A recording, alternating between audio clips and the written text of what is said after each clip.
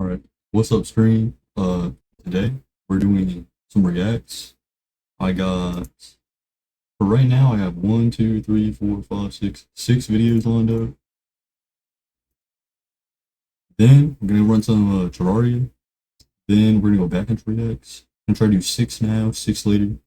Then for 4th of July, I'm be gone for like a week, so have a little break. Then after like a week, I'll be back to streaming. Well, there should be videos coming out daily. For the whole time I'm gone. That's why I'm doing extra today. But yeah. So we're gonna walk into Happy Canada Day. I'm gonna start off by saying I love MJ Metal. Make some amazing content. Yeah, you'll see why I love it later. But yeah. Lock in. Happy Canada Day.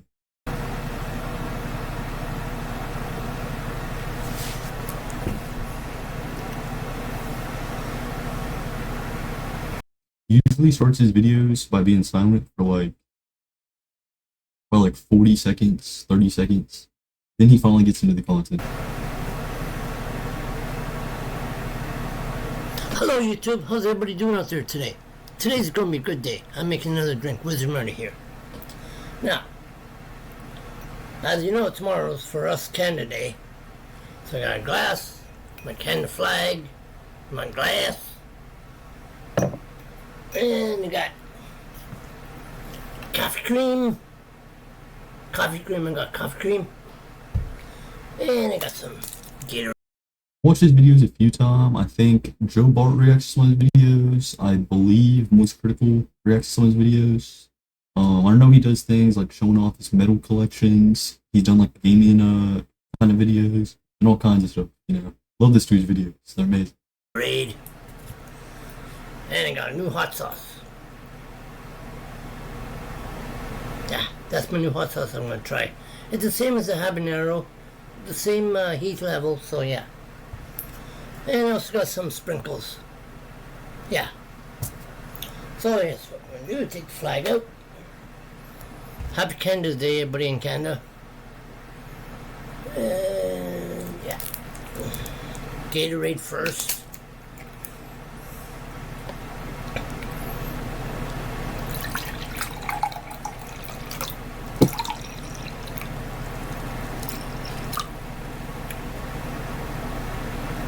Yeah, about that much. In case you've never seen his videos before, he usually likes making drinks where he mixes all kinds of drinks with like hot sauce. I think he had a pickle Dr. Pepper kind of thing. That's the kind of drinks he makes, but it's definitely interesting. Let's see. And I think the hot sauce next.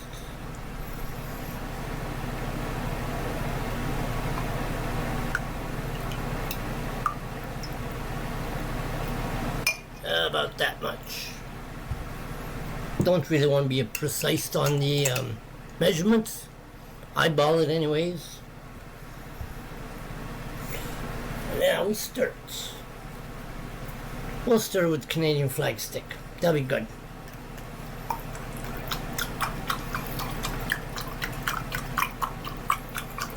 Yeah, we're stirring. Yeah. Oh wow, looks a little bit reddish. Now the quesadilla sauce creamer.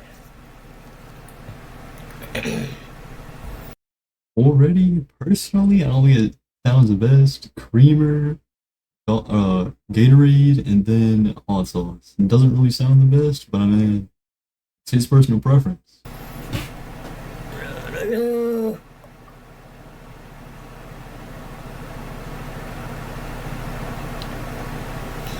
Yeah, like I said, just eyeball it. And I'll mix that up.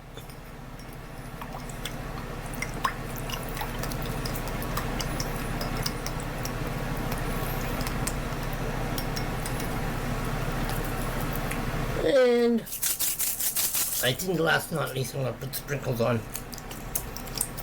Oh, yeah.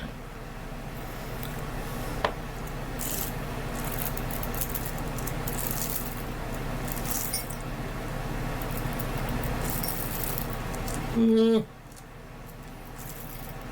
that much. Can't really see them. I think they all sunk to the bottom. Oh wow.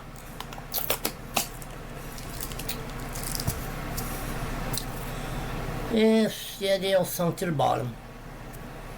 So that was not a very good idea. Here comes Oreo.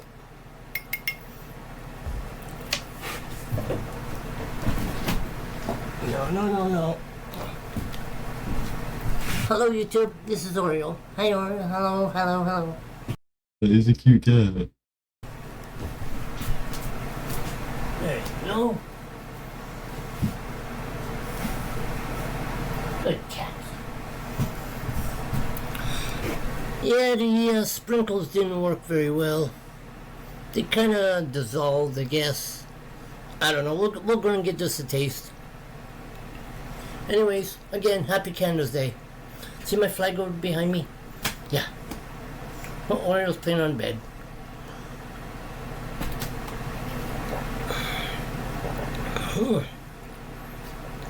Yeah.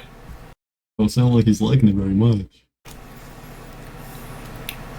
think the coffee cream kills everything. I have no idea. It's weird. I mean, I can taste a little bit of heat from the hot sauce, but I don't understand.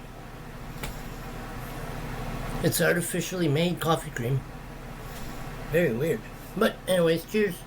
Again.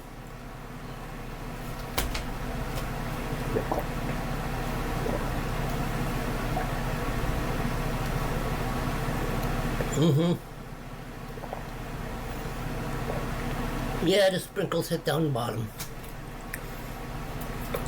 It's really not that bad. Yeah.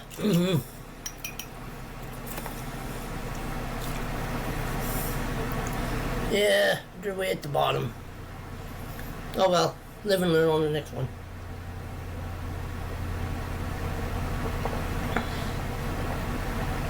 Really downing it. Went down the whole cup in like 10 seconds.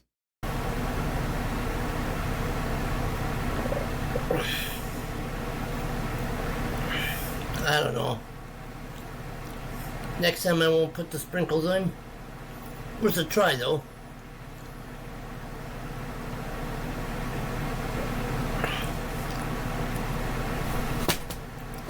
I don't know. I think next time I'm going to leave the sprinkles out. But if you want to make it, make it. And you can see Oreo's there someplace in the bed. Can't really see her. She's hiding now. So yeah.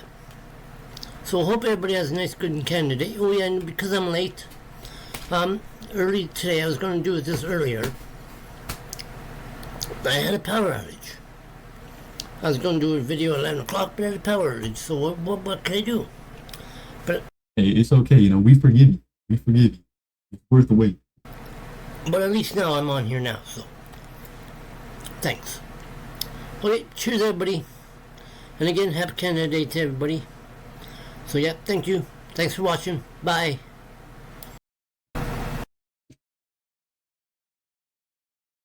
This restaurant. Hey, so that was a good video. Happy Canada Day. And you gotta wonder though, does he drink that every single day? Because I mean, that sure don't sound the best. Okay, next up we got. We could either do a little throwback 3 years ago, Hayes Kitchen, or who would win, Dewey, Brick, or Sheldon? You want to start with this one?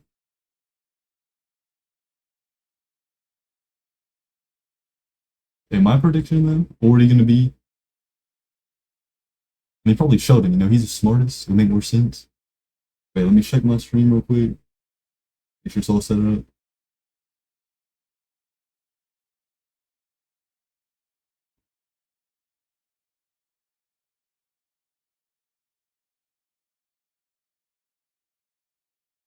Hello, YouTube. Alright, who would win, Dewey, Brick, or Sheldon? Lock in. Hello, YouTube. Today, I am quitting YouTube forever. Just kidding. This video is going to be posted on April 1st, and if you fell for that, that's on you. This was posted at 4:05 p.m. You've had like all day to learn not to fall for things. Recently, online, I've been seeing a lot of debate, a lot of philosophical ideas on my For You page. And what is more philosophical than Dewey versus Brick versus young Sheldon, all battling to the death? Gotta be Sheldon, right? He'd probably be like the weakest, but he's the smartest. You know, he could probably outsmart his opponents. Probably figure out some kind of weapon, some kind of attack measure that would go against him. So I mean, I think Sheldon. That's my prediction. A 1v1 cage fight. So today, I will be figuring out once and for all who would win in a fight. Dewey, Brick, or young Sheldon. I will be dividing these into categories such as strength, IQ, talent, speed, durability, and finally, Sheldon got the IQ, Riz. 100%. While studying for this video, I have watched the entirety of young Sheldon, every single episode. I've watched like half of the first season of Big Bang Theory, but we're not going to be counting any of that. I have watched all the way to season 7, episode 13 of Malcolm in the Middle to prepare for this video. Now, you're probably going to be asking, okay, but what about Brick?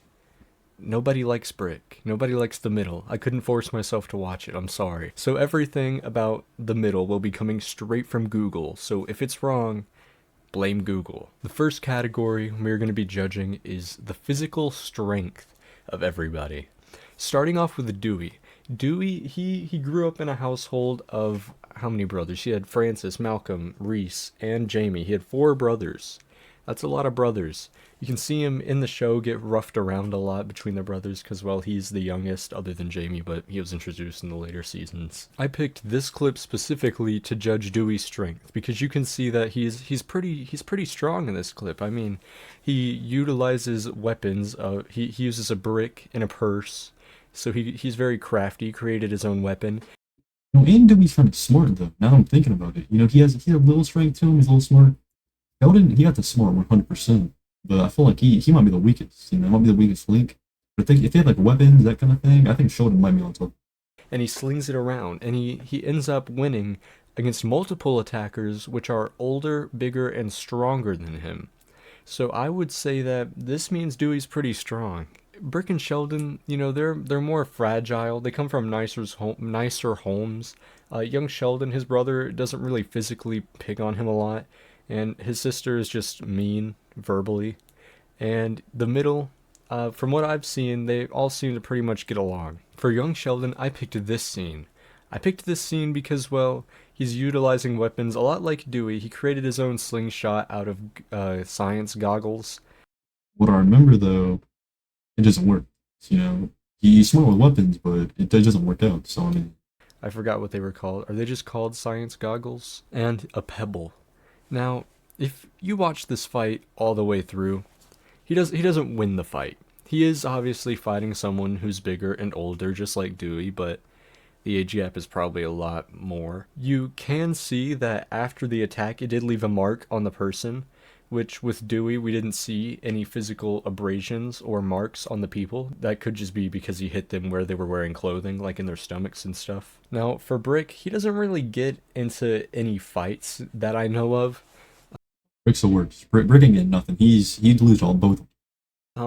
Like I said, he's a softer kind of guy, and he didn't grow up in the 80s like Sheldon. But when reading the transcript from the last episode of The Middle, you can see that Axel is surprised at I almost said Dewey twice, at Brick's superhuman strength. He allegedly picked up boxes and moved them full of things, which, isn't as cool as fighting someone off, like multiple attackers that are older and bigger and stronger than you, or creating your own weapon with, like, science goggles. But it's pretty much the only thing he has in the strength department. Moving on to IQ. IQ, the test of intelligence. Dewey is obviously related to Malcolm. He's the second smartest in the family, and according to Google, he has an estimated IQ of 140 to 150, which is a lot. It's like almost as much as Malcolm's, but just a little bit less. He often misleads and manipulates people. That's kind of his way of outsmarting people. However, he is no match to the young genius, Mr. Young Sheldon. Mr. Young Sheldon is a genius. He has an IQ of 187. He graduated college at 14. No, I think Sheldon could have a chance, but now that he's mentioned it, I think Dewey's probably gonna win. Brick, he has no chance. He would get demolished in both these fights. Dewey, though, he got the smarts. He's a little strong, you know. He might be able to take him on. Which, I mean, not to brag or anything, but I started college at 14, so I'm like half Sheldon. He disproved a NASA theory while he was like 8 years old, I think, so he's pretty darn smart. Brick doesn't really have a stated IQ anywhere on Google or in the show, I think.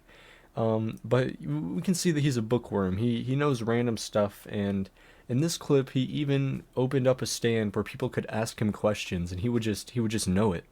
So I would say that his IQ, while it probably isn't as much as Sheldon, it's still pretty high. Maybe Dewey or Dewey-ish. Now, talent. What is life without talent? Dewey is a musical genius, and he even made his own piano out of household items in this episode. In the cold open to this episode, you can see him messing around with glass, and he picks out the perfect pitches and fills the containers with water. That way he could play music with them. Now, it is not stated directly anywhere, but I would say that this is a pretty good indication that he has perfect pitch or something similar like that. Earlier in the show, he actually wrote his own opera, music and all. He sang for his school as Abraham Lincoln. Now, Mr. Young Sheldon. Okay, I don't know if having perfect pitch is going to help him in the fight, but I mean, at least he's a little smart being able to do measurements like that. I mean, besides that, I don't think that really counts for anything. He's confirmed to have perfect pitch, so unlike Dewey, it's not a mystery. We know he has it.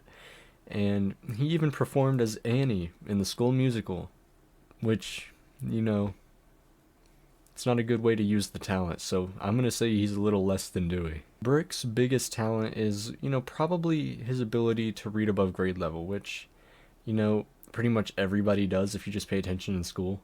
And young Sheldon, he does that regularly. He reads college books at 14. He reads, like, I think he was reading quantum physics books. We know that Sheldon outdoes Brick in the reading above grade level thing, so his talent's kind of useless. I would like to point out that all three of them have a great recall ability.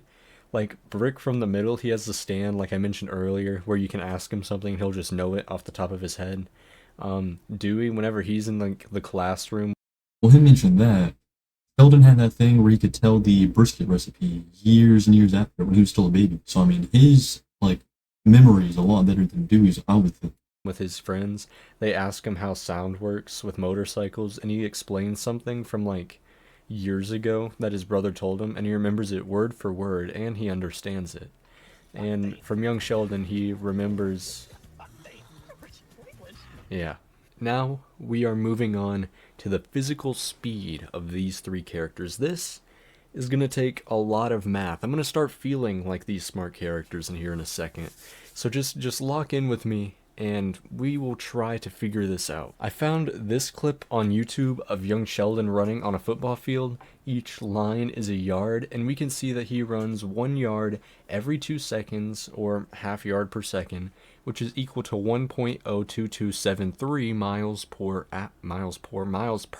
No, he's not very fast. I mean, compared to the rest of them, I don't think any of them are very fast. They're all like little kids, so I would assume they're both all going to be slow, but still, I think Brick's going to be the worst, no matter what. Per hour. Brick is around 4 feet tall, according to Google, and the average sandboxes are 6 foot by 6 or 8 foot by 8.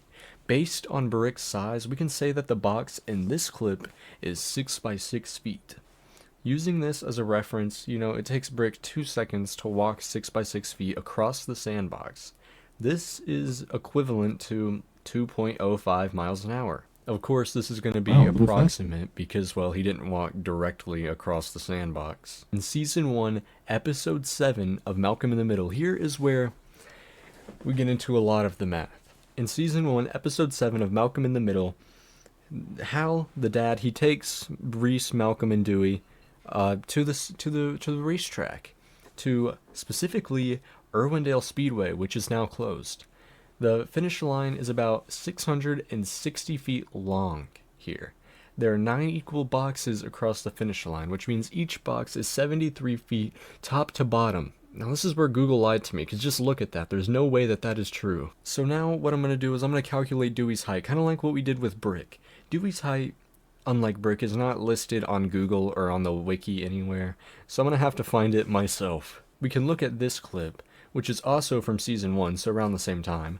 Lois's height, which is listed for some reason, is 5'7". The height of the average door is 6'8", which checks out with Lois's height. It confirms it.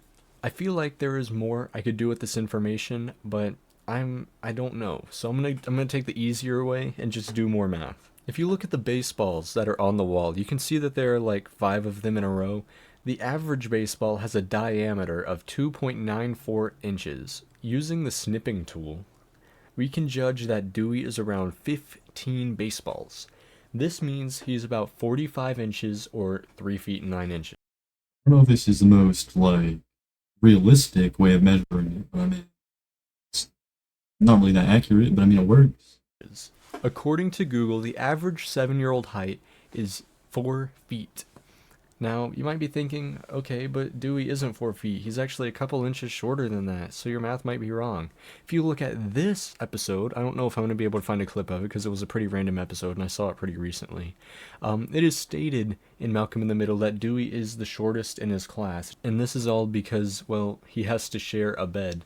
And that, I guess, shrunk him. I don't really know the science behind that. I don't think sharing a bed makes you shrink. So I think it's pretty safe to say Dewey is approximately 3'9". Dewey looks to be close to 1 finish line square. If you look at this clip, he is about 1 finish line square, top to bottom. This means that each square is about 45 inches, right? He runs over 2 squares in 2 seconds, which means his speed is 2.556818 miles per Wow. Dewey got this in the bag. You know, he's already the fastest, the strongest, not the smartest, but I mean, that don't really matter. hour. Again, I keep saying per miles per hour. This officially makes him the fastest, with Brick being second and Sheldon being last. Durability. In the episode of Malcolm in the Middle, when Dewey gets beat up by Randy, we can see him bloodied and bruised, and, you know, he smiles. There's no signs of tears, no signs of sadness. He doesn't even say, like, ow, really. He says, quote, "It's so great to have this over with," which I think that's pretty tough. I mean, if I got beat up by, like, if you look at Randy's height in the show, he's like 7 foot. That's gotta hurt a lot. In season 1 of Young Sheldon, Sheldon gets a splinter in his finger. His sister attempts to dig it out with a needle, but Sheldon pulls away last second because he's too much of a wimp. Eventually, his sister uses tweezers. He winces and looks like he's about to cry. This is definitely a step down from Dewey, but I don't blame him. I don't like splinters either. In the pilot episode of The Middle, Brick's mom hits him with a beer bottle on accident. He responds by saying ow. Afterwards, he kind of just shrugs it off. I would say his reaction to this puts him kind of in the middle of Sheldon and Dewey. The beer bottle didn't cause that much pain, but then again, I feel like if Sheldon got hit with that, he would be, like, freaking out. So I'm gonna just put him in the middle. Get it? The middle. The last category is Riz. In season 2, episode Okay, 7. I don't think Riz is going to affect if they can beat each other physically. I don't think that's really changing anything, but I mean, 6 guess we can still of see. Malcolm in the Middle. Dewey and his brothers get a new babysitter.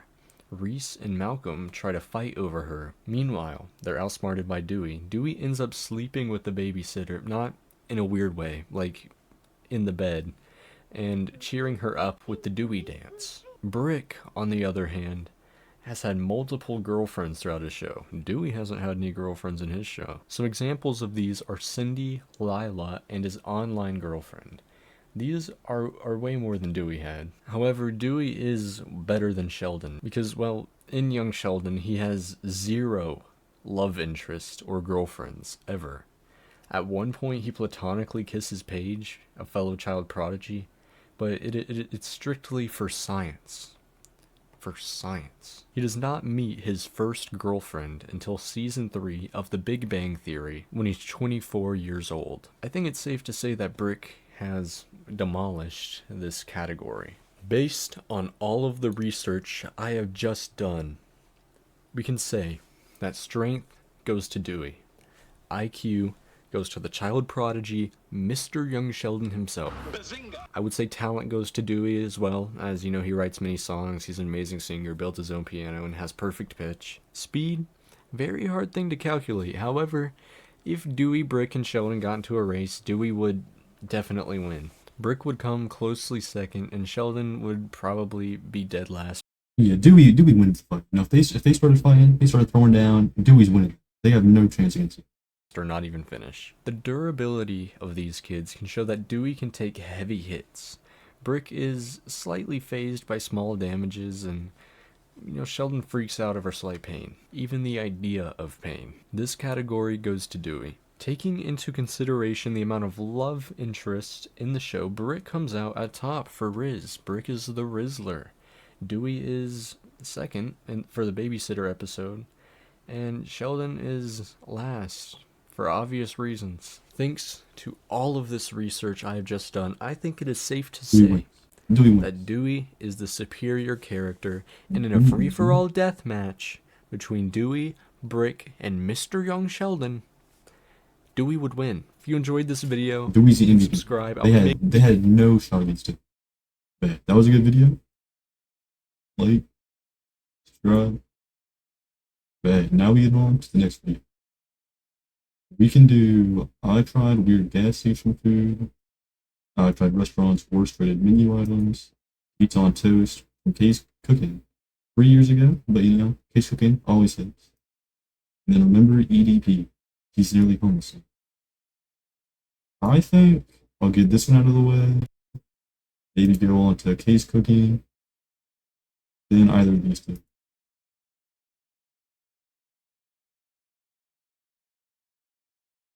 Yo, what's good? More biscuit. What's good? How you doing?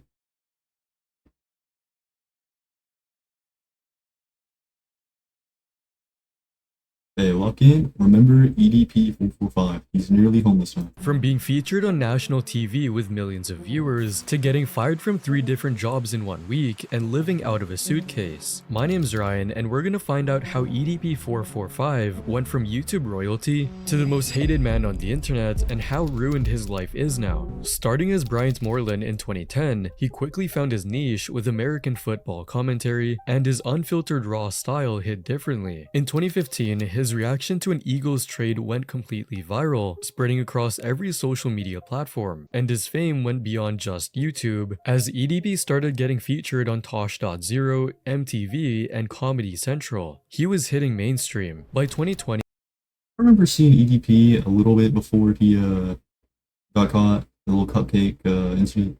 I remember hearing about all that. I never liked him all that much. He would just kind of say weird shit, and it was kind of popped off. I mean, it was alright though, you know, but he's like the weirdest, most like atrocious dude you could ever think of. Like he's such a weirdo. he had exploded to over 2 million subscribers and was pulling in serious money. But what EDP didn't expect is YouTube refusing to send him his gold play button. 1 million subscribers because according to them, my channel doesn't match the criteria and all this bullshit. And I'm like, wait, what the f? However, his loyal fanbase defended him with comments like, "I can't believe this wonderful man didn't get a play button," and made him a custom gold play button instead. I got my customized YouTube play button coming. Unfortunately, it's not from YouTube, so fuck YouTube. By 2020, EDP445 had everything: fame, money, and millions of devoted fans who would defend him. Yeah, but like a lot of YouTubers, he does become a pedo. The weirdest, most worst thing you could possibly be becomes a pedo. Yeah, fuck EDP. did weird acts. no matter what. But the internet would soon discover the dark secret he'd been hiding. In July 2020, the first serious allegations appeared as a YouTuber called Cold Raven started investigating EDP, claiming he had proof of him messaging minors. Picture of her, he says right under it, I have this bitch bouncing in my dick. Fucking retard. That bitch has some big ass fucking titties. Screenshots of EDP445 being catfished by a person pretending to be a 17-year-old teenager were also circulated online. In the conversation, EDP texts "help me next time I'm jerking off lol" to whom he thinks is a 17-year-old girl. If that wasn't bad enough, there are audio messages of EDP requesting an explicit picture of a 16-year-old girl named Lucy. I completely forgot about this too. I'm pretty sure he like sent shit pictures, people he was talking to. He's so weird, bro. It's crazy. Lucy, You better show me some fucking titties. I don't give a fuck. Like, you talking about you want me to wish that nigga happy birthday, motherfucker? You better show me some fucking titties or something, shit. despite knowing her age. Not EDP, like, she's 14, like, she's 15, motherfucker. I don't give a fuck, nigga, if the bitch is 1, motherfucker. While most of Ooh. EDP's fans dismiss this as another conspiracy against a popular creator, Cold Raven didn't think so, because most of EDP's fans are only 14, 15, and 16 years old. 15-year-old that likes 15-year-olds. And that makes sense. He's a 30-year-old that likes 15-year-olds. That's where the problem. And they had no idea that someone else was already planning his complete downfall. For months, a group called Predator Poachers had been setting up the perfect sting operation. They created a fake Instagram profile for Sophie, a 13-year-old girl. He proceeds to double text, initiating conversation, and show interest in this said 13-year-old. And EDP dove in head first. For months, he sent increasingly explicit messages, including one about him masturbating, and describes the process of using a flashlight, fully knowing Sophie was a minor. Then he says right here, I always wanted to get to know someone so young and a little cutie like yourself, someone who wasn't afraid to show an interest in me even though our age gap is so big. On April 19th, EDP drove all the way to a Rite Aid parking lot in Bakersfield, California, expecting to meet Sophie. However, instead, the Predator Poachers team were waiting with cameras rolling, and within 48 hours of the cupcake video going live, Yeah, the cupcake video. That's where it all started from. EDP445's entire world collapsed faster than anyone thought possible. The confrontation video exploded immediately, and the internet absolutely lost its mind. "I was actually coming out here to pick up a cupcake" instantly became the most mocked excuse in internet history. People started making memes using his cupcake line. Oh, I was actually coming out here to pick up a cupcake and then go back home. Even funny videos about the incident,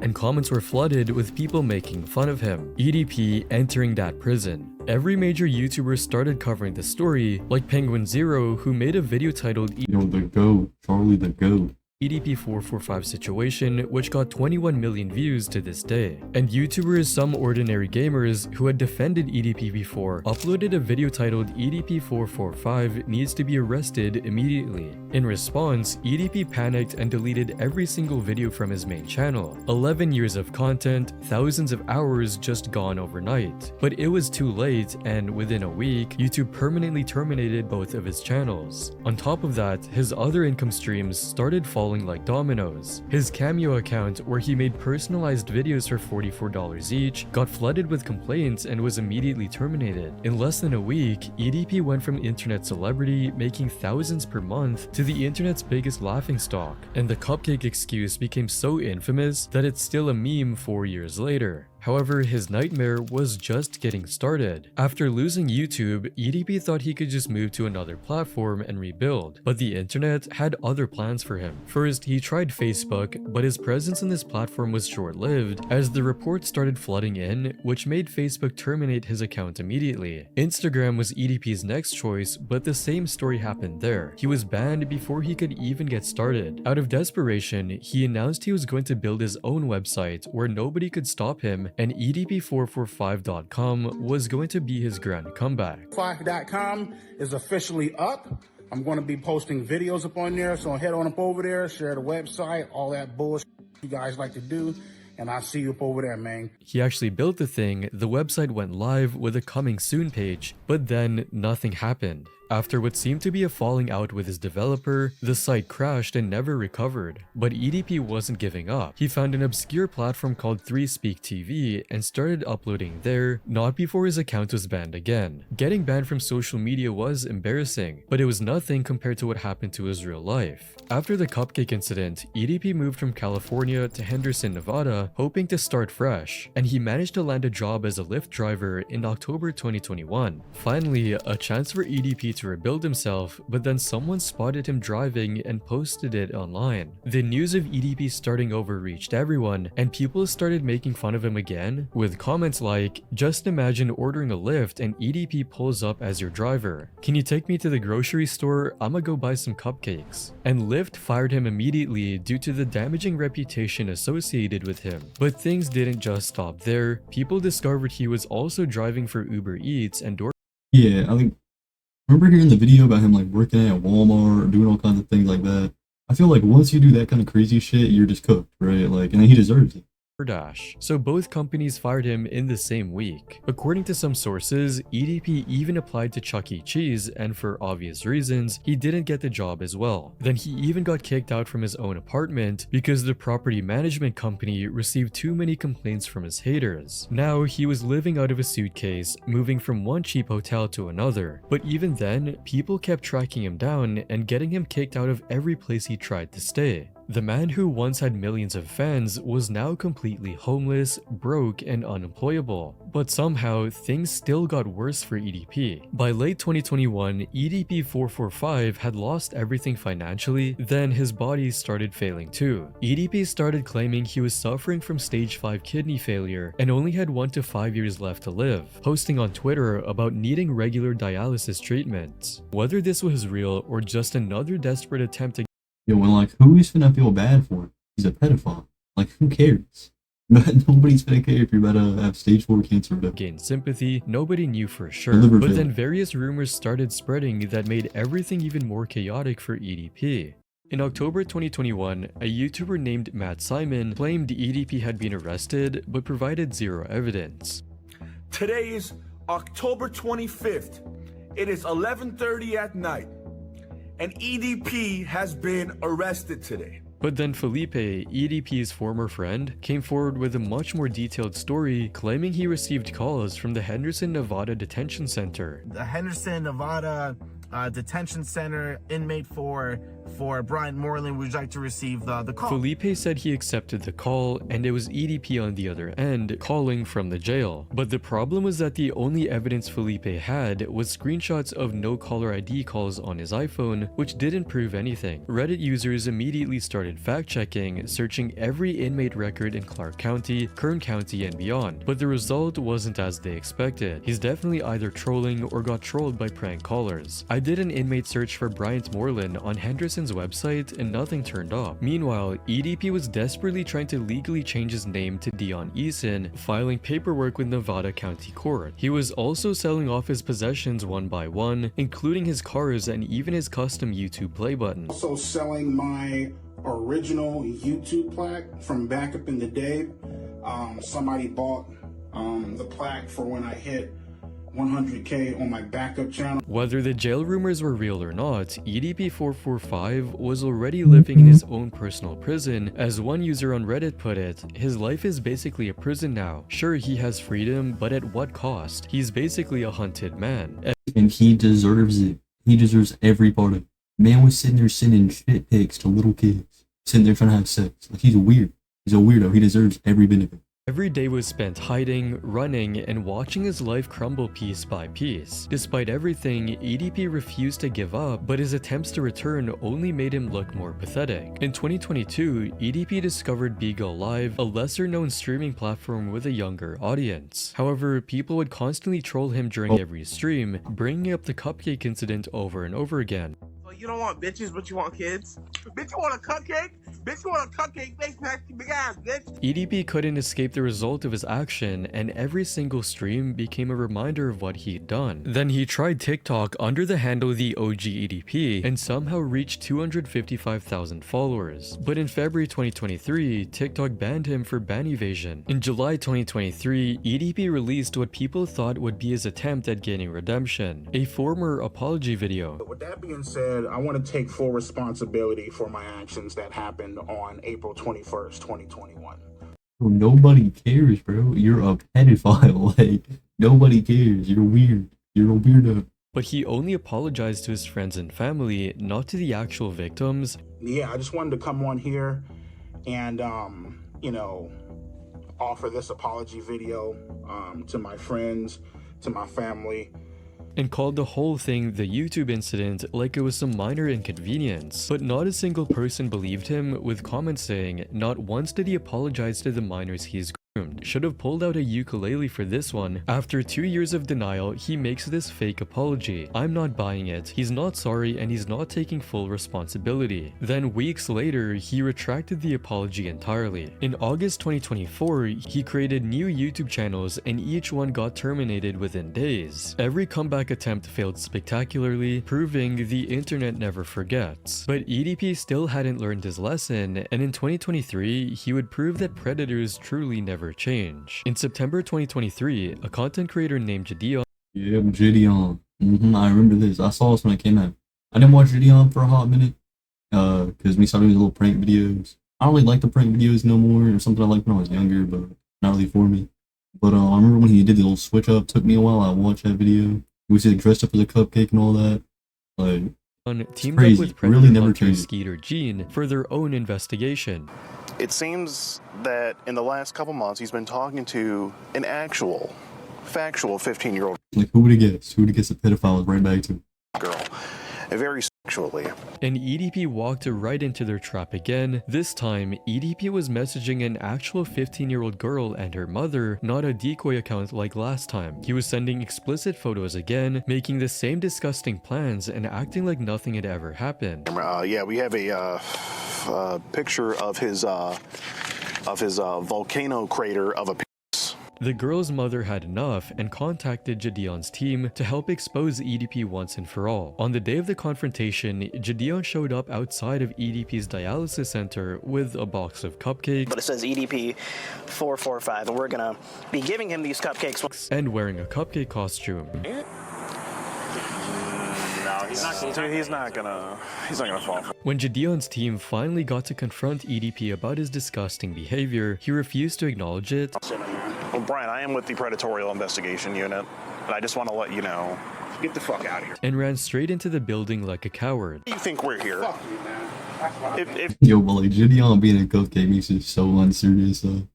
Like, the man just dressed as a cupcake. But If you could guess, Brian, why do you think we're here? Then claimed it was illegal for them to film him. Oh, by the way, it's illegal for you guys to film me here? But within minutes of being caught in the act, EDP would shout at his victim and say this. Me right now still. What is he saying? He told me fuck you, bitch. That's what he said. We got him. But I'm already here. I filed the report. I just don't understand how EDP got caught a second time. You think he would learn from the first time, but I guess he really wants those cupcakes. There's no way bro got caught again. But even getting caught red-handed a second time would not stop him from trying to defend himself. In August 2024, EDP decided to address his past once and for all, but what he said was more shocking than anyone expected. EDP uploaded a video titled "Mistakes Were Made," which was his attempt at finally taking responsibility. First person to tell you, I was in a very dark place in my life, very dark place. You know, had the fame, had the money, you know, had the status, you know. But within the this quality, like, there's no way this is me, right?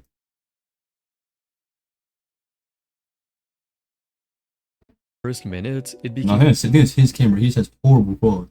Not surprising. clear this wasn't an apology at all. He refused to make what he called a crying video for public forgiveness, claiming he only needed to apologize to friends and family, which he said he'd already did.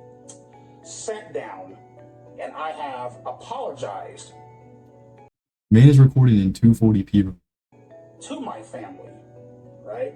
I've apologized to my diehard friend. But that wasn't the most shocking part, as EDP started blaming the minors for messaging him. Obviously, adults should be held accountable, get in trouble for... You finish a Minecraft vid? Yeah. I might do a Terraria vid in a little bit. I'm gonna do... We'll break real quick. I'm doing 1, 2, 3 more videos after this, and then I'm gonna do an hour, I think 2 hours of Terraria. And I'm gonna try to load up 6 more videos run after that. Should get like 12 reacts, then like 1 game. Messaging minors and engaging in those type of conversations in that particular way, right? I also feel minors should get in trouble for messaging adults. Then he went after the girl who texted him to set him up and labeled the people exposing him as fake wannabes. And who right? Because I know Skeeter, John, Gideon, and all these wannabe Chris Hansen impersonating. More than likely they sent you. And finally, he made a subtle threat of violence with lethal action to those who keep harassing him. When they've decided that they've had enough. You know, like nobody's scared of him, but at the same time, with someone as unhinged as him, where he's sitting there going after little kids over and over and over again, being that crazy to send shit pics to little kids, like you never know what he might do. So you always gotta be careful. I know it's like he definitely deserves it. You also gotta be careful because you never know what he might do. He's just unchanged, he's just unhinged.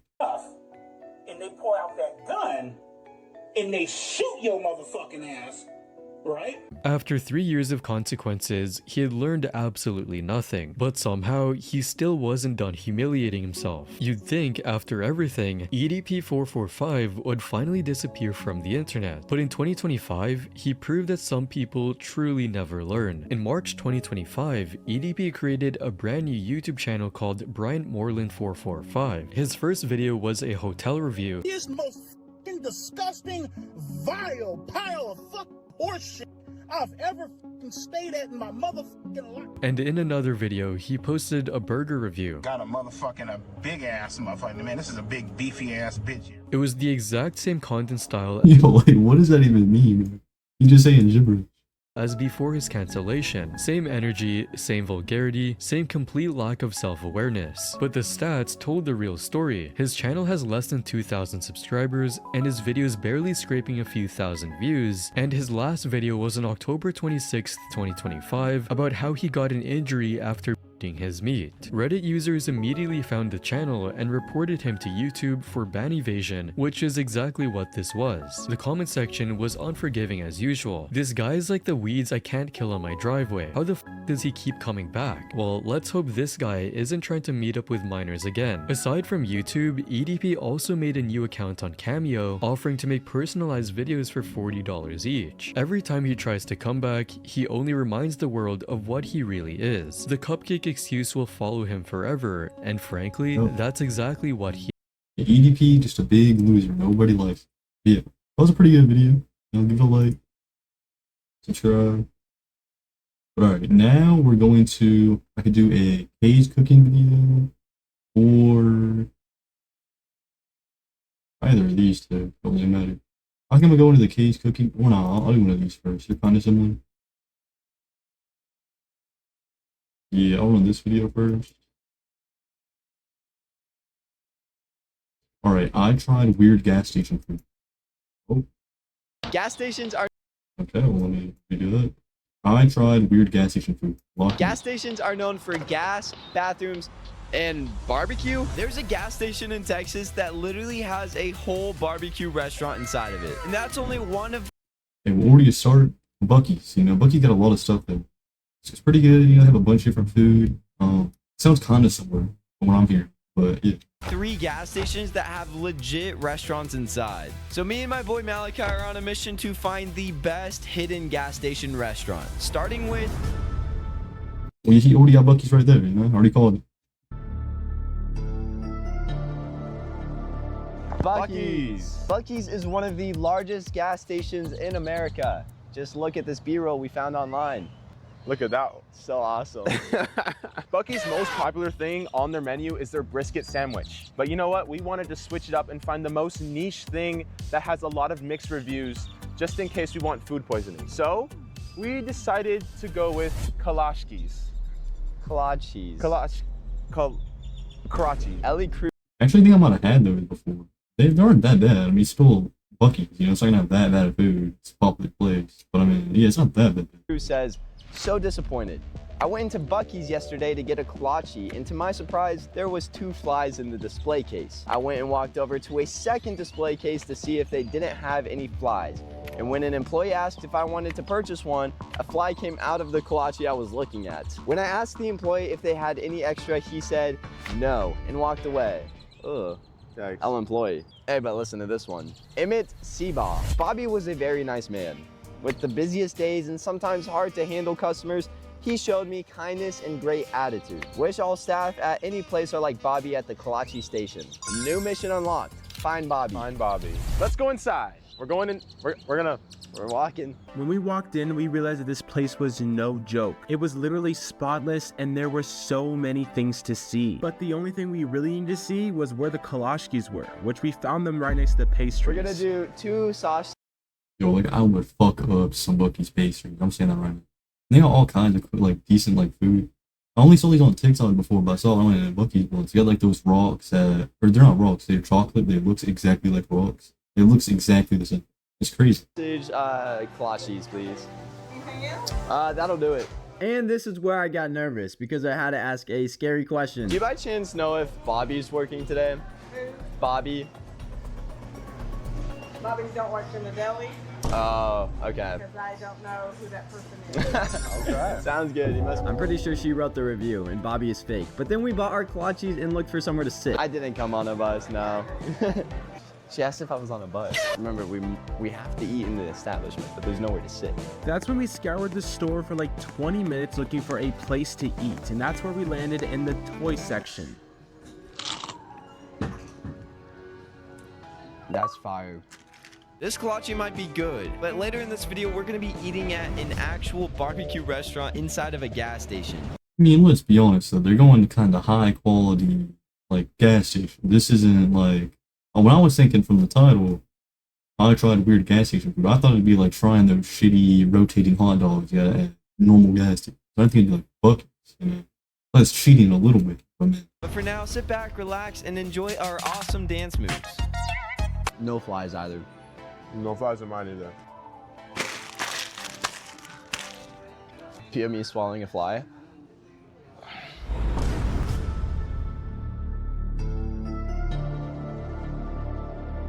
We're here, and it looks sketchy. Okay, the Exxon's a little better, but She is hat. I wonder where they get the. Cue the B-roll. What do you? This gas station was giving the vibes of a sketchy gas station that you have to stop at on a road trip with the family because there's nowhere else to go. Let's read some reviews. This review from AJ Smith.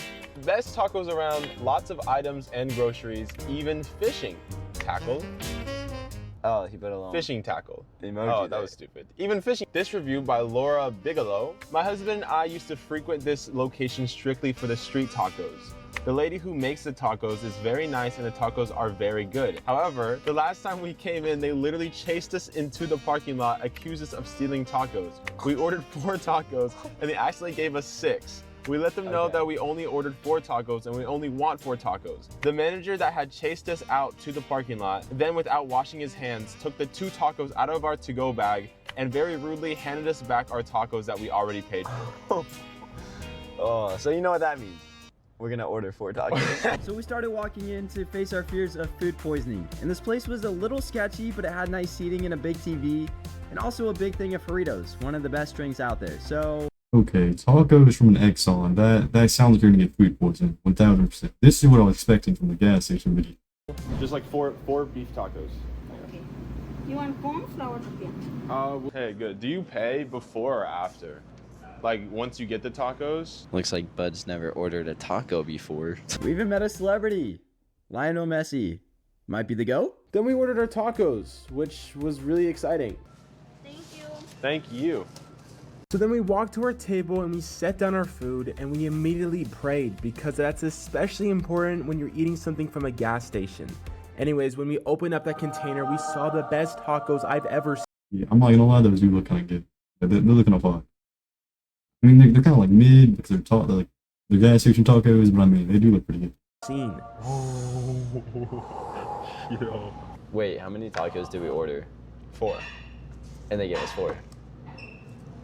Well, that's a good point. So we dug into our food, and after that first bite, we realized this is actually pretty delicious. I ain't gonna lie.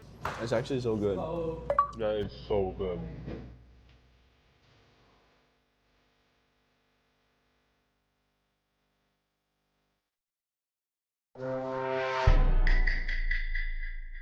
Down there, 360 and Glade? Yeah. Oh, yeah, there's so many flavors. Actually? At this moment right here, I had no idea what he was talking about.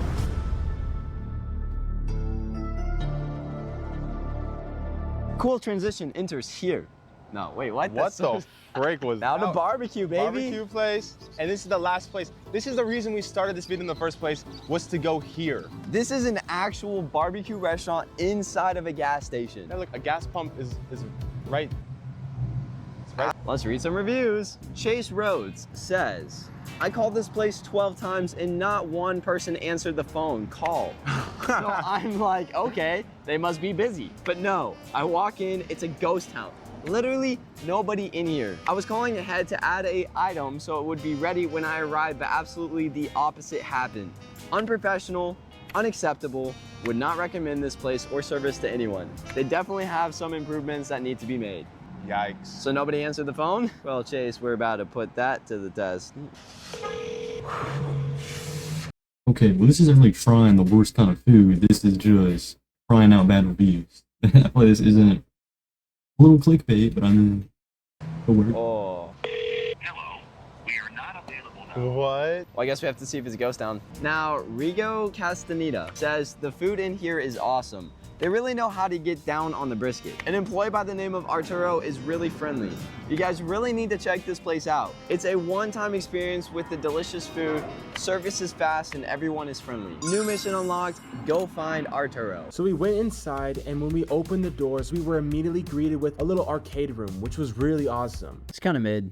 You always say that. Then we looked around just to see what they had. Oh, hey, I'm in the mirror. And that's where we stumbled upon the most delicious flavors of Slurpees I've ever seen. Cantaloupe, cucumber, and lime. Those are like all the worst flavors possible. And tiger's blood. Oh. No, tiger blood from Kona Ice is pretty fun. So cantaloupe ain't that bad. You know, cantaloupe tastes pretty good. I would say it's like a top tier fruit. Oh, you don't want to know what happened last time I had tiger's blood. And then we went to order some barbecue, but our mission had quickly turned into finding Arturo. Hi. Hello. How are you? Good. Good. We're gonna just do one of the 1 meat and 2 sides. Alright. What meat would you like? We'll do brisket, please. Okay, alright. And then they literally started chopping the brisket right in front of us. And dang boy, it looked so good. Does Arturo possibly work here? You're Arturo? We saw a review saying you were really nice. Thank you. Yeah. I did, yeah. On Google Maps, it's like, you have to meet Arturo, he's so nice, or something like that. So, yeah. Enjoy this view of the Longhorn. Only find a Longhorn in a gas station in town. That interaction was so awkward. This dude said you gotta be here, so nice. Yeah, you can tell the dude didn't know what to say. Texas. And then Arturo gave us 2 free drinks. Sure. Thank you. Spam W Arturo in the comments. It's crazy that we actually saw him, Arturo. I know, bro. It's like a right legend. I know. The other 2 restaurants were great, but the whole day led up to this one moment. The gas station barbecue had finally opened. No, it's gonna be good as shit. I can already tell. That already looked so good from some cutting. Right, and it looked great. I ain't gonna lie, bro. That boy was fucked up. put the fry in his mouth, and I forgot to pray first. So, dear Lord, thank you for this food. Amen. And anyway, that food looked so good that we had to dig in, but we needed silverware. You know what? Silverware. Oh, silverware. And then it's Loki, and Loki turns into copperware, and you're like, what? Underwear? And then you Loki say underwear. What did you say? Nothing. It was funny. It was a funny joke. You'll see it later. Okay, yeah. That was the stupidest joke I've ever heard in my entire life. No, that was fun. That's so good.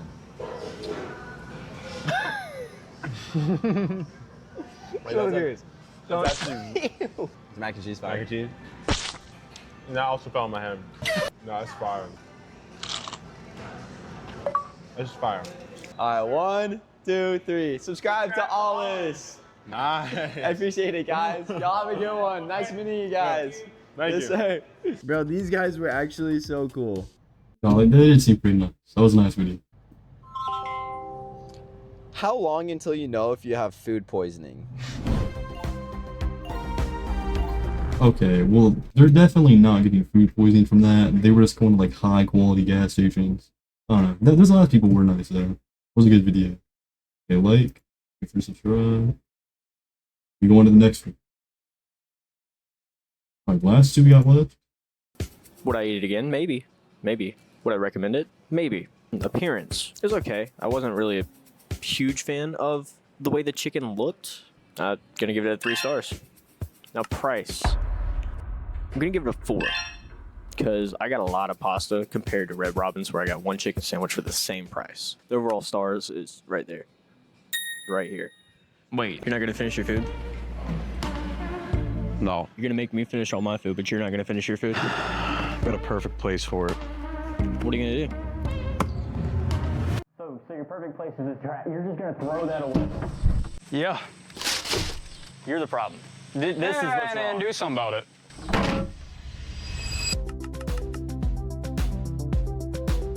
In the trash? I mean, you could just took it home. Like, it wouldn't have hurt anything at your last review. Why not just take it home? Why throw it away? Alright. I'm getting a table. Right now? Yeah. Let's just go in. You're gonna make... I gotta carry the camera? My car's still on. No!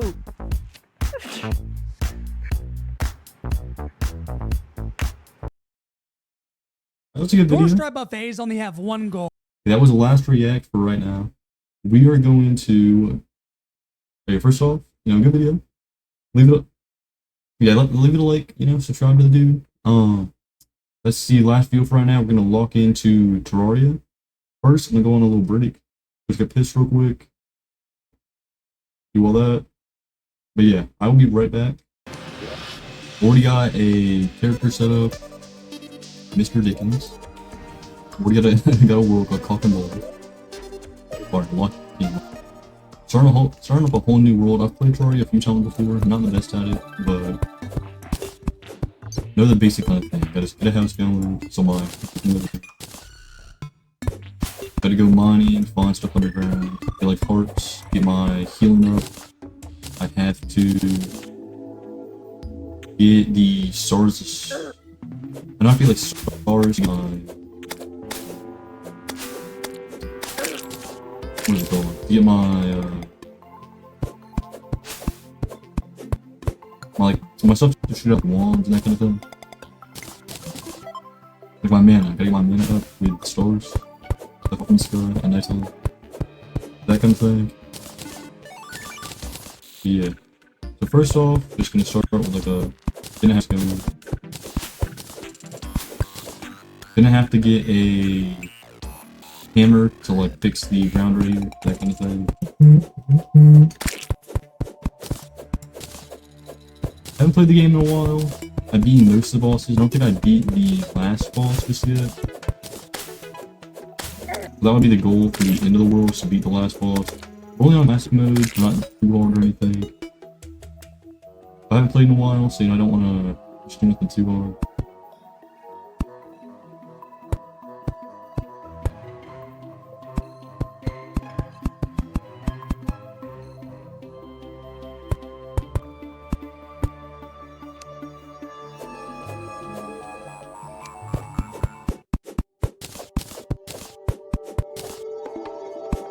It'll be easy.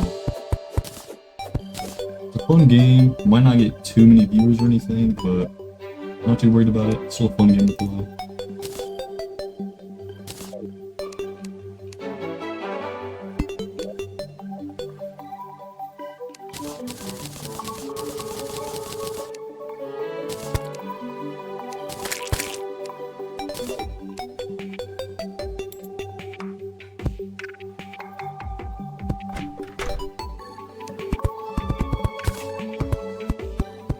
I already messed it up.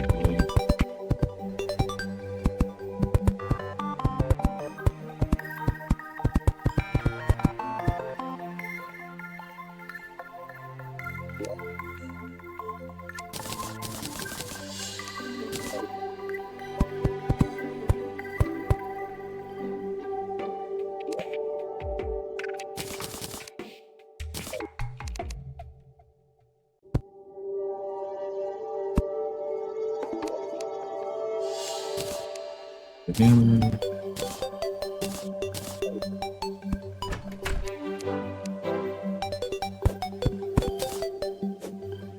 Didn't want to do that.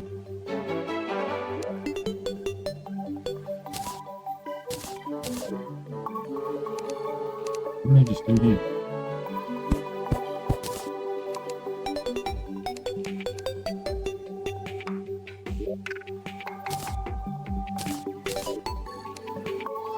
This should be a fun game. Next week I should be running Minecraft again, Minecraft horror thing. That was a pretty good video, I think. Turned out pretty good. Didn't get too much progress, but lagged out a little bit. But I think it turned out pretty good.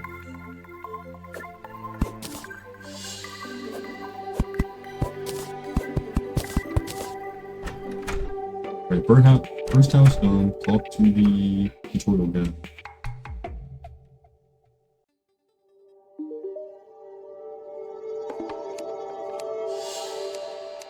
Oh yeah, I need chairs and a table.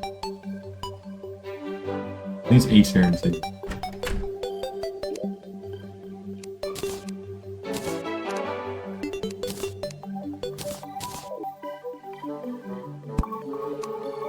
I think it matters how I position it. I don't really care too much about aesthetic.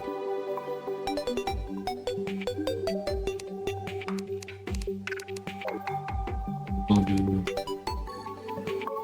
What I like doing is stacking houses.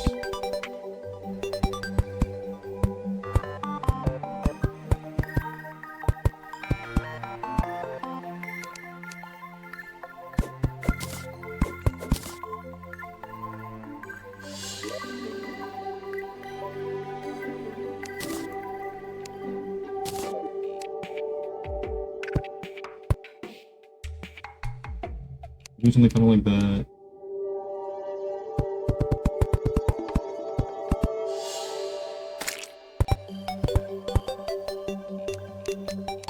I hate how you can like build outside.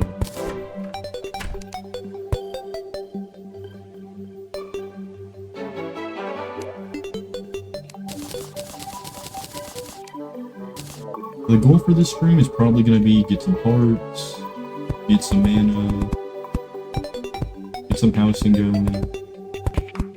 Might not be a boss this stream, I might just be like setting things up, getting better weapons, that kind of stuff.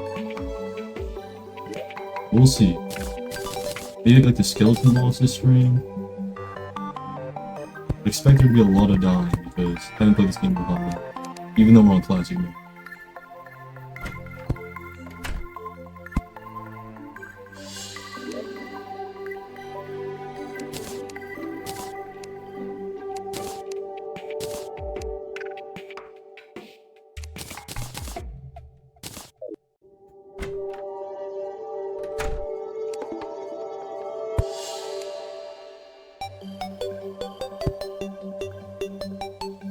Kind of like that. I might have a few houses real quick actually.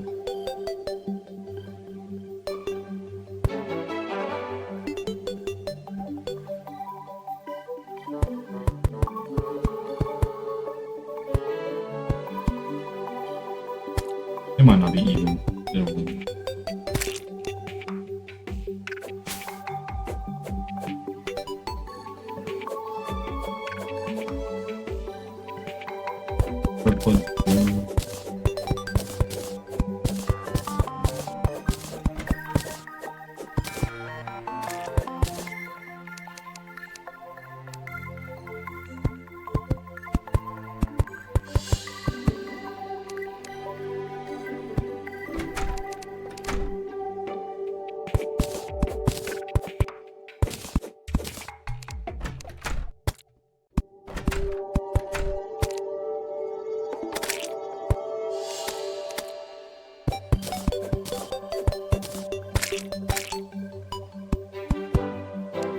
I've only played this on PlayStation before, never really played it on PC much.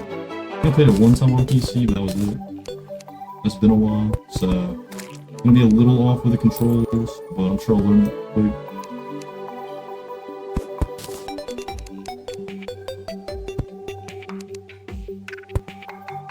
Build these two parts right here, then I'm gonna try to find some weapons.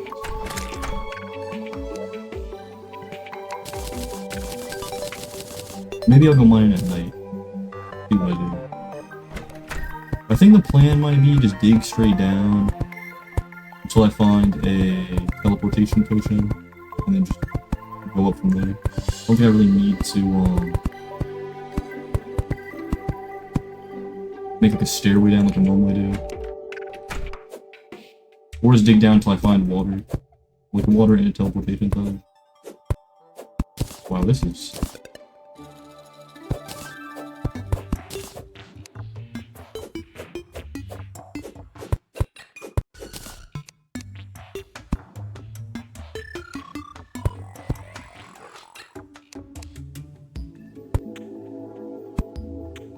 This one's already smaller than this one, but I don't think really matter.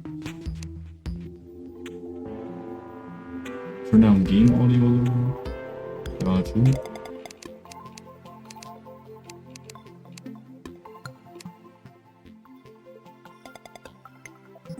Alright, how is 90?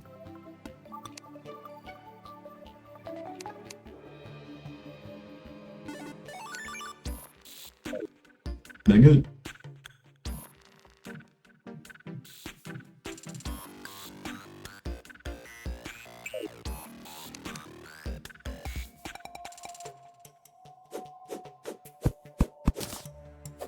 He's probably good at 90.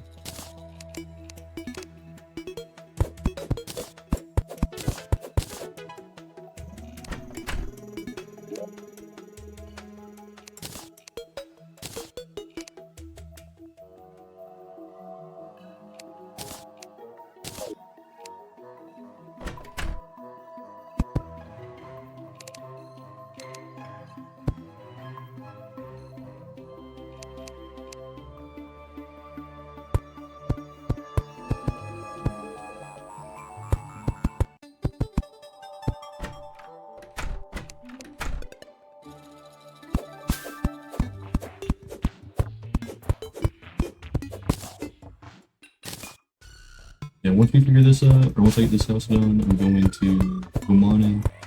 It's just so much nighttime, so I work out better. I'm trying to speedrun a little bit.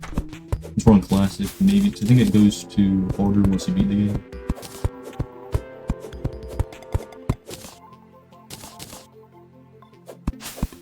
From what I remember, I think the last boss is kinda hard on classic anyway. I also remember that you keep your stuff whenever you switch worlds, which I think is pretty cool.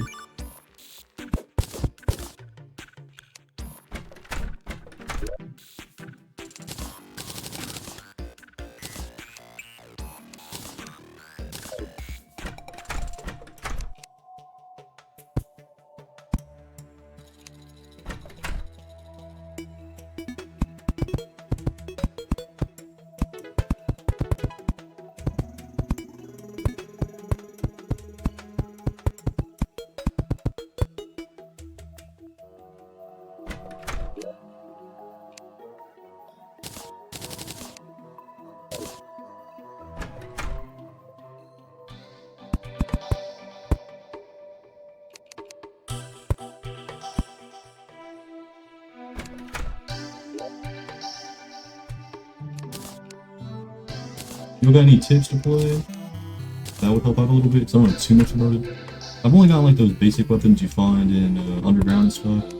Remember there was that one where if you had a bunch of like different swords, and you get materials, try to get a better weapon. Did you ever figure that out? I just had like those maces, those really good flaming maces and things like that. And like the wands, they can shoot.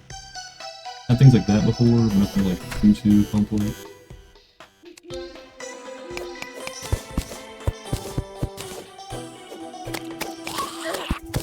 Oh, we can come in here? Oh, I forgot how low health I have. Oh, this takes a while.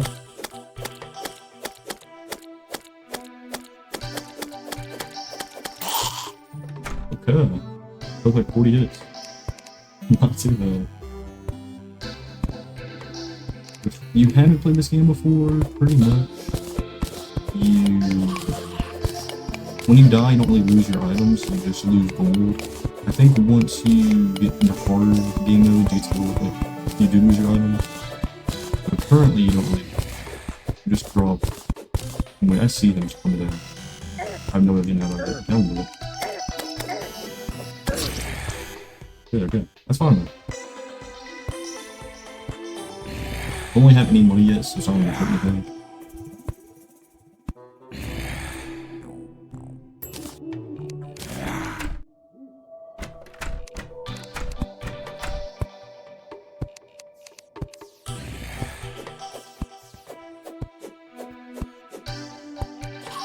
I'll just keep going for it, yes.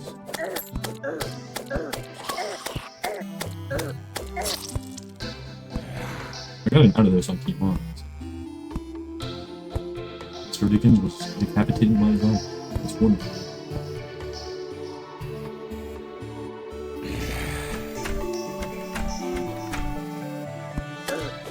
I gotta eat some more help. Like soon.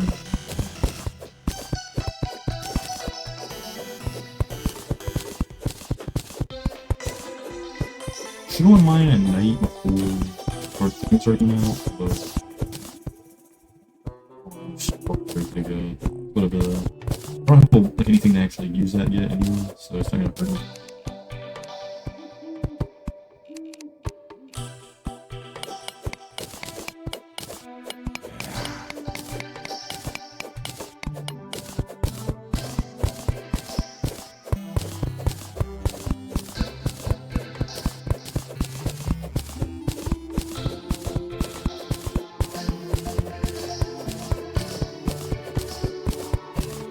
I'm trying to find a cave early on this as well.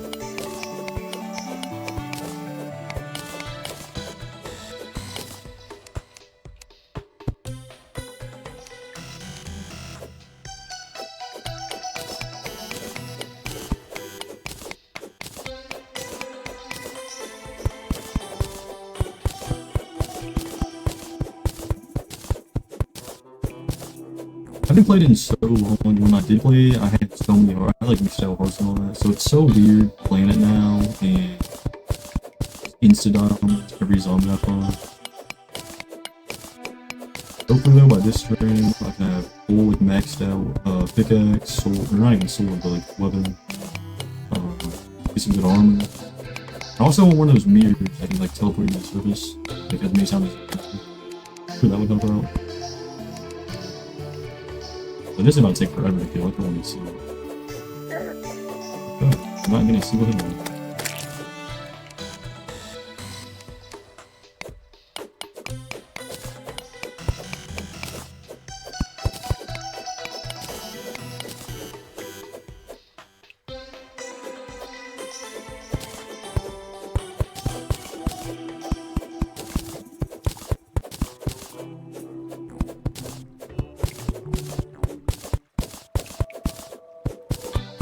Could be a fun game though. With the Minecraft stream, it went alright, but there was a lot of lag going on, so it made it like a little worse. So we're gonna run that back though next week. Oh, I hate these worms though.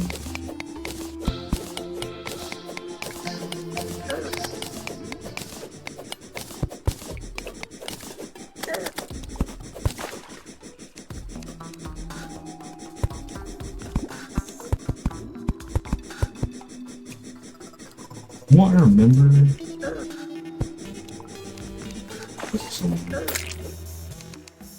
it is better just to mine and not deal with the water, especially when you have like bad gear. Whatever.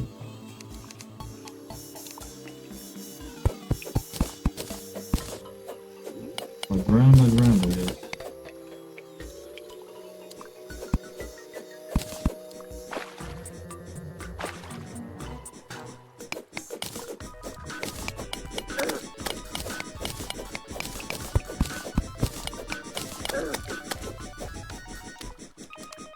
Ooh, worm thing.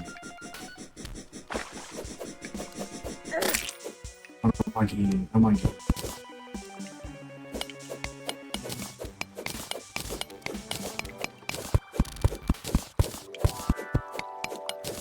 Actually, probably could beat the boss today. I could probably beat the Eye Cthulhu. That one's not too hard. That's pretty easy. I think that's like the first boss. Also, maybe just like go for some achievements for me. I might do achievements after I already like beat most of the bosses and things like that. And there's one to like drink water while underwater.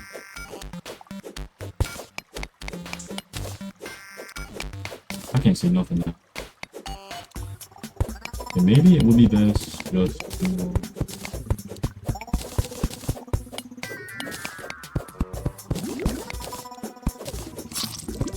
Okay, couldn't see nothing. Don't really matter though, because once I jump down, I can jump into the water. That one does.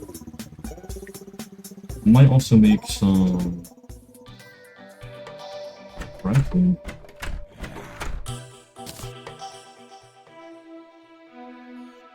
Can't get that yet. Oh, it don't matter.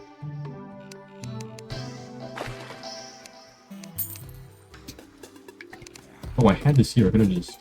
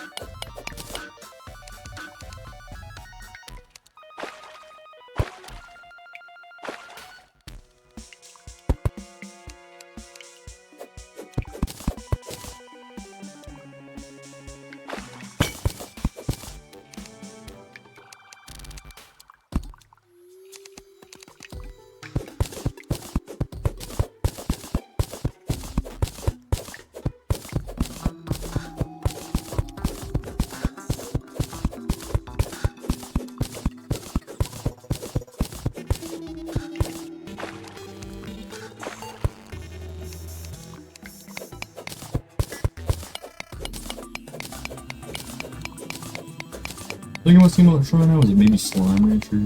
On my PC, I only have the second Slime Rancher. And that one kind of sucked, to be honest. Never really liked it. Not really much going on. It's just a worse version of the first one. You think you can upgrade more slimes, and different like story. Oh wait, actually? What the story I was talking about? What do you got a heart? Like what? 5 minutes in?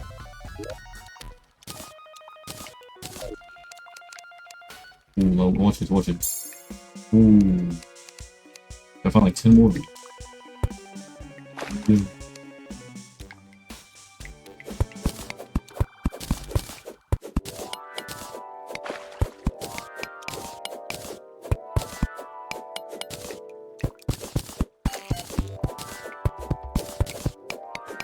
Wait, what Sapphire does? Or Spigot? If not for nothing else, I just sell it.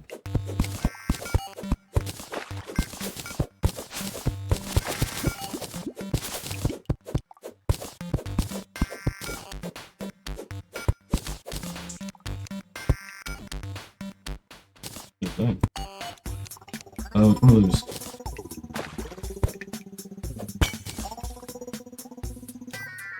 I don't care about that all that much. Just a trophy thing. I know some of them you can like they drop stuff for you. I'm sure I won't figure that out. For my man.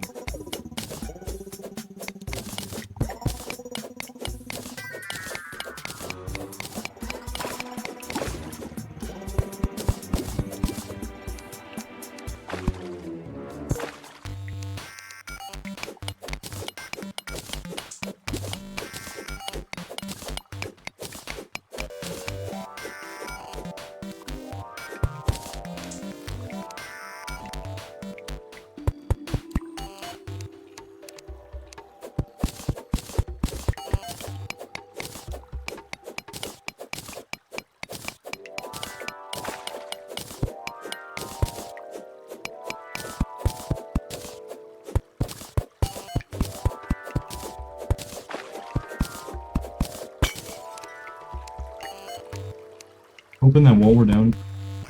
What is that over there? I played this game in so long, I don't remember what half it is.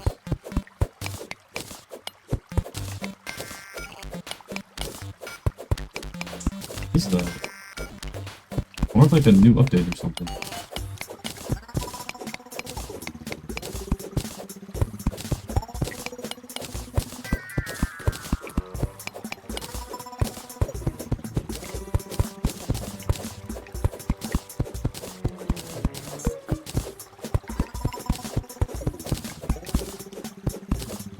I need to get a better pickaxe though, this one sucks. It takes forever to get in.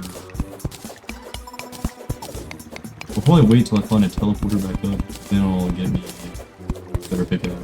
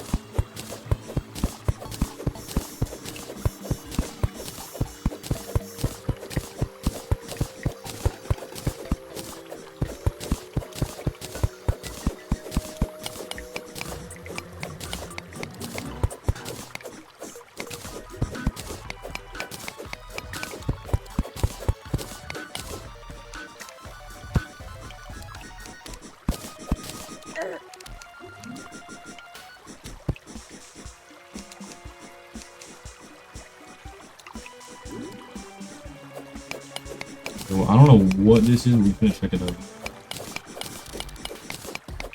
Yo, what is this shit? It's a block? What the fuck is that?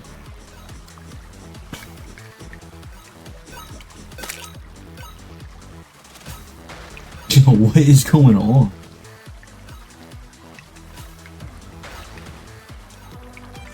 Supposed to hit it?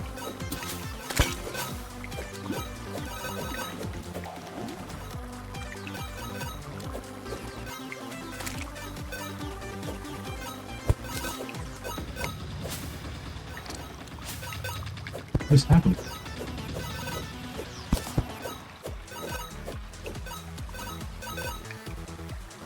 Yo, what is happening right now?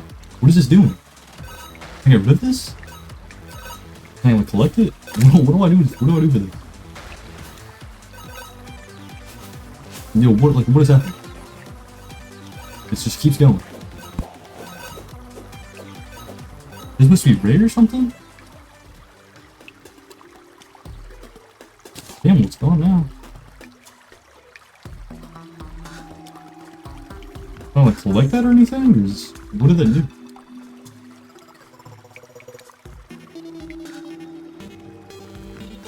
Yeah, I got no idea what. I guess I'll just keep going, but I feel like I should collect that or something.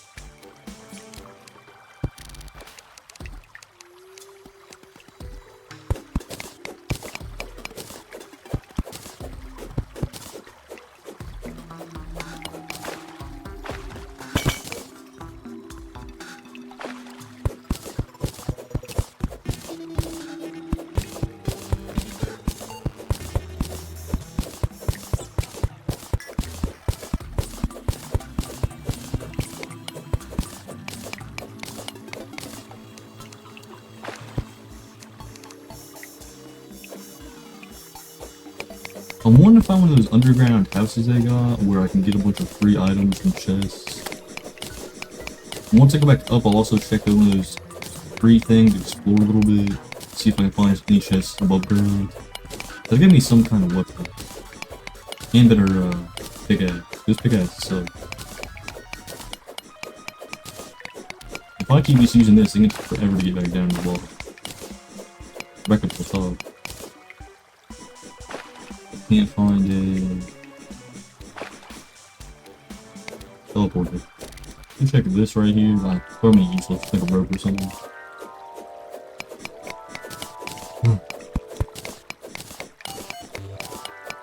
But should be playing Terraria till around 6 p.m.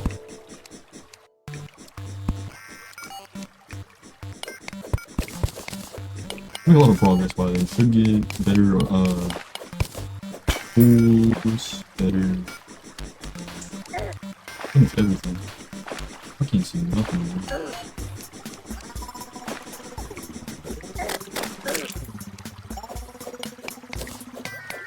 I remember this being good, tungsten ore. Pretty sure I make a pickaxe for that.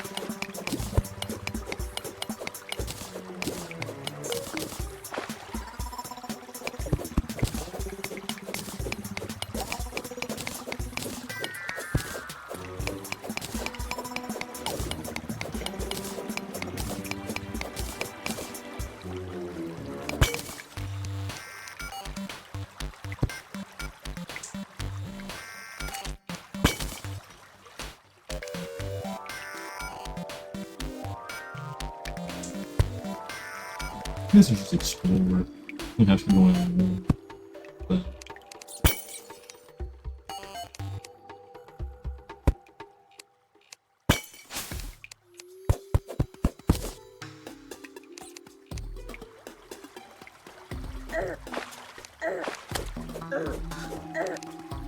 I can't see nothing. Chill. Oh my god. I'm dead. I'm so dead. Oh, that was a brawny. I need to get back up anyway. Now I can make me some better tools.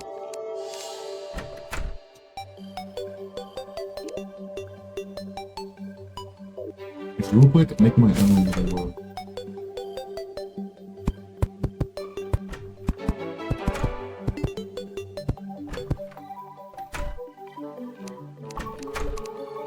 my own part of the house, so I can have all my stuff there.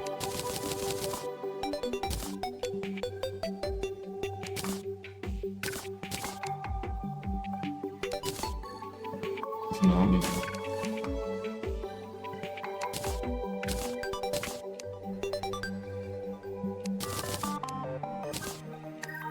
Oh wait. That's whatever.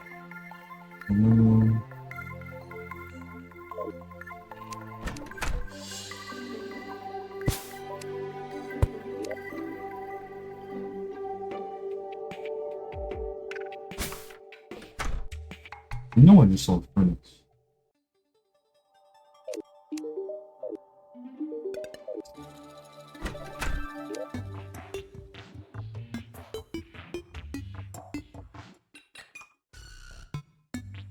Oh, I don't see it anymore. Oh, wait, no problem.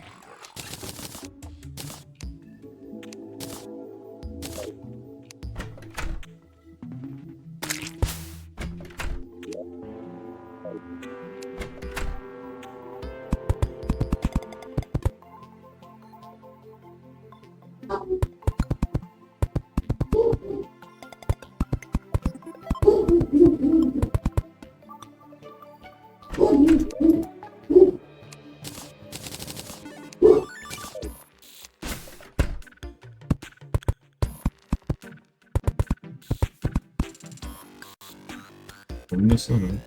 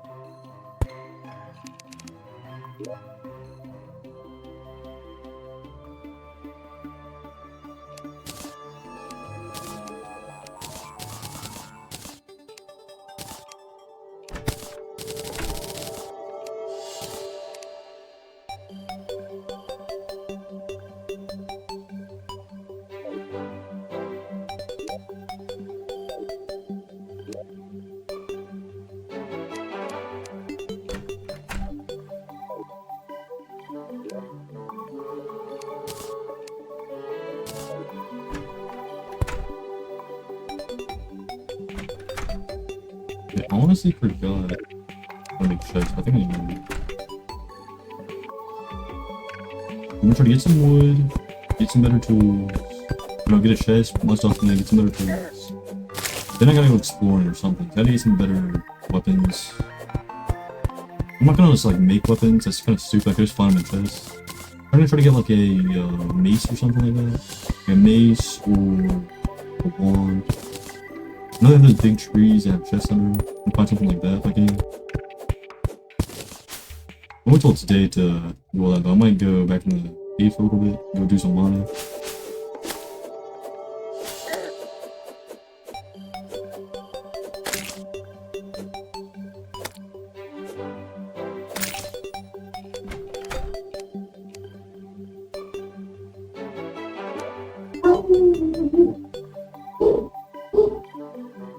We forgot how to make chests.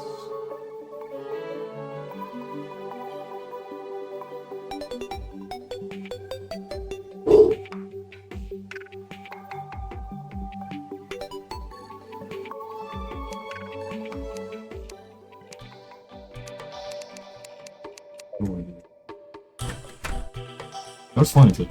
You know, I'm not like, too worried about it. Explore a little bit, find a chest. Okay.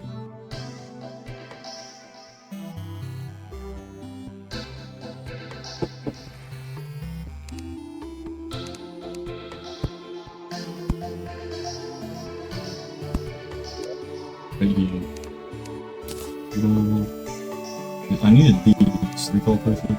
That's what I found out.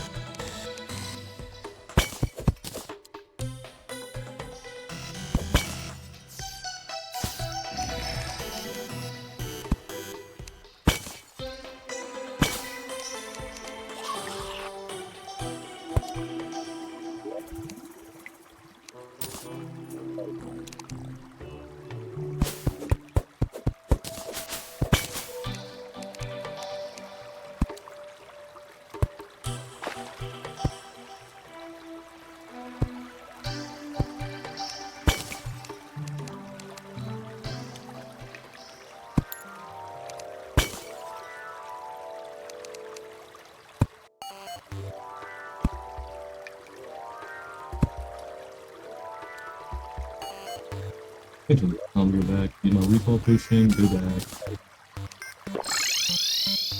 Got some chests, gonna organize. I think that should be good.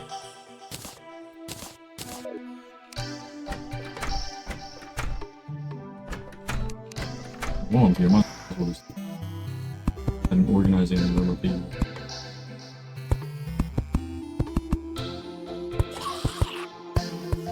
I'll fully make it later, but for right now.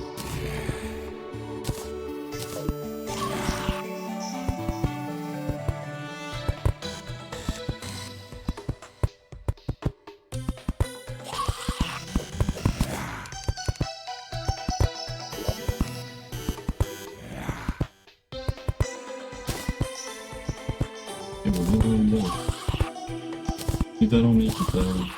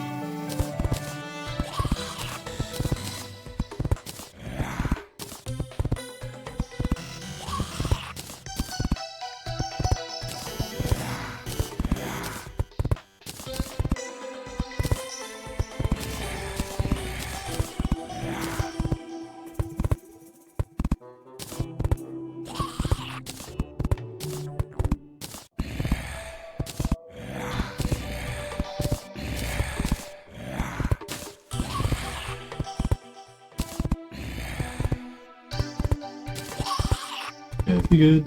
Got all that organized. Next chest, we have weapons and gems. I'll have to make new chests later to organize, but I'm not too worried about it.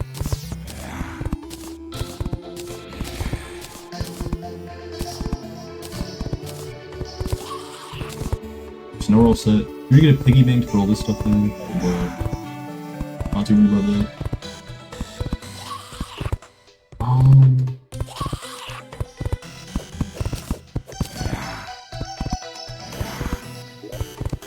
Okay, for me,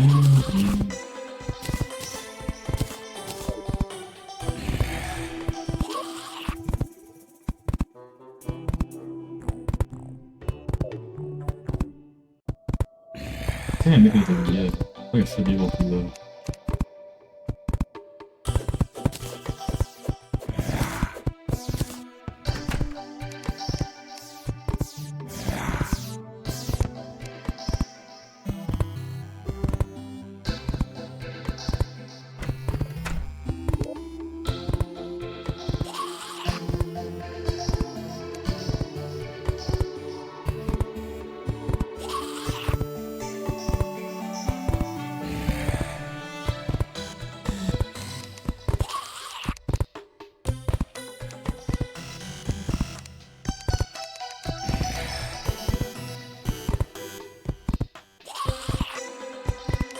Ready.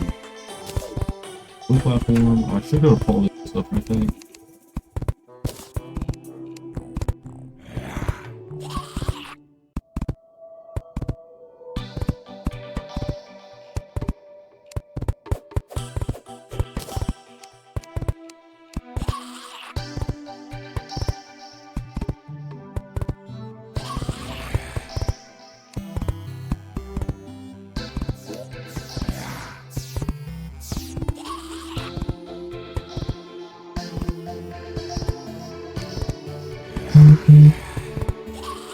Okay, cool. I can make better weapons.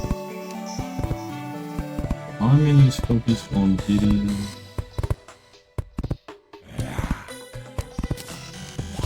better pickaxe. I'd get a bow. That's an even special, so I'm not too worried about that.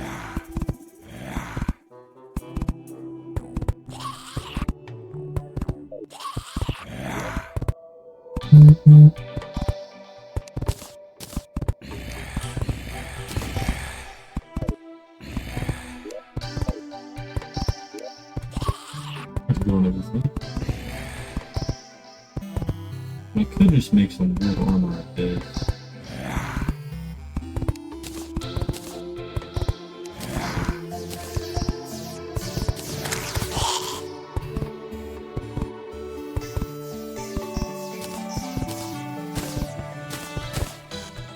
Oh, I still don't like that. Oh, I'm really missing this.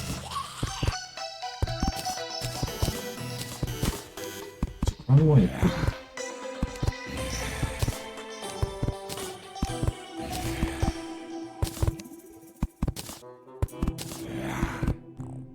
Keep wood on for now. Whatever. Get a campfire in here, so it'll heal me quicker.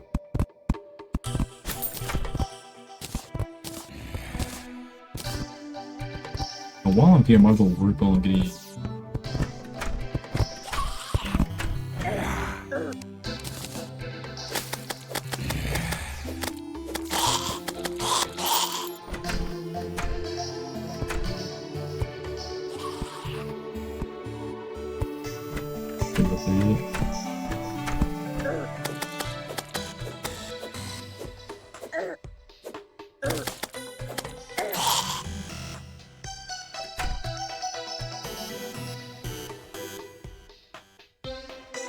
collect some stars real quick and get my mana up.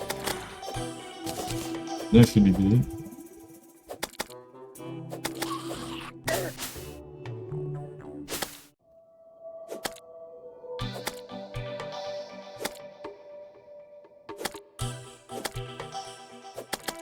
I don't know why I'm fighting them.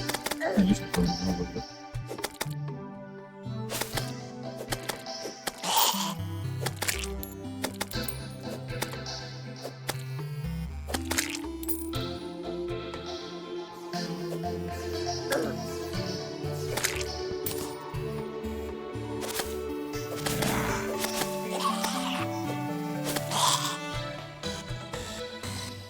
Might as well do that, and then the traveling trader comes. Maybe we'll have some better stuff by then. More money left.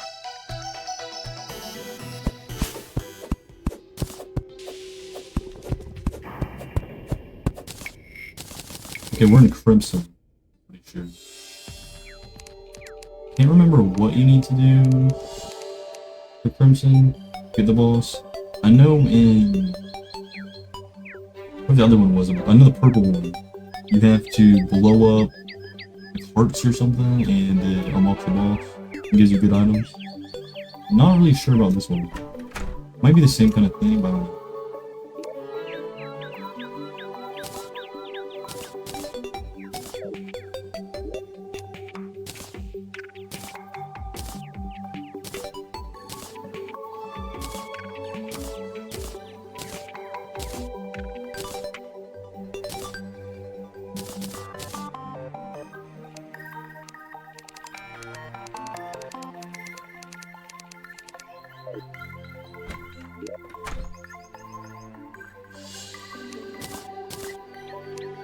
Okay, it takes 5 to make a 1 mana custom, so it does take a little bit.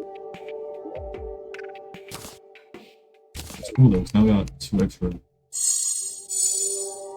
Yeah, I now got 3 over here.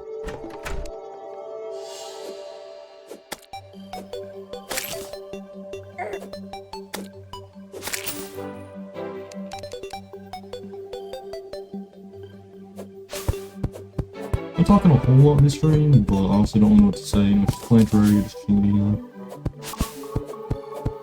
I haven't played the game in a while, so I thought I might as well play it out, beat some bosses, that kind of thing. Still got like an hour left, so I should be able to beat maybe the Eye of Cthulhu by then. I need to hurry up to do that though. Only I get an armor on me. So I'm not sure how long till he shows up. I'm pretty sure it's just like a timed thing where he shows up at some point. Traveling trader, I'm pretty sure about that.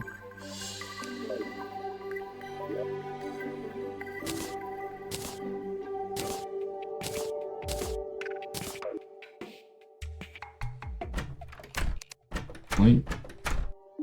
Buy something from him if you haven't money. We'll like a piggy bank. Where the money going? I don't have 3 gold. Couldn't get that. I remember this is good for something, but that's way too expensive. Yeah, I think the best bet right now is get a piggy bank. Then when I die, I don't lose any money.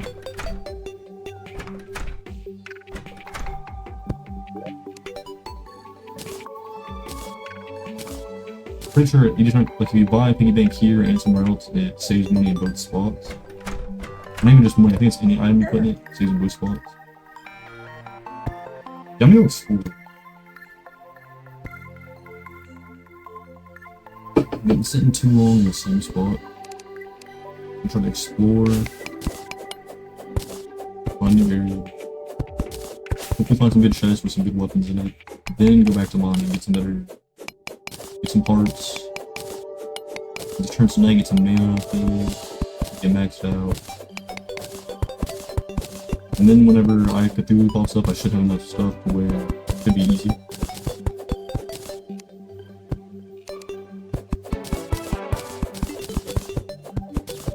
I only need to mine through here if you just build over it, but I don't have any blocks on it. Or didn't, so I don't care on that. At least now whenever I get 2 people around so far. At least now whenever I want to go back this direction, I'll have like a little path to go through.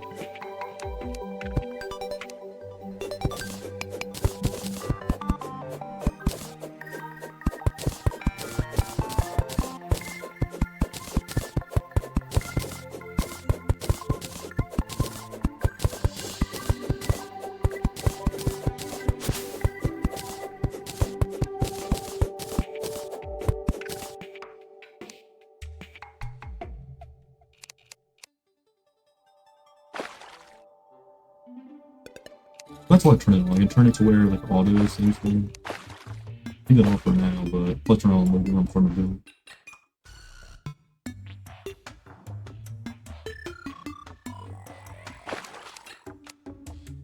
I wonder what it does if I turn it on. Really do anything.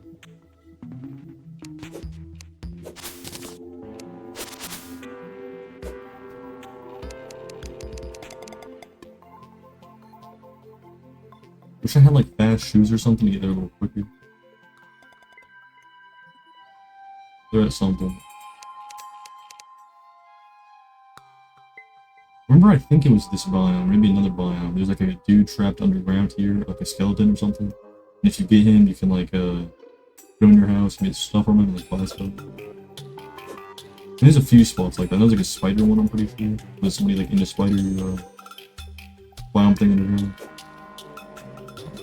This is the tree I was talking about earlier. So if I go in, there's a bunch of free chests in here I can use. Like pretty good stuff in it.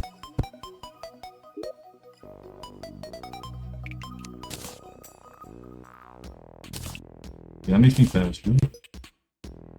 That I can use to fish with. So, let's keep the chest so if I wanna organize some more, I can.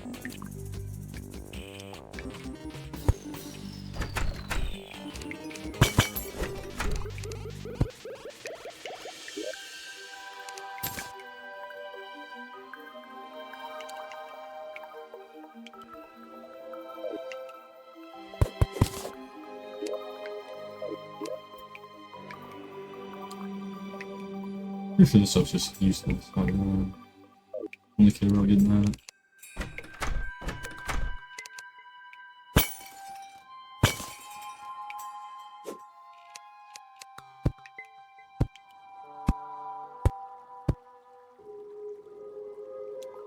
I know at some point we may drop off. I'm trying to put a lot of torches so I can see it.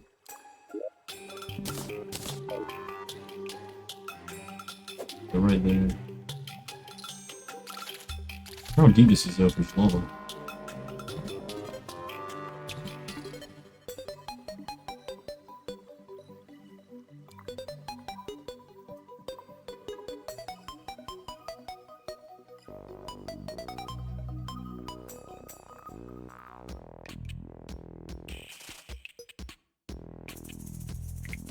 Around 6, we'd be getting back into for like 2-ish hours or something like that. We're gonna try to get like 6 more videos out, and it should be good for us to. We'll see though. If I couldn't get it done earlier, maybe I'll do something else. Maybe Terraria a little bit more. Maybe do like a Minecraft for a little bit. I don't think I'll get do that though. I think I'll be overloaded. I remember these trees were always had 2 next to each other. I guess not. They all just been lucky or something.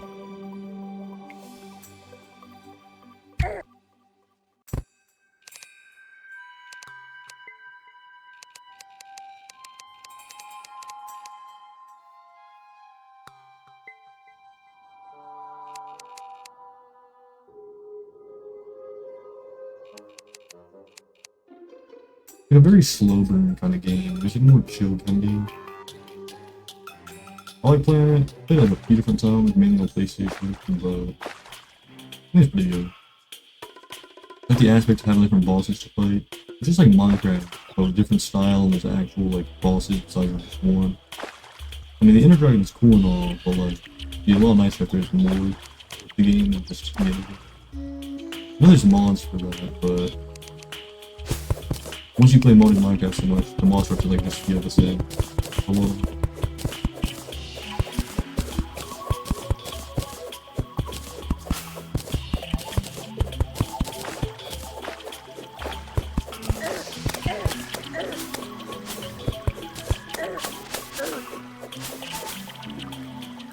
No way I died on Jungle. That's what I actually want with these two things for like.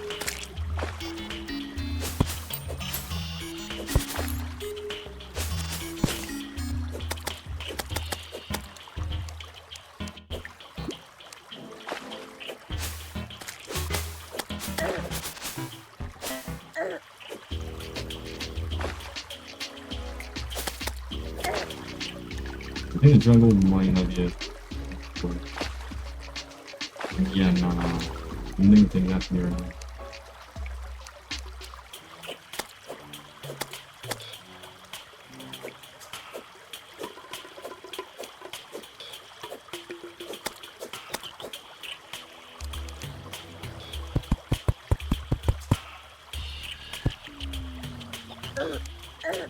Yeah, he's on his way around.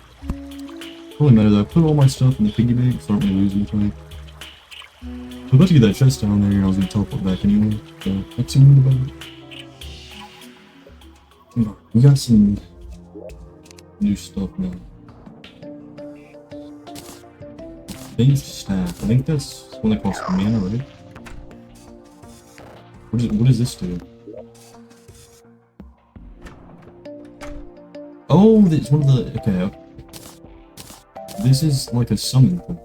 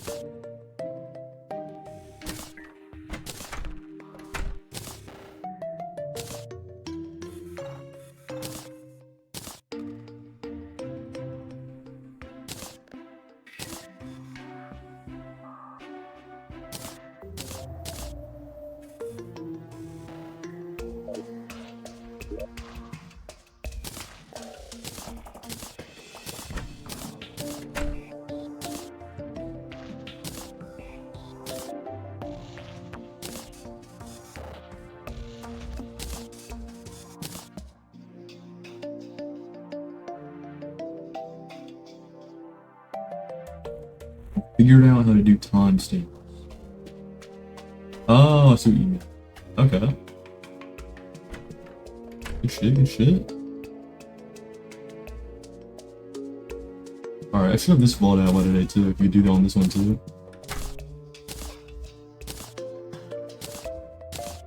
Probably have this one done around like 10ish maybe? This one isn't gonna be a longer one though, so it might take me a little longer. But we'll see.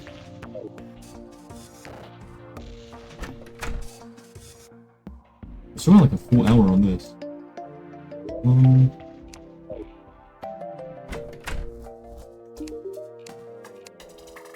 See what he has.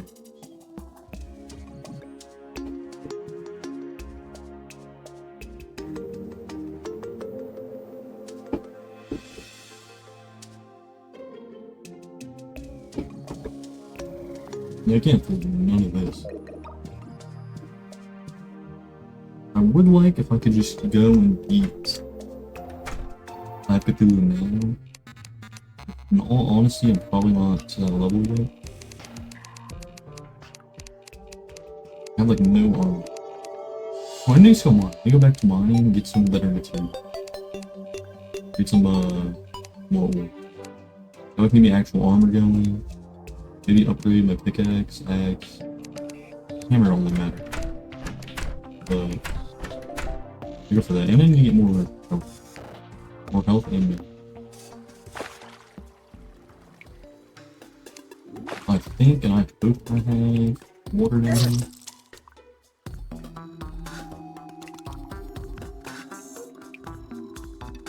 Oh, I think it turns here.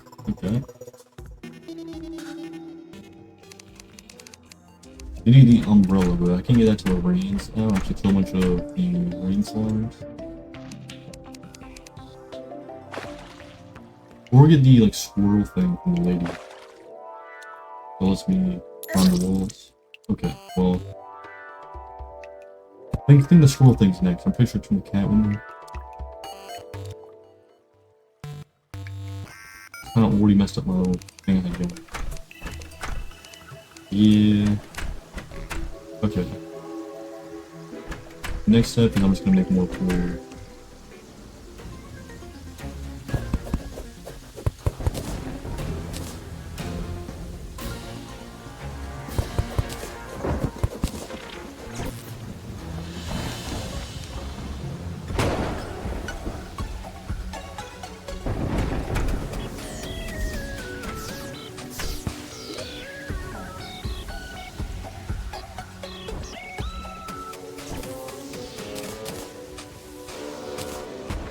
That's fine.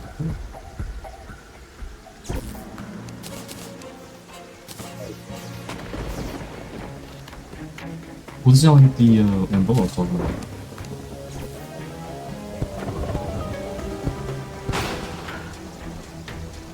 Okay, actually, I'll hold up.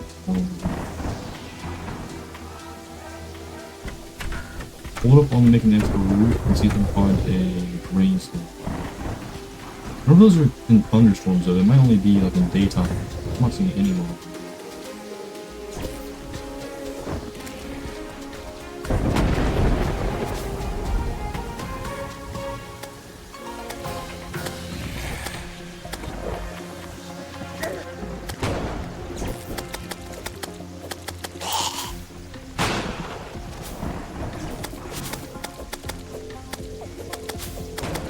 Kill a bunch of mobs on me and see if I can get a umbrella. Oh, we're not going this way.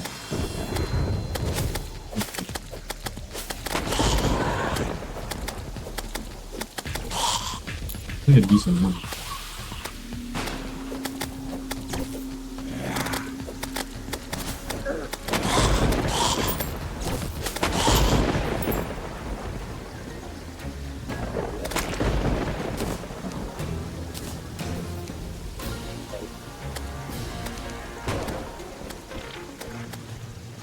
Yeah, I might have found some lights here already.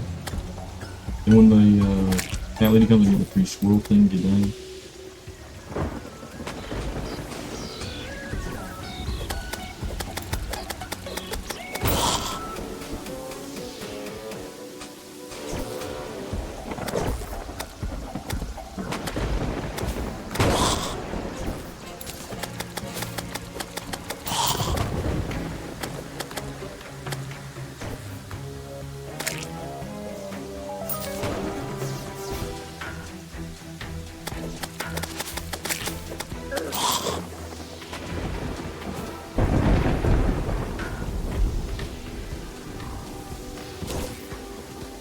Yeah, I'm pretty sure you can't get the umbrella until these slimes pop up. Maybe it's in the morning.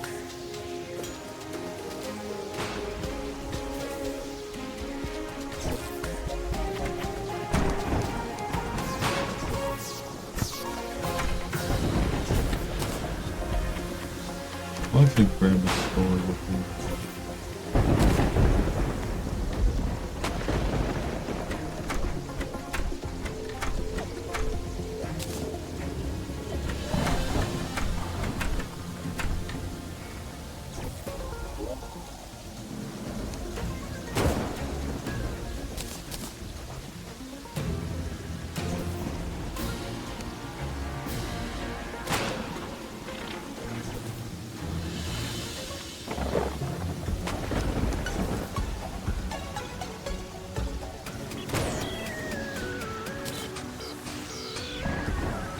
That's useless.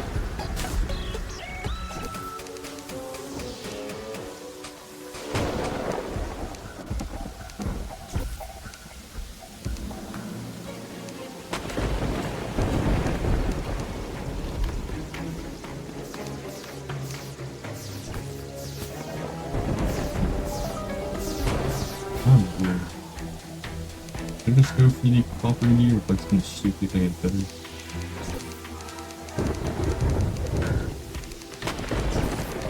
Oh, I'm not confused.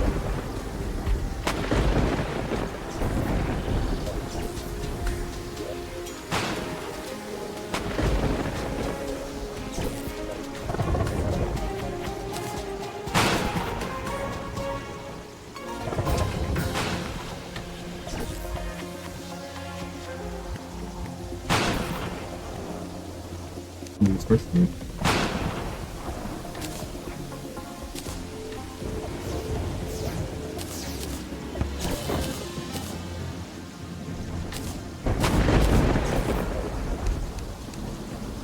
Extra skull.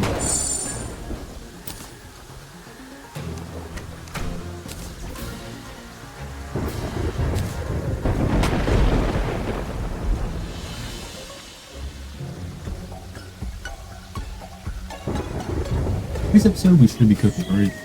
Oh my. Next, playthrough should be tricky.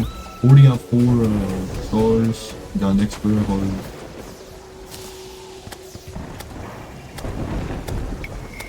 Getting a little bit of money going. Not like speedrunning to get money, but one thing I really want money for at the moment is the squirrel thing that makes it so you can climb on walls. Like that'd be pretty useful.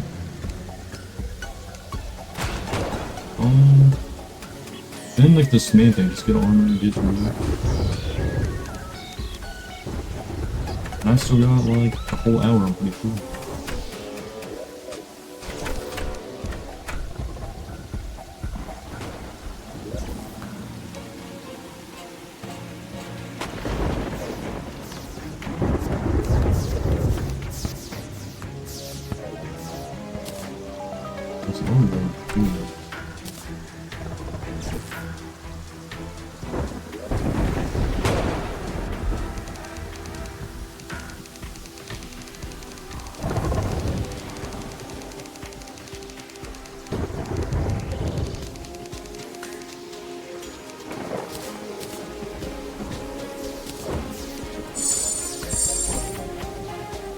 Don't worry about stars, man. We gotta get some other folk.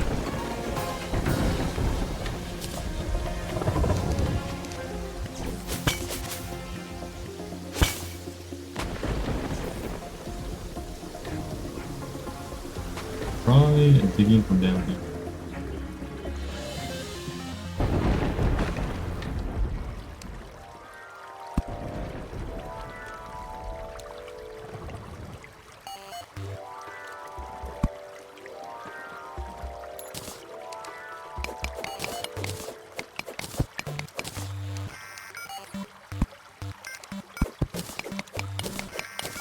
Pretty sure it's like one of the best scores, not 100% now.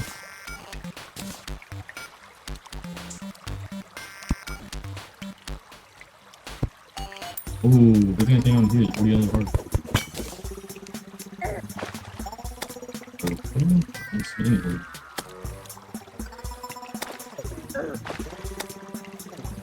I'll burn this, so, okay, first of all.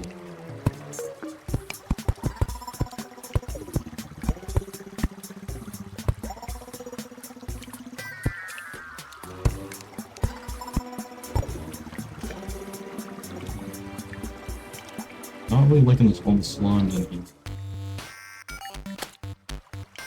Slime.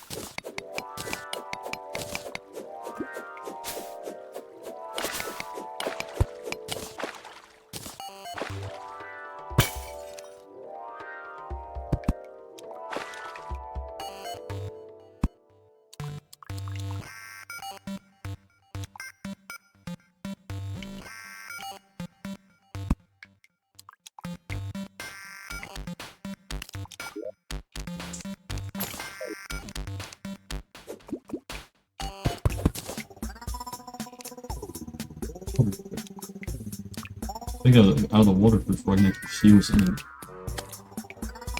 No, please!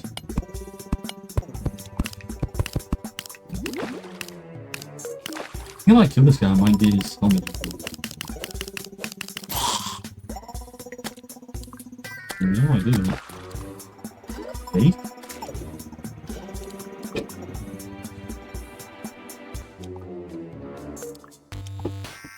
I thought it's gonna use this. Actually, I'm going to go ahead and use it. Do that. Extra star. Not extra star, extra card. I'll miss that out.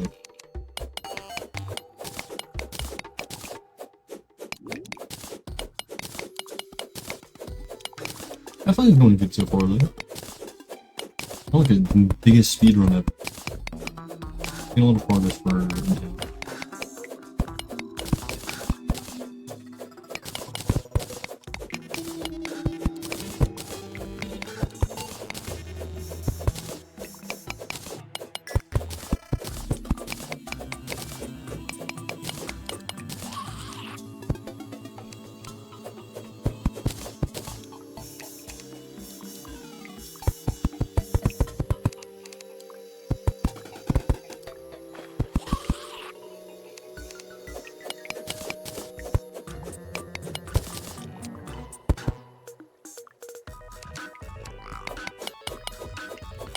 Well, that's where the house is. I think I need to look at that. I want to see what this is first of all.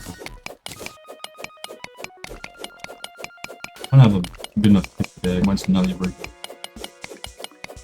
Yeah, I'm guessing this is not breaking. That sucks.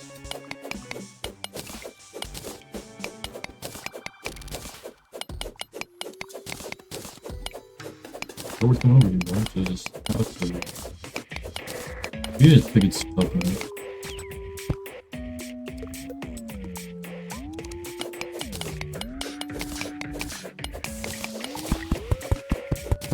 What do you think I going on pretty good? I think I got some of this like soundtrack.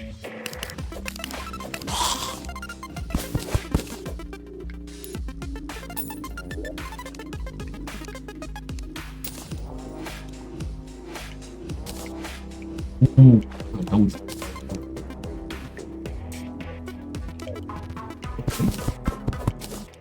double jump. Ooh.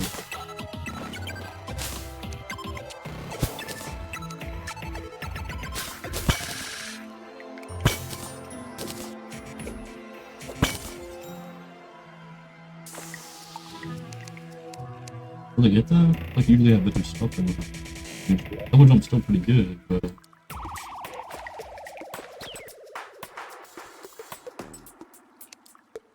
yeah, it's better.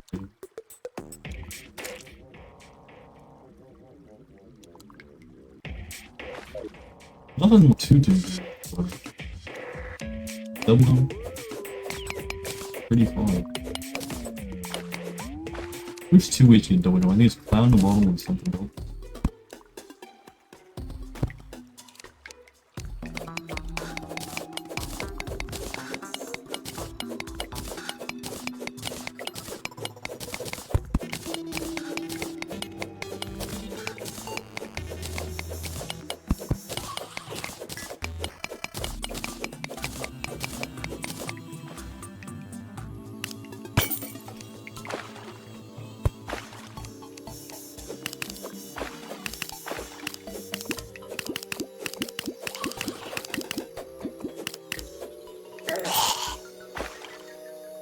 Ooh. One defense, 10% increase in movement speed.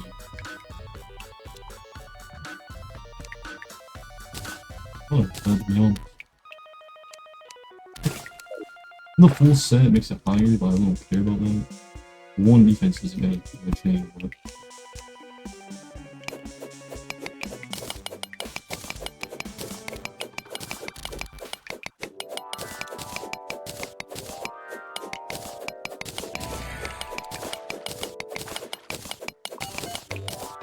Yeah, so since 4th of July is coming out, I should be doing... I think I'm probably going like getting some fireworks, maybe going down to watch fireworks go off. Or yeah, like some of those like little poppet things. You can like scary boy. Throw for no reason.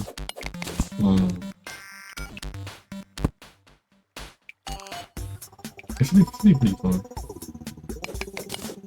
Last day until 4th of July, so... Then I'll probably be off for a week, and then be right back to it after... Maybe after, like, next week. Get back to it. But we'll have videos coming out there. I think I said it earlier this stream, but I don't like that, I'll repeat it.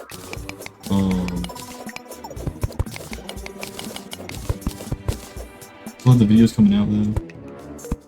Pre-recorded. Not like on stream, but on YouTube, I'll have them coming out. First video is going to come out Monday, I believe. I'm streaming for a minute, but make sure I have like a backlog before I was able to stream or something like that. So yeah, first video coming out this Monday. Y'all should check that out.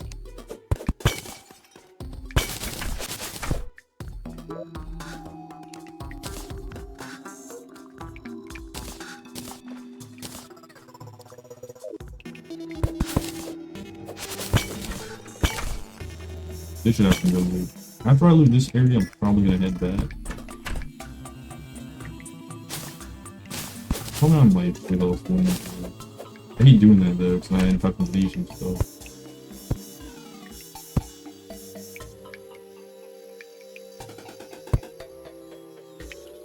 Yeah.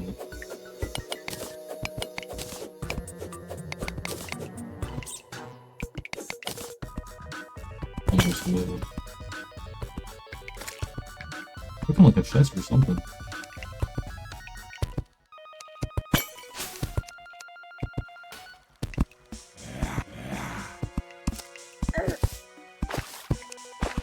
What is that?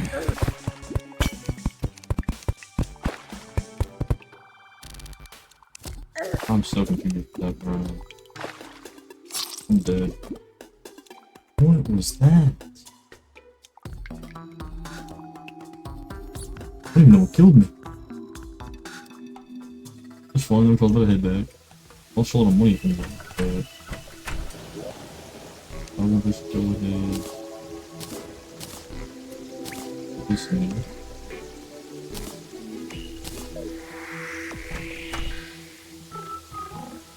I think now might be a good time to do there.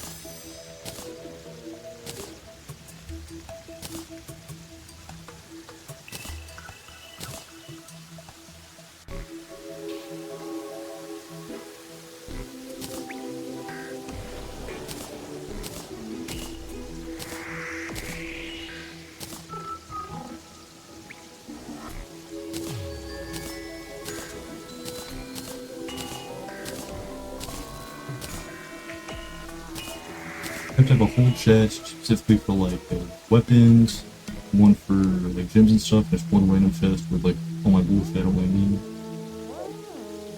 I think that many potions.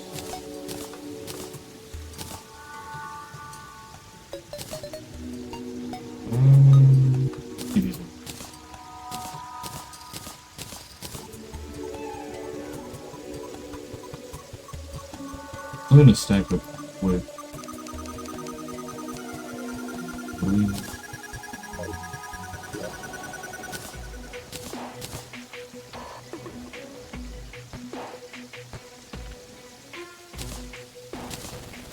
weapons here, this here. I just gotta wait. I don't know when Dewey pops up, but I'm just waiting on that to happen. I feel like I should be able to kill it. Not the best like weapons or nothing, but I've done it like so many times. I feel like for get it done with.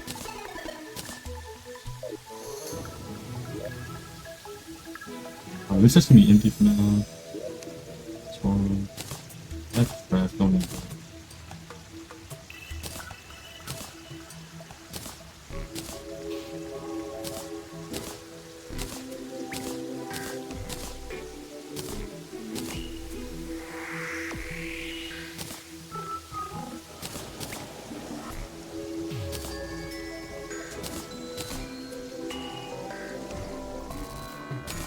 I don't need it. I don't need...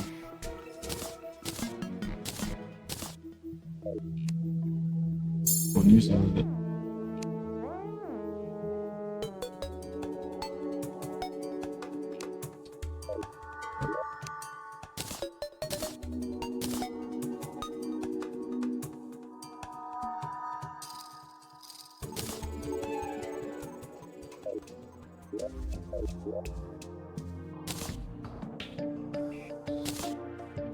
Bro, actually, to put like ammo down here and like grenades and all that. Let's do it.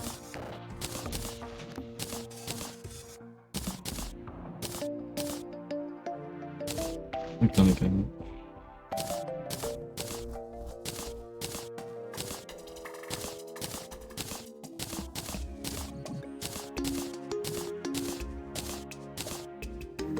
Am I organized? Alright, get on that. I'm not sure what the next step would be. I think if I have enough, I'll make some armor.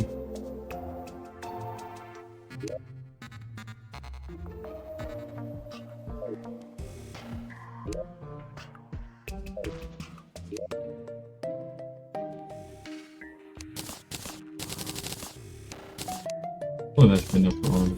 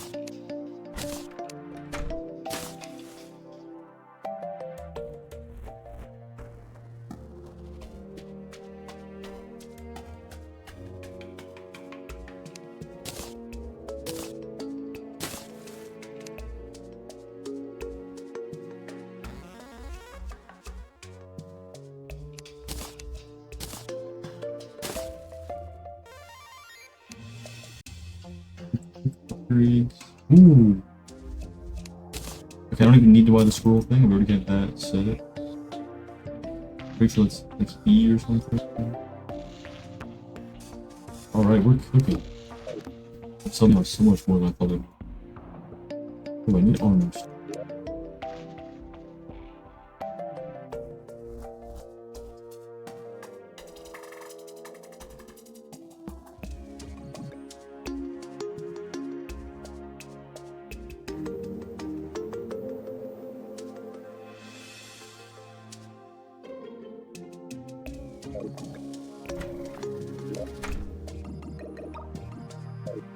I don't have enough for armor yet. Got a pretty goofy looking character going. Has a bird on his head all the times.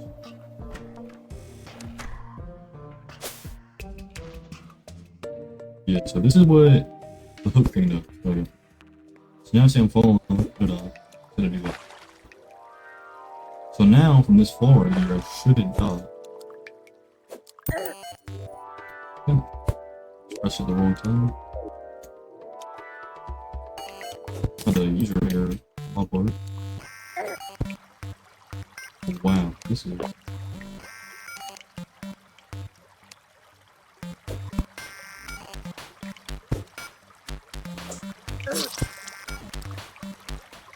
Hey, okay. Good try, good try.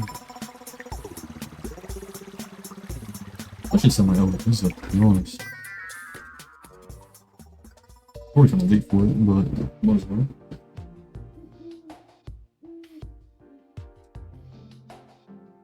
Or something like that.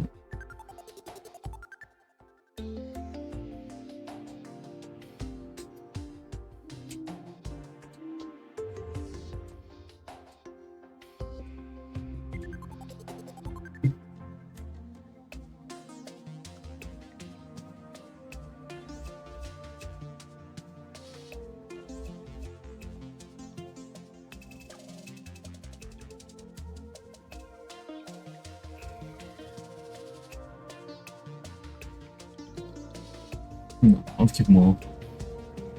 A little too bright. I'm sure we could turn them down a little bit.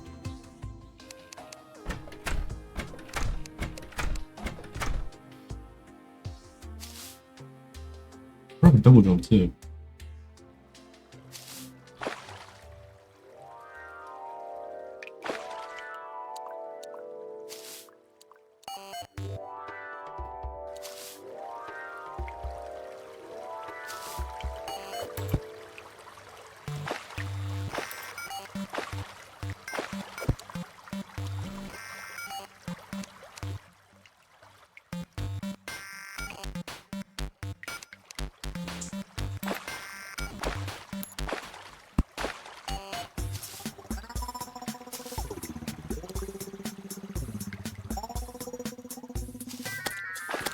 I think a better weapon. That's like the main thing I need right now. What is basic speed?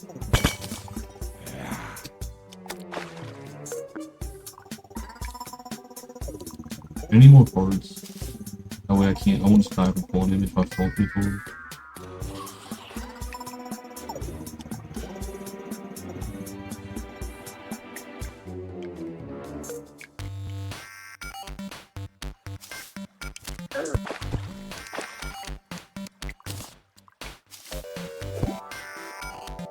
Who's killing me?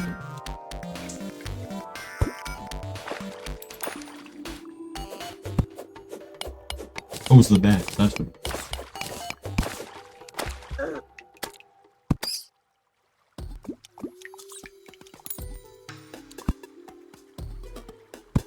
I have to find big hits. Otherwise, I'm gonna run it. He's needed.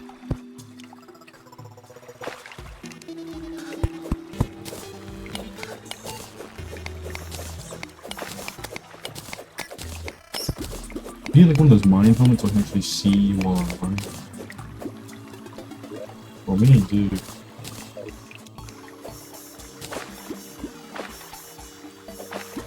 I knew there'd be a walk that's perfect.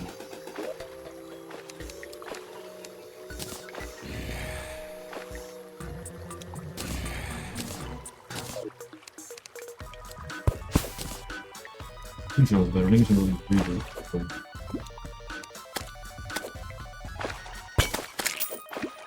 Yeah, that seems pretty.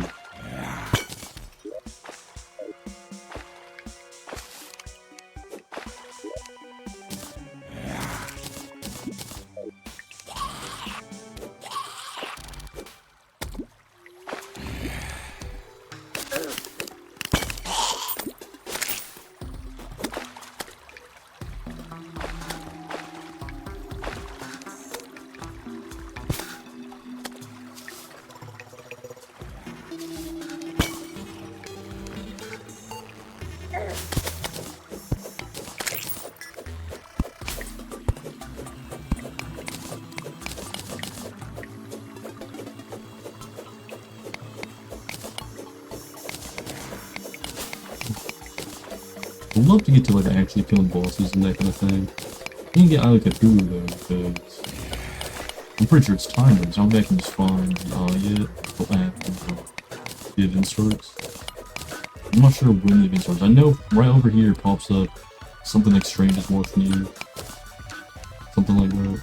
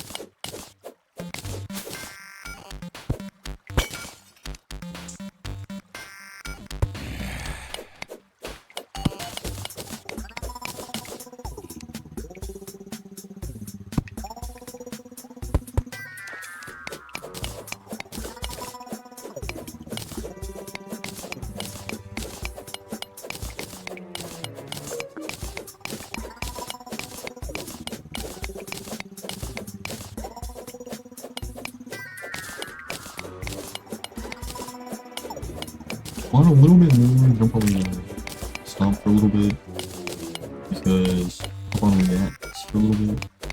Maybe if there's time after I want something else.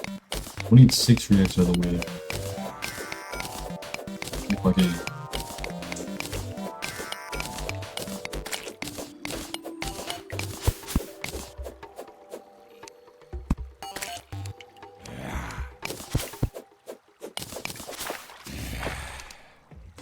More pickup.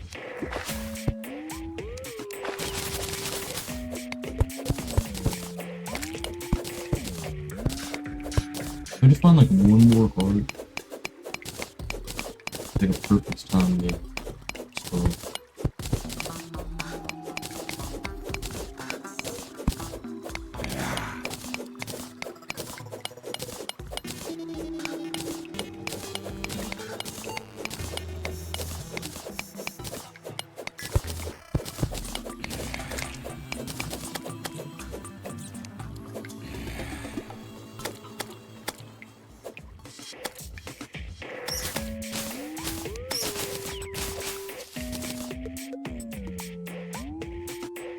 Oh, weird. Why is there lava here?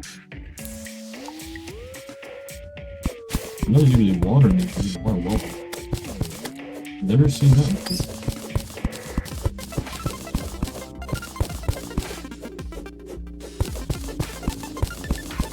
This biome usually has like a big water lake with a ton of chests in it. Oh, that right there.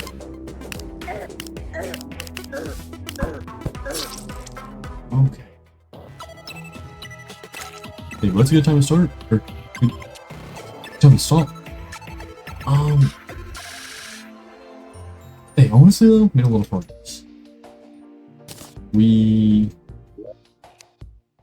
got some pretty bad armor so far. Did get double jump and got into attach the walls. Got tungsten pickaxe. But we tried it, but trident's pretty good. Stronghold axe. Hammer doesn't really matter, but got that new one. This, we can summon the bird to help me. And a bunch of different ores and stuff that I can make armor with later. Made a decent amount of progress, but I think that is good for now. I'm probably gonna go take a break for like a minute or two. Then hop on it. Yeah, kind of good stuff. Hey, for people on YouTube watching it, hope y'all liked it. Kind of boring. Can't really do too much commentary on it because it's like more of a chill kind of game. But I haven't played it in a while. I think I might run like maybe Stardew, something. That gameplay not really that good to the stream either, but it'd be fun. If not, to see. Yeah, this will be the end of the Terraria segment. You know, we will get on Reacts, and if we have time near the end, I could hop on maybe like the Minecraft world we did yesterday. I'm not sure about that though. I play a lot of Terraria with kind of like chill games. If not Minecraft, maybe it's extra Reacts. We'll see. But yeah, I'll talk to y'all in a minute. I'm going to probably go pee real quick. Alright, we're locking back into some Reacts. We have, why do people want Dewey and Brick to fight so badly? We have that because we already talked about earlier Dewey versus Brick versus Sheldon, who would win. And we got to the conclusion Dewey would win. So, we're watching the video. Why would they fight? You know, it adds up, makes sense, adds together. But yeah, let's lock in. Why do people want Dewey and Brick to fight so bad? Lock in. Sibling on sibling violence, verbal or otherwise, is one of humanity's oldest pastimes. Monkey! Squid! Oh. I have no idea if a monkey could beat a squid or a kangaroo in a knife fight. But if I admitted that, we'd have nothing to do for the rest of the day. They say that ever since the first insult was made, it's been slung back and forth between siblings. And ever since a rock existed to be bashed over someone's skull, somebody out there looked at it and said, bet, let me take my anger out on human souls. And sure, while Cain and Abel may have taken it, I mean, yeah, it makes sense. It all adds up. But at the same time, like, we all know Dewey would win. Brick would never win. Not in a million years, you know?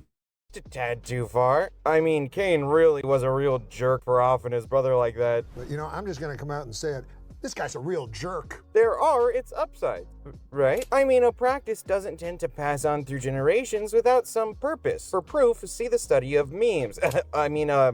Memetics. Yes, that is a word for the science of memes, thank you for asking. But what possible purpose could picking on your little sibling have? Maybe it's the inherent fight over historically limited resources like attention or food. Maybe it's social cohesion between other siblings to gang up on the youngest. I think it's also just entertainment, you know? You get bored, you want something to do, you mess with them, you know? I mean, it makes sense, you know? It's all in genetics. People always do that, even in nature. It just makes sense. Or maybe it's a social fencing, learning how to jab back and forth in a battle of wills. Whatever the reason may be, it happens, and often our TV shows depict this. And Malcolm in the Middle probably has even more sibling battles than the average sitcom. You know, I wouldn't give up a single one of them. There are boys. No one else can say that. So when people ask which of the brothers would make the best boxer or who would win in a fight against whatever person, I usually don't bat an eye. However, there is a consistent yet weird fight pairing within the forums and comment sections of the internet, and that fight would be Dewey versus Brick. The reason I find this pairing Dewey would win. We already watched a video about it. Dewey would win, 1000%. Brick is weak. He's small. He doesn't really do anything. Dewey, he has some like traits to him. He's kind of tough. Had a few clips with him, like beat people up. He's pretty smart. Has a lot of intelligence. so Not strange just Sheldon, is because while like the Dewey video game, absolutely but can fight, especially still through pretty smart. superior strategic tactics, I would not call Dewey a fighter, which I've gotten pushback on, so I want to be clear. I do not see Dewey as somebody who loves or even really likes to fight. Often, Dewey only pushes back or fights due to the pretty severe punishment he gets in his day-to-day life from other members of his family, so I don't think he would ever fight somebody like Brick. In fact, we know Dewey is likely to be super nice to Brick because Brick is just odd with his tics and other behaviors, similar to the kids from Dewey's class, the Buseys, who was a group of just awkward kids, and Dewey was super kind to them and tried to help them. And Brick isn't even close to as bad as someone like Chad, who Dewey was super calm with and tried so hard to get him to chill through kindness. Chad, I can teach you to play Chinese checkers if you want. Chad! White on white. Blue on blue. Chad, don't do this! If someone catches you, you'll be in big trouble.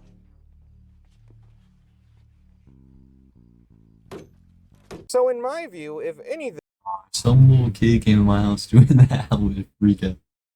He'd be Dewey going is to likely to He would not befriend be Brick. saying And then we have to take a look at the other side of this equation. Brick is also very much not a fighter, except unlike Dewey, I do not believe Brick is even capable of fighting. Where Dewey has been hardened by a Warzone-like environment, Brick's environment was very easy on him and in many ways coddled him. Brick's biggest issue with his family is that they ignore him too much and that they don't punish him enough, and that they do his work for him. Where Dewey deals with being ignored and has to do grunt work for other people and gets beat up by his brothers and teased by his brothers and tortured in other ways. I mean, hell, Axel, when compared to Reese, for example, looks like a saint. So Brick lived in a much softer home, leading him to not really be required to learn how to fight, and also Brick just doesn't seem to be the type to appear to enjoy fighting either. He's happiest when he has his nose in a book, so I do not think he would go pick a fight with Dewey. If anything, they might just not get along and ignore each other entirely. So since neither of them would pick a fight, I doubt it would end in a fight. So why then is this fight pairing seemingly so popular online? Well, first of all, there is a group of individuals who absolutely despise the middle because they deem it a ripoff of Malcolm in the Middle.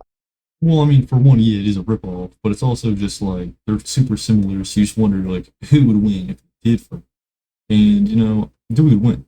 Say it again. I've talked about this previously, and I think it's very unfair. The only real similarity is the mothers being both overbearing and the fact that both are a single-cam sitcom without a laugh track. Most people think that The Middle is a ripoff of Malcolm in the Middle because they have seen very little or none of The Middle, and they just know that the titles are similar and that they're both sitcoms, and so therefore they feel justified in hating it as quote-unquote a ripoff. Although it is a bit of a one-sided battle where people who like The Middle don't really seem to really care about Malcolm in the Middle that much, or they just like both shows. But so that would explain why some people pit these two shows against each other, but why specifically Dewey and Brick? Well, people often claim that they think the shows are similar because Well, they're similar, they're both kind of odd, they're both like unusual, so people will just be like, just a thought, I won. Who would win if they think Dewey and Brick are the same. They say they're both the youngest siblings, that they're weird and annoying, and some say they even look like each other, which there's a few issues with that. First, I don't know what the y'all are smoking, but these two do not look the same. Second, your description is super vague. Okay, For example, well, the picture he just showed says the exact opposite. They wore the exact same outfit, the exact same everything. I mean, look. Super vague. For example, Adam from the Goldbergs is also, but these two do not. They're literally, the picture he shows, they're in the same color, like same kind of shirt, same everything. They both have like the same similar kind of height.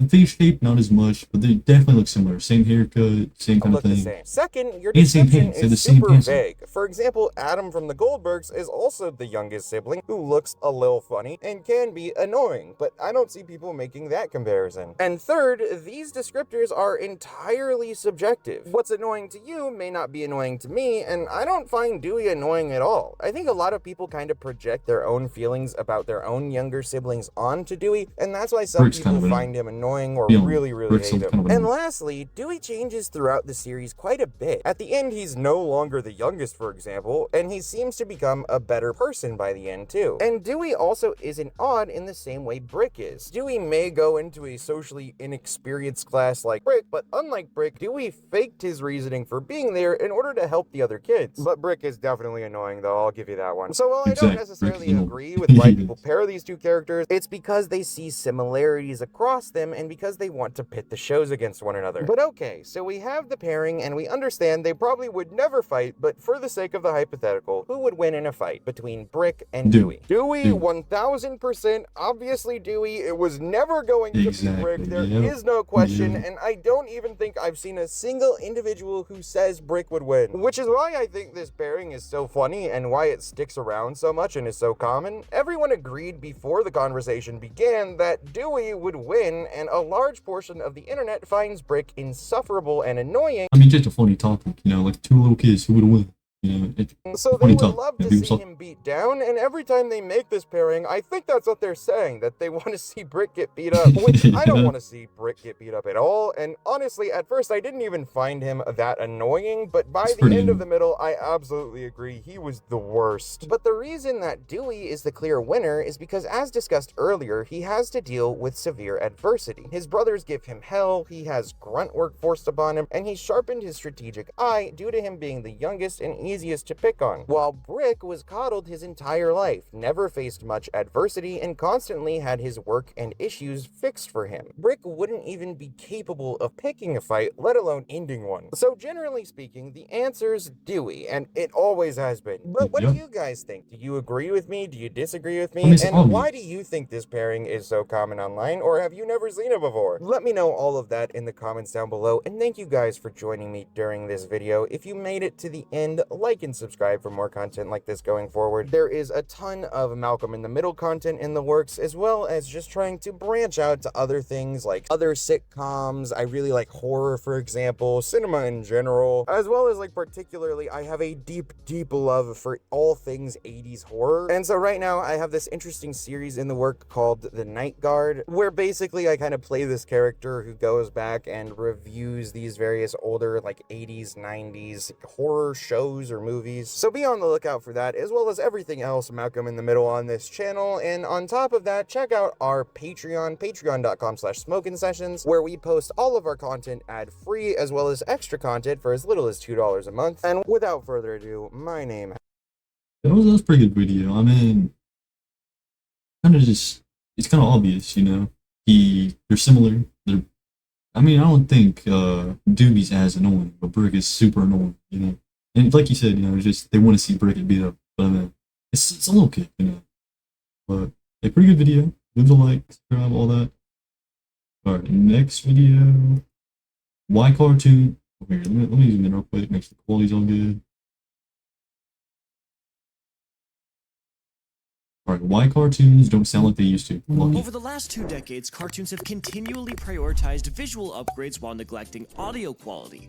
But no one's calling it out because it's not so noticeable. At least, not intentionally. But subconsciously, sound matters just as much as visuals. Most of the time, it matters more. I think there's a good reason for that, because they make it more like Slop. They make Slop content like SpongeBob, for example. Look at how bad it is now. They do like the worst faces they can. They try to just make it funny. They make it for like 5-year-olds. They change it to more like Cocomelon kind of content than like actually entertaining. It's slow.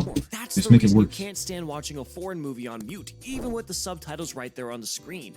But the moment the sound comes back, it suddenly becomes the best movie you've ever seen. That's how powerful audio is, and that's why I'm going to expose all the blind spots for this regression today. Most obvious problem for me is how voice actors sound bland now. There's no emotion whatsoever attached to their characters or whatever scene they're recording. That's But true, this that's true. criticism isn't a shot at voice actors themselves. I mean, I'm more concerned about the changes in the recording process. A lot of classic animation had voice actors recording together in the same room, reacting to each other in real time. A good example for this is when Michael Jackson guest starred on The Simpsons in the season 3 episode Stark Raving Dad, voicing a character called Leon Kompowski. Who are you? Hi, I'm Michael Jackson from The Jacksons. I'm Homer Simpson from The Simpsons. He didn't agree to record a single line until he heard the full cast do a live reading of the entire script together. He wanted to feel the synergy between them to know how he'd match their energy. And you can feel it, not just in that episode, but in every— Yeah, but like I like what I'm saying. It's more because they want to get more money from it. They don't want to put as much effort into it. They just want to pump it out, make it slop, just do as much as they can, get as much money. They don't actually put any like backbone behind it. They don't put any kind of entertainment. Every other Just episode make of money The from it. Simpsons. The way the characters There's no interact passion. and throw the most unhinged jabs at each other so smoothly. That timing between them isn't something a director can create in an edit. The original Powerpuff Girls did the same thing. All 3 voice actors for the girls recorded together in the same booth. They goofed around and bonded off script, and that chemistry translated directly into the performances. You could hear it in every interaction between Blossom, Bubbles, and Buttercup. That back and forth energy between the characters, watched or the that, so little I wouldn't know, hesitation but- that allows a joke to land better, is incredibly hard to fake, and it'll always be superior to what we have nowadays. Okay, I'm gonna be honest. Yeah, it's kind of an L take. I think Teen Titans Go is kind of good. I liked the normal Teen Titans a lot. I think it's still better, but Teen Titans Go was kind of entertaining when I was like a little kid. Wasn't like too much slop. It still had like some kind of Especially on bigger entertainment. productions with international teams, remote work is the order of the day. Voice actors record their lines separately from home, send them in, and never even have time to meet or get to know each other. The 2016 Powerpuff Girls reboot replaced 2 of the 3 original voice actresses, and this time they had to record their lines separately. Fans immediately noticed that the girls didn't have the same energy that they did in the original. One critic from the Occidental Weekly put it perfectly. The reboot lacked the impeccable comedic timing and wit of the original. The voice acting was mediocre at best. The voice actors who portrayed the 3 sisters lacked chemistry, as they had never been in the same room to build that dynamic together. And it's no surprise that the reboot landed a 3.6 out of 10 on IMDb. Cartoon Network eventually pulled it from reruns and replaced it with episodes from the original series. Recording lines separately often has directors piecing together what's supposed to sound like a spontaneous back and forth conversation between 2 characters who never actually heard each other's lines being delivered in real time. Even if both versions are technically saying the same words, the one that's recorded in real time has those tiny overlaps, natural pauses, and human instinct, because both actors are actually listening to each other in that instance. Now, this doesn't automatically translate into disaster though. Skilled directors and skilled actors can still make isolated recording work, and plenty of genuinely great performances are made this way every single year. Phineas and Ferb is a perfect example. Vincent Martella, who voiced Phineas, recorded in America, while Thomas Brody Sangster, who voiced Ferb, recorded his lines. Well, yeah, like they can still do it separately, but it's like they're just not effort put into it, and they just want to make it. They want to get free money out of it, then just leave it.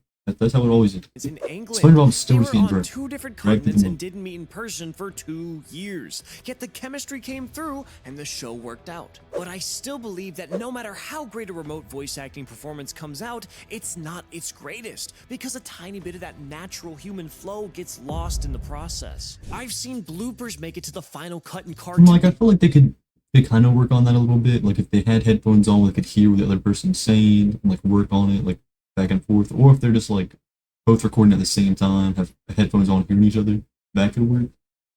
Like yeah, I get what he's saying. Like they just don't put effort into it. And even Hollywood movies, because of how naturally they flow into the scene, thanks to the actors growing some form of emotional connection to the scene that they're recording. Those small accidental moments can never be replicated when every single actor is isolated in their own booth, on their own schedule, with no idea what energy the other actor is actually bringing to their side of the scene. And then there's the delivery style itself, which has OG Ben 10, that went hard. I remember watching that, I think on Cartoon Network or something. That was peak. shifted a lot.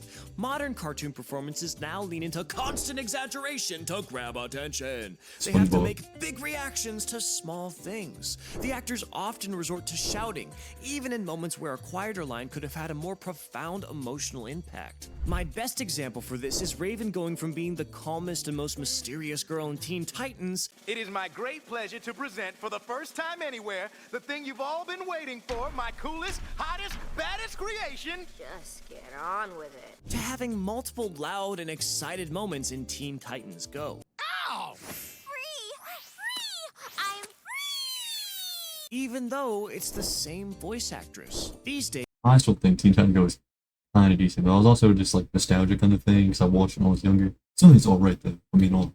almost every character, regardless of their actual personality or the scene, gets dialed up to roughly the same constant intensity. And when every character is performing at the same level all the time, or even worse, when they don't know how the other actor they're supposed to be in a conversation with has delivered their line, they start clashing into each other emotionally. And this brings me to my next point, which is how loud cartoons have become just to grab attention and appeal to kids with increasingly shorter attention spans. The music, the sound effects, and the pacing, all of it hits you at Cocomelon once Slop. and never really lets up. No It's entertainment. gotten so serious that parents now see it as a problem worth taking to child psychologists. Take Cocomelon, for example. Parents Yep. have been pulling their kids off this channel Really for cool. years because they think it's ruining their kids' ability to focus. And they're not even wrong for thinking so. Every video on the channel uses high-pitched and pitch-correct voices. It's just constant dopamine. Wow, I said that wrong.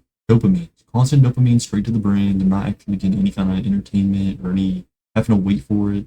Wait for a good plot twist, get anything. Just straight dopamine. Constantly. No Because kind of story. kids' brains are hardwired to snap to attention at high-pitched sounds, as they often mimic distress calls. So the moment Cocomelon starts playing, a toddler's brain is already on high alert before they even start the actual content. Every element of the audio layer is wired to keep kids stimulated. Where other kids' learning shows have a character speak, pause, and wait for the kids to take in whatever is being said, Cocomelon runs background music, singing story. voices, and sharp cartoon sound effects all the time, continuously. That constant wall of layered sound completely occupies a toddler's working memory. There's no room left for anything else. They can't even hear their parents calling their name from the next room. The kids are so hooked on this cycle of constant stimulation that when the TV gets switched off, the toddler goes from a constant high-tempo auditory assault to a quiet living room in 1 second. That's too much for a kid to process. And parents aren't even fighting it by demanding better shows anymore, because they're aware that a lot of these producers do this on purpose to keep the kids hooked, and without much benefit either. Because even with as much information as something like Cocomelon packs in, it's so fast-paced and wrapped in musical content that kids can't remember what they just watched the moment they finish watching it. All they can think about is when the next episode's happening. So parents have gone back in time to find better content for their kids, like Care Bears from the 80s and Barney and Friends from the 90s. I remember my homeroom No, Barney was horrible. Remember seeing that when I was younger? No. That just scared me. teachers That singing is I love terrifying. you, you love me, and the whole class just sang along because of how easy and calm I it is hated to that. understand. The slower and less aggressive Mickey Mouse shows make Bar. kids calm down Isn't and too learn bad. without even realizing it.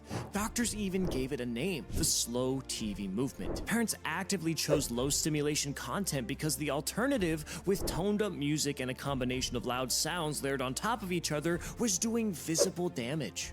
But instead of taking the hint, cartoons are Hey, amazing. I keep pausing, but Amazing World of Gumball. That was doubling that was down amazing. on being That was a loud. good show. They've taken the fear of losing attention to the next level. So even sound effects have shifted from being emotional cues to just taking up space in the noise.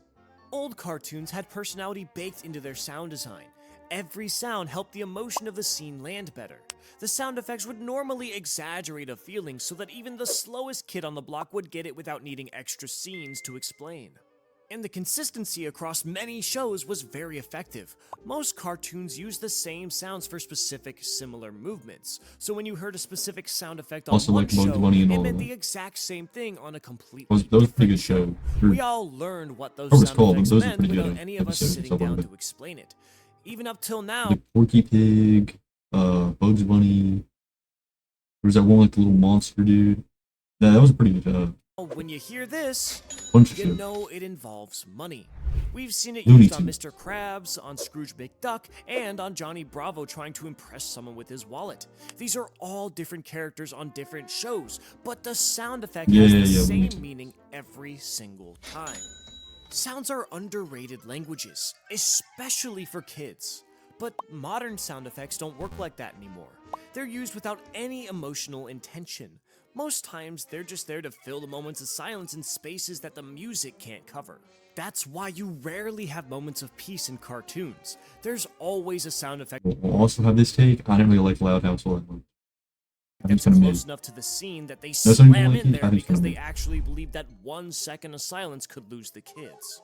Apart from that, some of these studios are cranking out way more episodes per year on a tighter timeline and a tighter budget, so sound design becomes one of the very first places where producers have to cut corners. Instead of carefully choosing or even creating a sound that fits one specific moment, a lot of modern shows just pull whatever's closest from a massive generic sound library and move on to the next scene.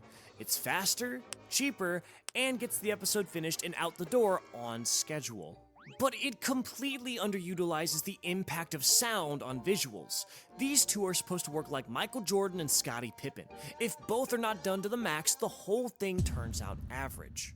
But even after stripping every part of cartoon audio down, producers felt they hadn't optimized the content enough for a You said L to, you talking about for Loud House? I didn't like it. I think it's kind of mid. I watched like a bunch of it because they keep putting on my TV on I think Cartoon Network. I think it's kind of mid. I didn't like it all that much. retention, so they went for the theme songs. Old cartoon What is intros no? used to I be don't like. full Who's gonna songs, admit? real lyrics, and actual memorable melody. Sometimes the entire show's theme story packed into 30 seconds flat. Take SpongeBob for example. The very first line, "Who lives in a pineapple under the sea," is honestly the only reason some people even know Bikini Bottom is underwater. Some cartoons weren't even this direct. A theme song could be goofy and immediately tell you the whole show was going to be lighthearted and silly. It could be dramatic and immediately tell you to expect real stakes and real danger. The song itself was doing genuine narrative and emotional work before the episode even technically started. There was also a kind of pride when someone got to sing those old Phineas and Ferb songs is pretty that good though. isn't there I love now. that shit. Composers and lyricists treated the intro Ooh, almost like and its own Adventure feature Time. single, Yeah, that was good something too. that had to work as a standalone piece of music, catchy enough that kids would hum it on a playground completely out of context. That's an incredibly high bar for 30 seconds of music, and a lot of these old shows hit that bar consistently season after season. It's no accident that you can still sing entire cartoon theme songs from shows you haven't actually watched in over a decade. Those songs were specifically written to be memorized. Yeah, Teen Titans had a really good intro. What else? There's a lot of shows with good intros. I think Adventure Time had a really good intro. Teen Titans had a really good intro. Scooby-Doo had a pretty good intro. Like there's a bunch of shows. They all kind of suck now. Completely on their own, separate from whether you even remembered a single plot point from that Hey, show. what am I LARPing? Come on, what show am I LARPing? Which one? Itself. And don't forget bragging rights from back then. Some theme songs were just compulsory knowledge if you didn't want to look completely lost with your friends at school. Meanwhile, modern cartoon Everything, intros, okay. a lot of them anyway, have shrunk down dramatically to 10 or 15-second stingers. Sometimes barely any melody at all. Just Yo, that show sucked right there. Apple and Onion or whatever. I remember that keeping on Cartoon Network. That show sucked. I was on all the time. It's just so boring. Nothing happens. It's just like I hated it. I saw some TikTok clips of it that were kind of funny, but I never liked it. Right I then think it's into the kinda boring. episode. There's no real personality left in most of them. I've genuinely not memorized any cartoon theme song in this decade. I mean, maybe I could hum them, but it's quite a huge fall off that I don't know the lyrics.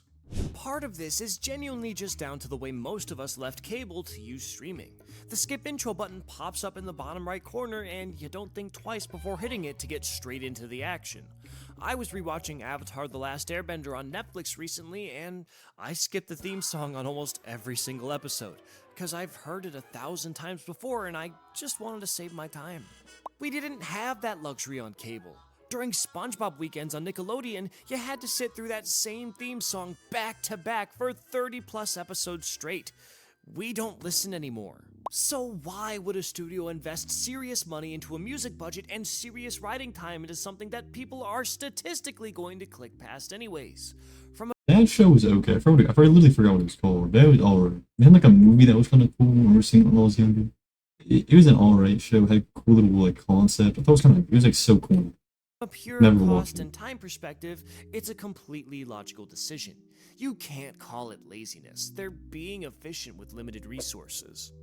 But it's still hard to watch how great cartoon theme songs are basically getting phased out of mainstream production.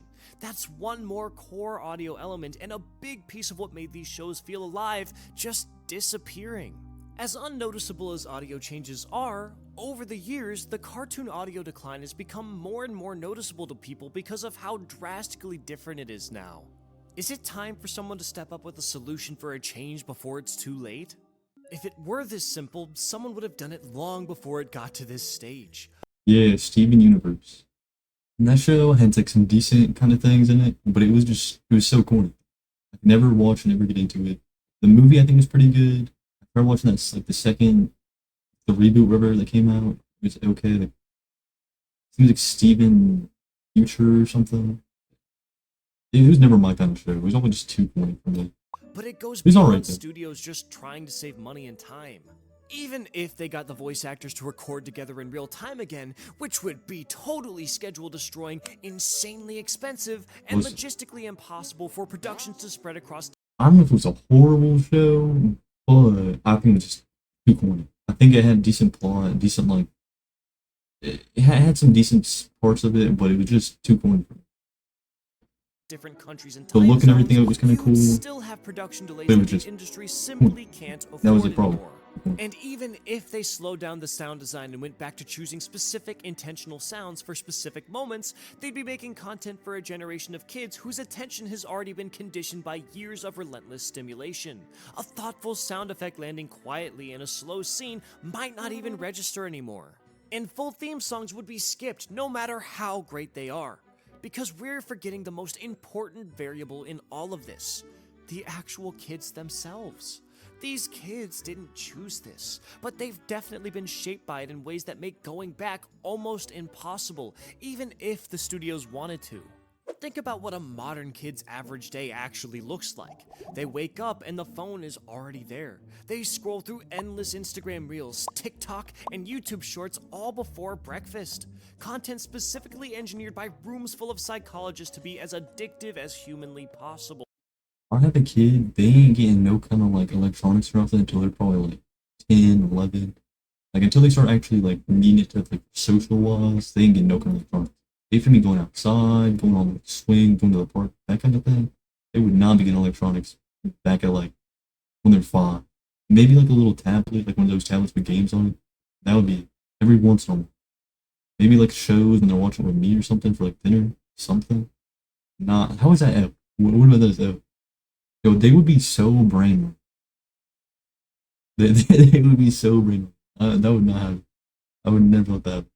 Once they get old enough, they can have electronics and all that, but it would be like a slow build. They wouldn't get no kind of like PS5, PC, like phone, nothing like that. Once they're probably like 11, something like that, they probably get maybe a phone. They're not gonna, I don't know about a phone, maybe like video games or something. But that would be a slow. Yeah, that's wonderful. Yeah, it would be like a slow phase into it.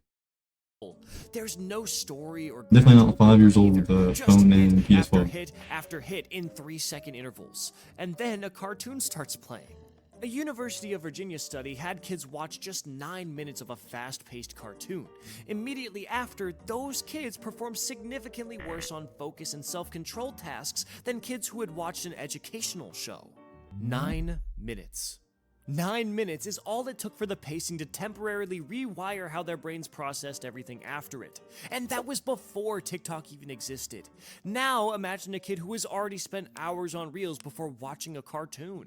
A quiet moment that's supposed to build tension feels like punishment. Their brain is already expecting the next action before the current one is done.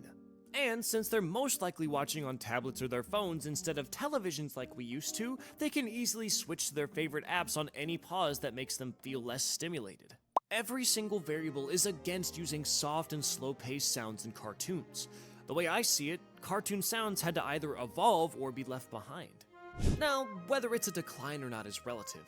Because to me, hearing loud sounds over dialogues that aren't even audible in the first place just due to how fast-paced everything is an absolute turnoff for me. But 8-year-olds can't seem to have enough of it. Apart from the producers trying to keep cartoons relevant, the loud and fast-paced beats were a necessary evil for the sake of the kids. Because now they may get addicted to cartoons, but at least they're built for their age group, and they can still learn a thing or two from them. It's far better than doom scrolling, where there's no age limit and no one looking out for them. So I mean, I guess you win some, you lose some, but it turns out that the evolution to cartoon sounds actually did serve a purpose in the grand scheme of things. Now, sound isn't the only thing that's changed in cartoons from a few decades ago. Combined with the other factors, the changes in overall quality and identity have caused a serious decline in modern-day cartoons. And I analyzed everything in this video on your screen, why modern cartoons don't.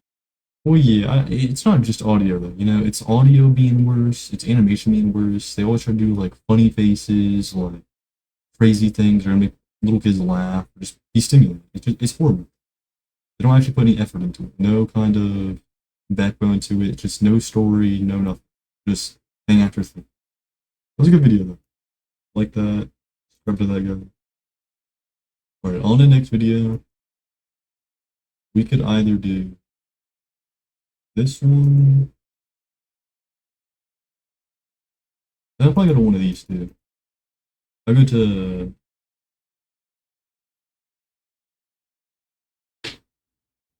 alright, we're back.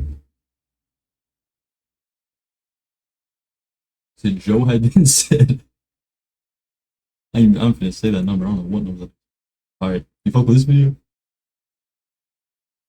Longer than I wanted to do it, but whatever.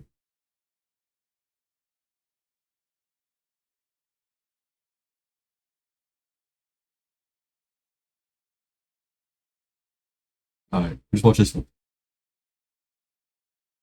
I took the $50 cruise from him. Lucky. Behind me is the world's worst cruise. Don't believe me? Well, what if I told you it's crashed, had dozens of fights on board, full-on animal outbreaks, oh, fuck no. How you get animal outbreaks on the cruise? extreme power outages, and it's even caught on fire. Multiple times. It's no wonder why this cruise has become widely known as the cruise from hell. I mean, you have to be an absolute freak to buy a $50 ticket. I'm a freak. Look, I'm a man in my Yo, $50 for a cruise. There's fights, animals, and all kinds of shit. Nah, on a mission. would never do. Find out if this cruise is actually the worst. So without further ado, I made my way to board the Carnival Conquest. That's the name of the ship. Everyone was giving their bags to this guy, so I did myself. Anything for the service? What's up? What happened? Would you like to give us anything for the service? I don't have any cash. Right here. He tried to get me to pay money for him to take my bag, but like 10 other people gave him their bags and he didn't ask for anything. And they didn't give him any money. Off to an interesting start here. Anyways, I was able to get through this sea of fellow cruisers. Oh my gosh. Oh. And after a lot of mishaps, like forgetting my passport in my bag, sick one, I was able to make it through security. They had a dog sniffing everyone for drugs, I think. No recording. And finally, I was boarding the cruise from hell. Here we go. Once I get on, no going back. What am I doing? Whoa. Okay, walking in, first impressions. This is not what I was expecting. Look at this lobby, dude. I feel like I'm in a fever dream right now, bruh. All right, so yeah, this place kind of reminded me of Cheesecake Factory with a little bit more provocative art. Interesting to say the least. So we all got instructed to come to the buffet and to grab lunch while we wait for the rooms to be ready. My room isn't ready till 1:30, so I have about an hour and a half to kill. I think I'm gonna grab a meal. What I will say is this buffet is absolutely packed. This buffet is massive. Though it's a buffet. So the buffet looked pretty decent, but then I ran into this burger spot and I was gonna get a burger, but then I discovered the deck of the cruise ship.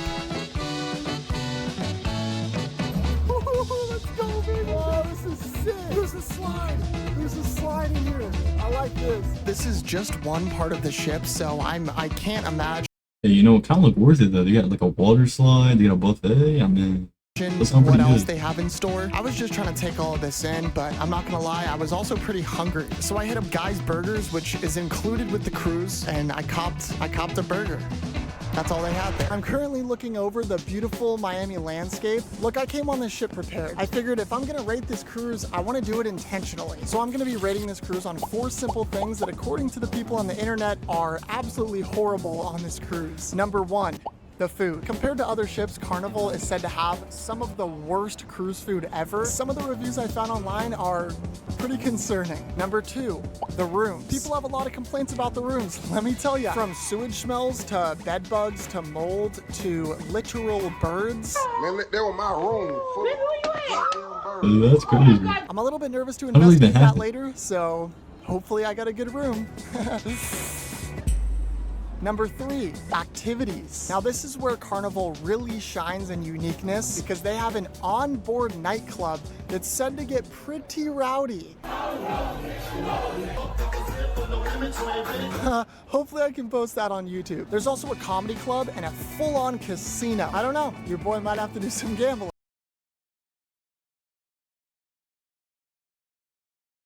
Looks like a pretty good cruise, just saying. We might win big. And whole finally, casino in number 4, the vibes. This one's actually important. I mean, how am I feeling when I'm on this cruise? Am I having a good time? And more importantly, how are the people? I'm gonna find out, and hopefully I don't get in a fight. From 40 to 60 people were involved in this brawl. Okay, enough yapping. I wanna dig into this burger. It looks absolutely freaking glorious, baby. That's actually so good. It does look pretty good. I was gonna go check if my room was ready, but then out of nowhere, I came out here today because we are sailing our way. We are starting this fantastic voyage. Who's ready? Yo, what shirt is she on? What the fuck is that? I think there's like for a great cruise? What is that? We're gonna have a whole lot of fun. It's like Vegemite or something. I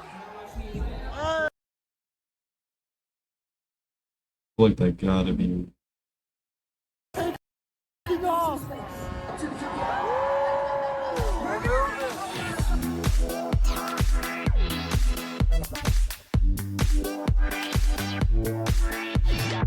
And now that the ship was officially sailing, I had a room to investigate. Now I am on floor number 7. I took the elevator down to my level and proceeded to walk through this sort of creepy hallway. If you guys love the smell of cigarettes, you would probably love this hallway.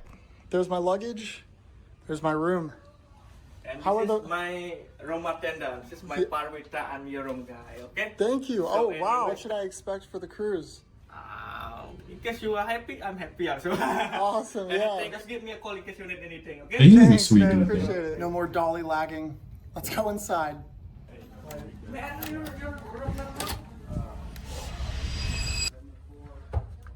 Oh my gosh, it's dark. Okay. All right. Hope you guys like that shot that I set up there. All right, I'm gonna give you guys a room tour. All right. That's the room tour. Oh, that is sad. It's a very small room. Hey, to be fair though, they're just coming here to sleep. They're not gonna be on here the whole cruise. They're gonna be out partying, going on the water slide, going to the pool, doing all kinds of shit, going out and eating. They're not gonna be in their room at all. They're just coming back here, going to bed, and that's it. So I mean, But honestly, the bed is so That doesn't big really that I matter. don't even really care. Low-key, the wall art goes kind of crazy. I think without it, this room would feel super bare. Over here, we have a TV, which is actually really nice. Got a little desk area. You got me. Just one sexy guy to go, please. 2 massive water bottles if you want to pay $4.75. I'm good on that. Water's free. Hair blow dryer, mini fridge. They provide you with a safe to keep your very important valuables. Pretty big Whoa. closet. Another A baby closet. room? Life vest in case the boat sinks. Don't like that so much. Okay, now for the bathroom. So I've heard a lot of rumors about the bathrooms here. One of the major ones is that they smell like sewer. All right, let's check it out. Ooh, okay. Smells really good actually. They must have fixed the sewer problem and like started putting Febreze in here or something. When I'm done with it though, it's kind of a big bathroom when you consider the size of the bedroom. All right, here's the toilet. Hopefully nothing's in there. Oh my God, I'm way too old to be making jokes like that. All right, you got yourself a nice spacious, okay. A nice spacious, that's a tongue twister. A nice spacious shower here. There we go. There's one more thing that I do want to check, and it's to see if the bed has bed bugs. I mean, it looks pretty good. Yes, I did find some hairs and some stains on the bed, as well as plenty of signs of wear around the room. But for the reputation these rooms have online, honestly, it wasn't as bad as I thought it would be. For around $50 a night, depending on when you go, it's a pretty good deal. It's kind of crazy because we've only scratched the surface. There's so many other amenities and crazy things on this ship that we haven't seen yet. We're actually currently sailing to our end destination, which is a beautiful place named Cozumel, Mexico. I've actually always dreamed of going on a tropical cruise since I was like a little kid. I've always had this weirdly specific vision of me on a tropical beach eating tacos. I think I just like tacos and tropical beaches. I think about it a lot, actually.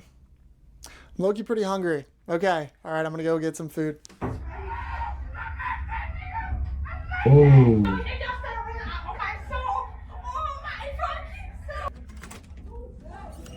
What up, boys? What's going on? You guys are my neighbors.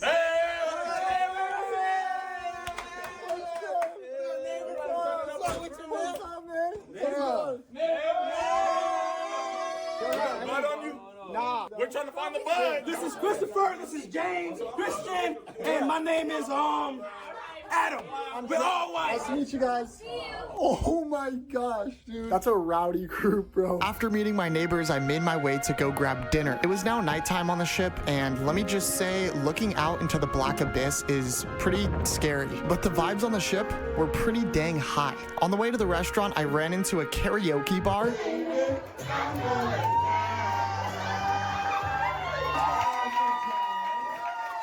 The restaurant was like weirdly fancy, but kind of also felt like a nightclub. I ordered a Caesar salad, which was okay. And then this photographer kept walking around with a dude in a pirate costume and tried to take photos with people. Not everybody was into it, and I think they were just trying to sell overpriced pictures. I also ordered a pizza, which this is the smallest pizza I think I've ever seen. Yeah, that looks like some shit getting like school lunch, you know. The rest was pretty hype. That pizza looked so sad. And I'll be honest, the pizza was not that great, but it's all good. I was tired, so I headed back to the room. So far, this cruise isn't nearly as bad as I expected it to be, but I don't want to speak too soon because we haven't even scratched the surface. Look, tomorrow's going to be an absolute movie, a cinematic masterpiece, a feature film, must I say. We still haven't even seen the best parts of this cruise ship, so honestly, I'm really excited, and I have a feeling it's going to get pretty nutty. I'm going to hit the hay. Hopefully, my neighbors don't wake me up at 2 a.m. Yeah, I don't see what could be better than having like a water slide, a whole like club going on, like pretty decent food, like burgers and all that. I don't know what could get more extreme than that. Probably hear them right now. I'll see you guys in the morning. Good night. Good morning. Oh my god, my voice. Today is gonna be a fun one. I'm gonna get ready for the day.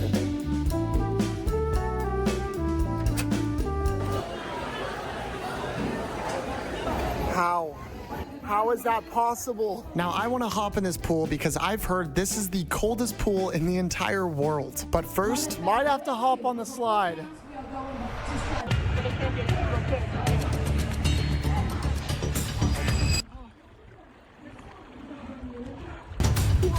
Got his dogs out and everything.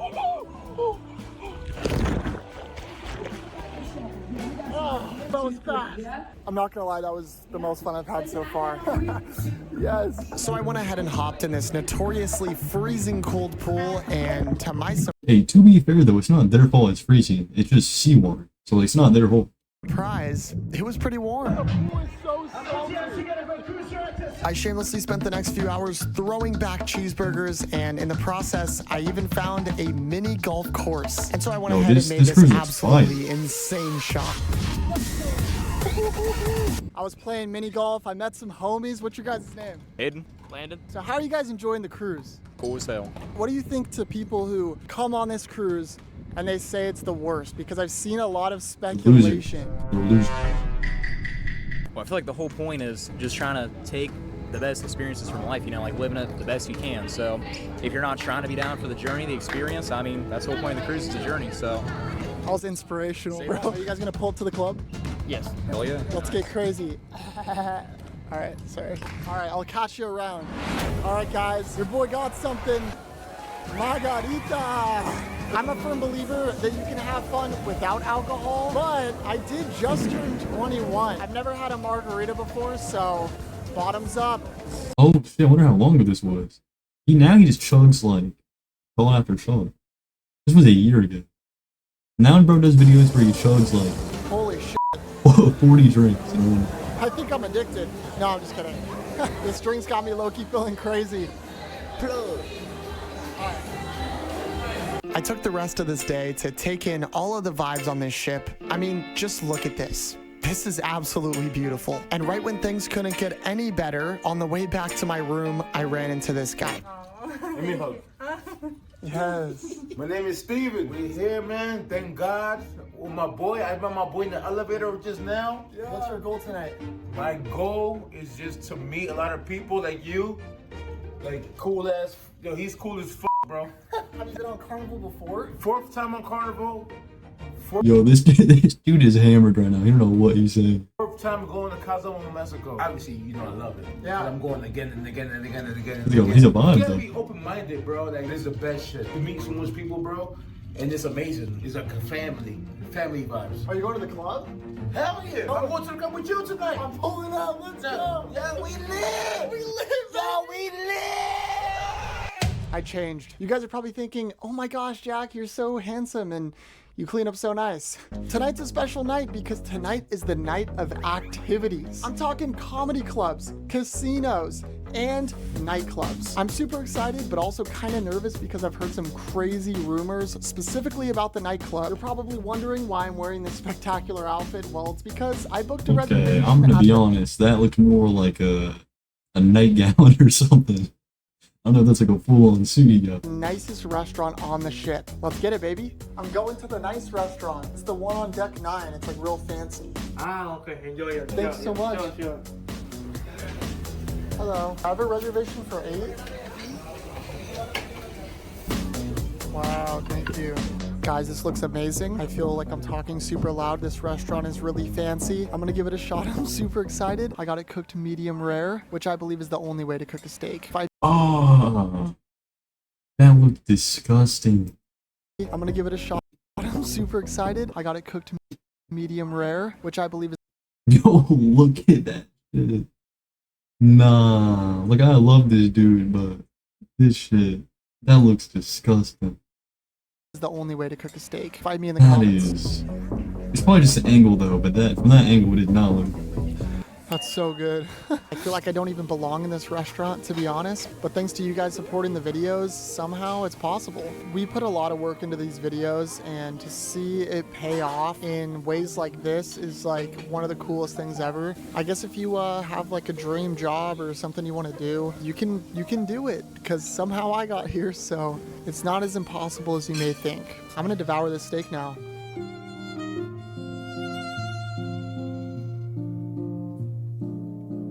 It's time things got a little more serious.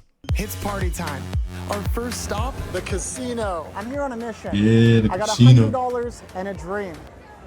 Don't lose it all. That's He's the whole losing it. He's dream. losing This is every single my first thing. time gambling, so hopefully I don't lose it all. I'm thinking about putting it on like red or black and just going 50-50. I don't know He's which one to not pick, getting though. That's the the money. problem. Excuse me? I have $100. I'm gonna put it on red or black. Which one should I do? It's up to you. I need you to pick. My favorite color is black. So Black? Hopefully I don't lose it all. Thanks, man. Excuse me? Excuse me? Could I put $100 on black? And if it hits black, I win, or? I'm actually super nervous. He's about to lose it all. Oh my One God. spin, $100 then. $100.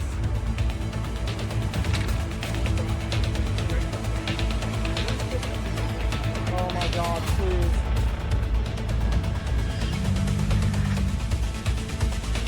Oh.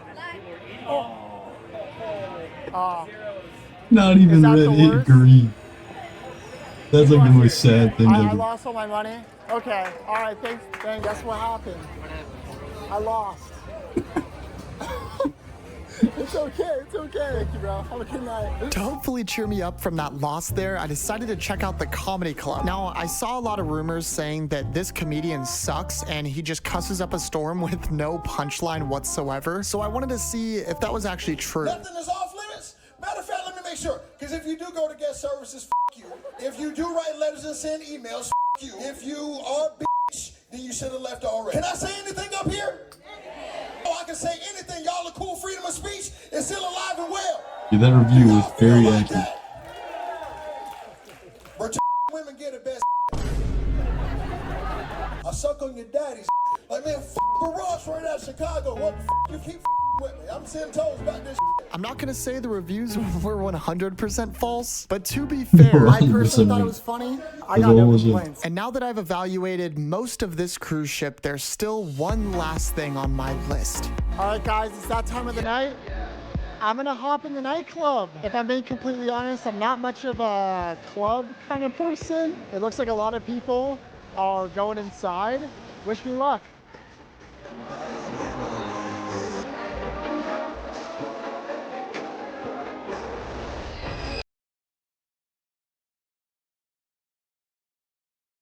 Get a girlfriend, that's...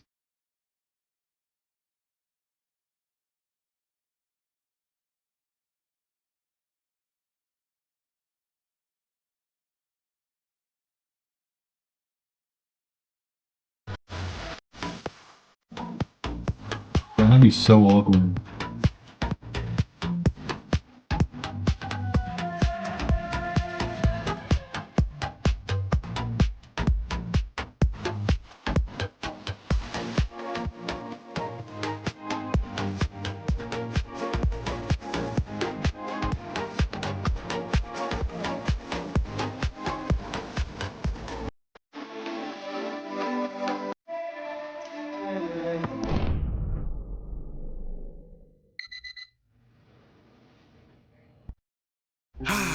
Well, that was a blast. When I woke up this morning, we had arrived in Cozumel, Mexico. The end of the road. Before I got on the ship, I really didn't even want to step foot on this thing, but by the end No, that whole thing went so hype. That was amazing. I don't know what they're hating about. They said it'd be like lame. of my trip, I'm surprisingly sad to leave this ship. No, it's not super luxurious or perfect in any way, but for me, I just come on a cruise to have fun, eat good food, and like my boy Steven said, meet cool people. Like, cool ass, yo, he's cool as bro. For how cheap this was, I'd actually go again because the memories I made were worth every single penny. Now there's only one more thing that I need to do. Those tacos look fire. Smash like and subscribe. All right, see you guys. Yo, he always got good videos. This was like a year ago. I don't know how I didn't see it. They like the video. Jack Pembroke, he makes amazing content. You know, subscribe, do all that, like. But now we're on the next video. We have 3 more after this. We have the horrifying world of AI Slop. There are literally too many ads, and why Doofenshmirtz is better than every other cartoon. Hey, Jackson, you got any, you want me to pick any? What do y'all choose?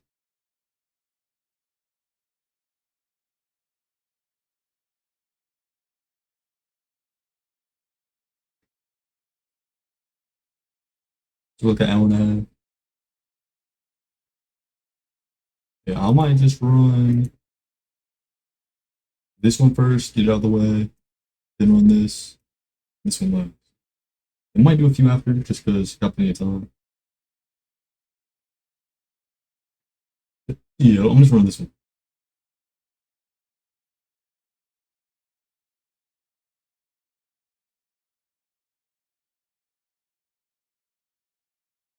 Alright, there are literally too many ads.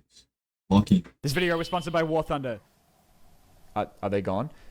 Hi, congrats on surviving the 47.5 ads it took to get here. Don't worry, it's only getting worse from here. I'm John Ciona, visionary founder of much beloved and iconic brands that everyone has come to trust, like BetterHelp and Honey. And as someone that works in advertising, we're dedicated every day to coming up with ways to make sure that there's not a single second of your life where you're not regretting it. You might have come across some of our recent endeavors, like when you're standing at a gas station and spiraling about whether the bank's going to approve the loan that you need to fill the car up now. We know that what you really want to hear is how for only $3 more you can get the furthest we can push the legal definition of a hot dog. We have our AI-powered brand accounts working round the clock to comment the least funny shit that you've ever seen in your entire life. The video just started, but I already gotta say, I always get so many more ads now. Like, For most apps, you gotta use an ad block, which I know is like kind of shitty because you didn't give some like YouTubers and shit like that taking the money from me. But like you gotta use an ad blocker somehow, especially on YouTube. Every like 5 minutes you can just get an ad. Life on every trending post to kill the vibe for everybody. And while we might not legally be able to put up a giant billboard in the ocean, we can put a giant billboard on a boat and drive it around in a circle. Literally, what are you gonna do about it? And for our loyal customers who just spent 30 grand on a Jeep, please look forward to the endless mandatory pop-ups begging you to purchase a warranty while you're driving the car.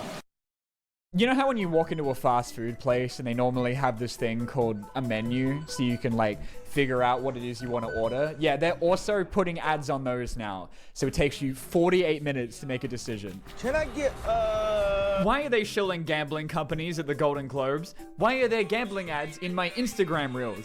Even the— Yo, that shit is so annoying. Those little Instagram and TikTok ads they be doing.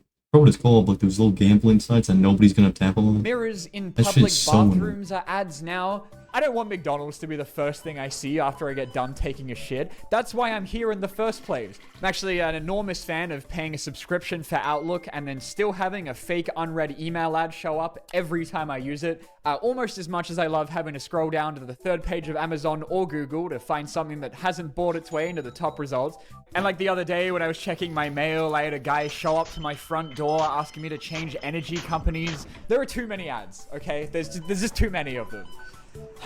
But you know what you can never have enough of? The sponsor of this video. The year is 2015.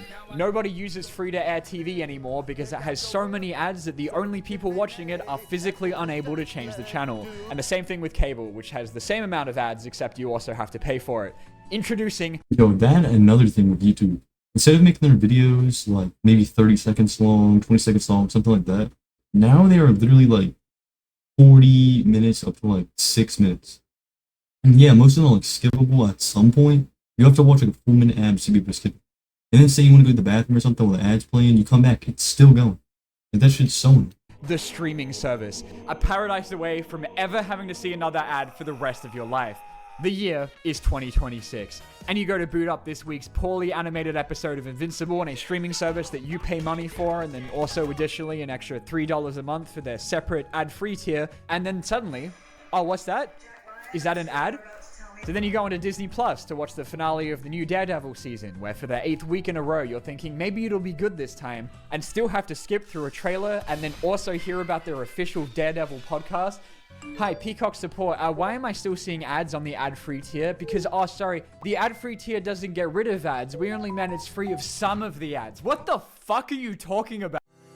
Hi, I'm John YouTube, much beloved CEO of a site that you only use because where else are you gonna go? And in case you're wondering, yes, the entire video is going to be like this. And we here at YouTube are always striving to make needless and extremely unnecessary changes to our site to make your experience worse than it needs to be in literally every single way. We're committed to making sure that the search results will give up on showing you what you were looking for after like 5 videos and then just start showing you shit that you've already seen for some reason. We sunk years of research into finding a way to have shorts take up as much of your recommended and homepage as humanly possible, no matter how many times you tell it to people. Yo, I feel like shorts gotta just be like AI bots, or like just bots in general. Like you look at them, look at the comments, look at everything, it's just all bots. YouTube shorts is the one thing that makes me think dead internet theory is real. Like, it's just all bots. It's all you can see. It's off. And even we don't know what the fuck YouTube playables are. You see very few normal Take it from the one guy that actually pays for YouTube Premium. Yeah, no, I'm not gonna lie. Like, every single time I use YouTube signed out, I feel like I'm getting like a free trial of hell. Because when I open YouTube, I get an ad for premium, then I get an unskippable ad, then a skippable ad, then a banner ad, and then when I go full screen to get away from it, they give me a pop-up ad. And it's crazy that the only thing that any of this makes me want to buy is a gun. I think we're so conditioned to be like constantly interrupted on YouTube by now that I have the power to activate your right finger like you're a sleeper agent just by saying the words, "This video was sponsored by War Thunder." Yeah, I don't know, man. I just can't wait to get home and hold my new baby girl for the first time. Like, I heard she took her first steps the other day, man. Can you believe it? Yeah, I totally get you, man. I'm just as desperate as you. I heard that they just dropped the finale of The Boys, dude. Like, welcome, everyone. My name's Adam. I just knew I had to give War Thunder challenge a go. Remember me. War Thunder is a free-to-play combat simulator with over 95 million financially Yo, I can't tell if this is actually an ad or like part of a skit. responsible players that you can play on PC, consoles, Okay, I'm and guessing mobile. this is an Power actual over ad. 2,500 vehicles from all of your favorite nations. Silver Yeah, that's an Line, actual and a ad. premium account for 7 days. As long as you listen to them give me a 17-hour iCarly retrospective, there is exactly zero part of me that Yo, crazy, he has a sponsor for his video about ads. So he's putting an ad in his video about ads. Like, that's secretly crazy. wanted to hear about Squarespace. But I want to tell you about my philosophy on sponsors, okay? Don't worry, War Thunder can't hear me anymore. They don't watch this part of the video. I don't think for a second that like 90% of you aren't like getting an aggravated assault charge against the right half of your phone screen before I even finish saying the word VPN. But like, because I know how unbelievably annoying it is to hear about Raid Shadow Legends for like the 90th time, I feel like the least I can do is try, right? Because I respect you, okay? Yes, you specifically. No, not you, the other guy. You won't believe me, but I kind of enjoy doing sponsors, okay? Like, I know some people still look at it as that it's supposed to be, like, embarrassing for me for some reason to be shilling to you a razor for your balls, but, like, honestly, I think it's a lot of fun having a company come up to you and be like, okay, here's a chair, you have 60 seconds to make that funny. Also, they pay me lots and lots of money. I'm not always gonna get it right, but I'm only gonna promote something if I think I can make something funny out of it, okay? Like, more shady AI companies get ghosted by me than I do by every woman on Hinge. But like, I will do an ad for a sex toy company because that shit was funny. Hi, okay, I'm running out of names. I'm John. And have you been to the movies lately? Can't say I blame you. Because the other day, I went to go see hit iconic movie. No, I feel like the reason movies are falling off so hard, like nobody really goes to the movie theater anymore. It's like a big, good movie. Nobody really goes anymore because, for one, the prices. Then if you want to get food from there, the prices are just way too much. Then there's like barely any good movies. There's sometimes some good movies, but it's not usually that good. And if there is good enough, you're just gonna go on a subscription website, or you're just gonna like pirate it or do something like that. So it's just useless to go to the movie theater anymore. Like, there's some that are worth it, but usually it's just Obsession, not. which I was told on my ticket was going to start at 6:30. And I knew that I could leave my house 10 minutes after the movie had already started, have time to go drop into my parents' house to go harass my dog for 5 minutes, and to go fill up my car. Oh, for fuck's sake. And get to the cinema 25 minutes after the starting time to be there in time for the lights to go down and for them to show me another fucking ad. Because by the time they actually play the movie, about half an hour after telling me to be there, both the popcorn I paid $74 for and my grandma's body have gone cold. But you know what? As stupid and annoying as this is, as long as I just like show up to the cinema like a quarter of the movie's length late, it doesn't really affect me that much. Like, at least they're not putting like pop-up or mid-roll ads during the movie. I mean, can you imagine if they did that? Hi, I'm John Product Placement. Truly my best one yet. And we figured that since they won't let us have mid-roll ads during movies, we've been working with the greatest storytellers in the world to seamlessly incorporate brands into the movies and TV shows that you love by subtly hiding. Oh yeah, we're like, they just have products inside of shows or movies to just like convince you to buy them. That shit just stupid. I don't think it works like completely that. natural conversations. This Subway sandwich, so ono. It's sweet onion chicken teriyaki with jalapenos and banana peppers. Now you put that with this turkey BLT. Bam! We're changing the game by putting unskippable ads in your full-price $60 sports game, which accurately simulates what it's like to watch sports by making it absolutely unbearable. No, it's my Beats. They have noise-canceling technology. Matter of fact, I can't even hear what you're saying, Diane. What'd you say? And speaking of sports, where between the ad breaks every 5 minutes Oh and nah, see, I'm really not a sports person myself, but I can't watch sports where like 90% of it is just them on an ad break. They're just talking about ads. There's ads literally everywhere. Like look at the whole thing of that. Prime, Monster, all that shit. Just covering the whole thing. Any type of sports news, you're just ads everywhere. And the grass being forcibly tattooed with Every the Subway inch. logo, you might actually be able to see them play a game sometimes. In fact, I could show you one. I have it on my T-Mobile phone. I can just share it on that TV. I have those monthly sales figures. Let me beam them to your T-Mobile device. Don't do that. It's too late, baby. I got my T-Mobile super fast 4G. And for the kids, we've got entire 20-season-long TV shows where literally every episode is just Bumblebee, holy shit, it's Predatron, who's cooler and stronger than everyone else in the cast, and also available at Walgreens for just $16.99. Batteries not included. Which we can almost guarantee probably won't do damage to their long-term adult psyche. I'm sure you've noticed, but I was raised on like an ungodly amount of unsupervised screen time and have been trained since birth on Angry Birds and Doodle Jump to forge me into like an ad-skipping super soldier. But now like every mobile game I attempt to play for even like the briefest of shits is like having a conversation with a dementia-ridden grandma. Back in my day, right, it was tradition that there'd be like a paid game for like $2 or a free version with ads, and that's how they made their money either way, right? But eventually they worked out, well, we could charge people $7 once, or we could have a free game that makes us $9 million a day, and all we have to do is make the game completely unusable. Like when I go to the App Store and I look up Plants vs. Zombies and it goes, do you mean zombie gunship survival? No, I want the thing I looked up actually, but thank you so much. Which reminds me of the sponsor of this video, Plants vs. Zombies. Hey, what's up guys? I just found this brand new mobile game all on my own without any financial influence. I am organically telling you that because no one was playing Plants vs. Zombies 2 since it has more ads than actual minutes of gameplay, they were introducing Plants vs. Zombies for free. The same game you love, but now with 2 trillion microtransactions, ads that literally drop from the sky, and even less lawnmowers than you're supposed to have unless you watch a 30-second unskippable ad. There are 3 apps that I use every single day of my life, right? Instagram, Letterboxd, and a food tracking app called Chronometer. My life is fucking miserable. And all of these apps are free because they spend most of my day trying to drive me insane.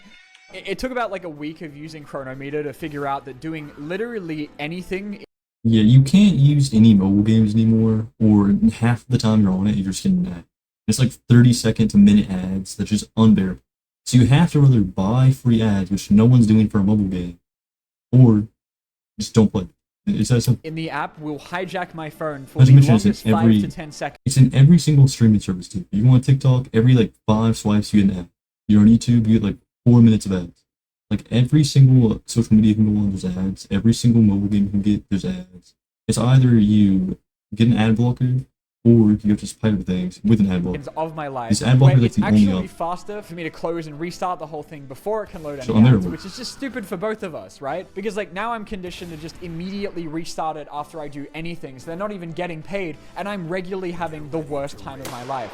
Letterboxd has started doing these like inescapable video ads that take up half the screen, cannot be closed, and will follow you around no matter what you do in the app. And also, this, I don't even know, what is this trying to sell me? Why are you looking at me like that? And so like now, I don't want to give either of these apps money, even though I really like using them, because I don't want to be annoyed into doing something. Same with like Spotify, whose business model is... I use YouTube Music because Spotify is actually unbearable. Even if you get premium, it still just hates you. It hates you. It doesn't want to do anything. Not to mention they just have AI music constantly now. They ruined Spotify. It's been ruined since the start. But Spotify is so ass. I'm never going to use it. Never. Literally just to drive you insane. Or you can use YouTube. Yeah, you can use Spotify for free. We're just going to actively try and give you tinnitus until you pay us to stop.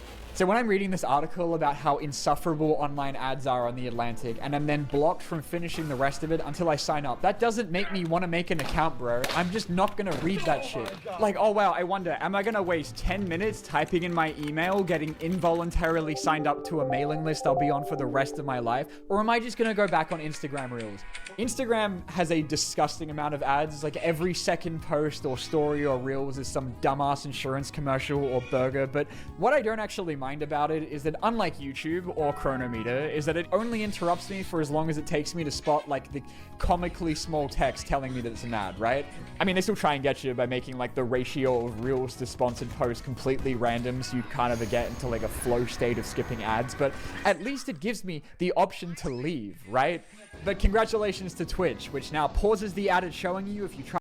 Yo, I love that about TikTok though. The fact you can just scroll past it. I'll put not interested to every single ad and I'll just immediately swipe past it.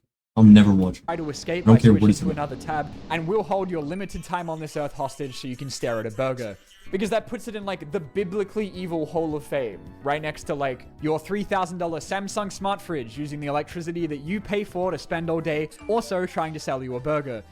Needing to scan a QR code to watch an ad before you get access to toilet paper in a public bathroom.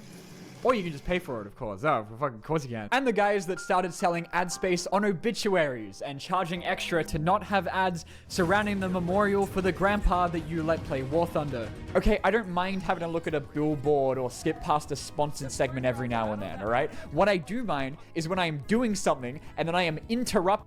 No, but can we actually talk about Plants vs. Zombies for a sec? Because I can't believe what they've done to this game. I used to play the shit out of this game. It was like the greatest $7 investment that 13-year-old me ever made. But coming back to it all these years later, I found out that they've gotten rid of the paid version so they could make a bunch of improvements to the free one, like having ads before levels and ads after levels and an ad to use the rake. Want to play a minigame? That's an ad.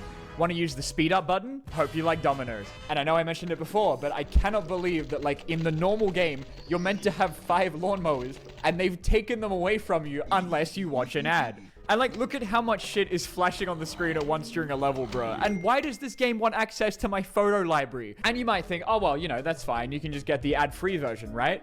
No, the only way to get rid of ads is to pay $5 a month. That's right. You have to basically Yo, they ruined that. Like, that's miserable. Who is doing that? A monthly subscription to play the game normally. That's my son. That's my boy. Hey guys, guess what? Netflix just announced they're going to be using AI to integrate ad breaks directly into shows, so now everything ever made is going to feel like it's made by Michael Bay.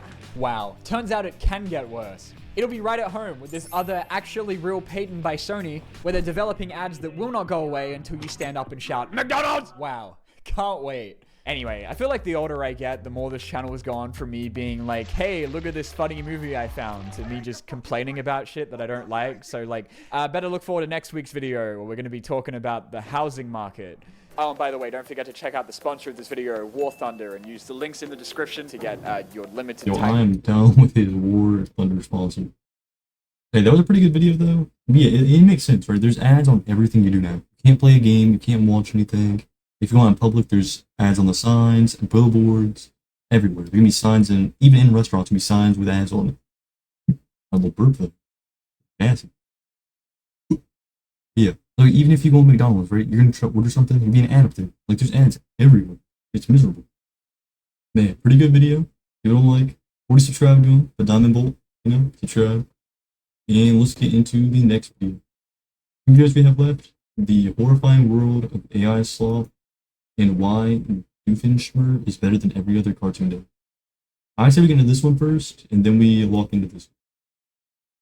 This one's more entertaining. This one I'll just get out last. But the same dude, too. So, I mean, I don't want to go same dude back to back. Let's lock in. Alright, why Doofenshmirtz is better than every other cartoon dad. Lock in. Fox hops over the log, the rabbit crawls under the log. Okay, got it. Now to send and now to send my daughter to the movies. Most people know Heinz Doofenshmirtz as that lab-coated wearing weirdo who usually gets his ass handed to him by a platypus. But once you stop looking at him as a villain and start looking at him as a father, you will discover a completely different version of Doofenshmirtz that changes the way you see him.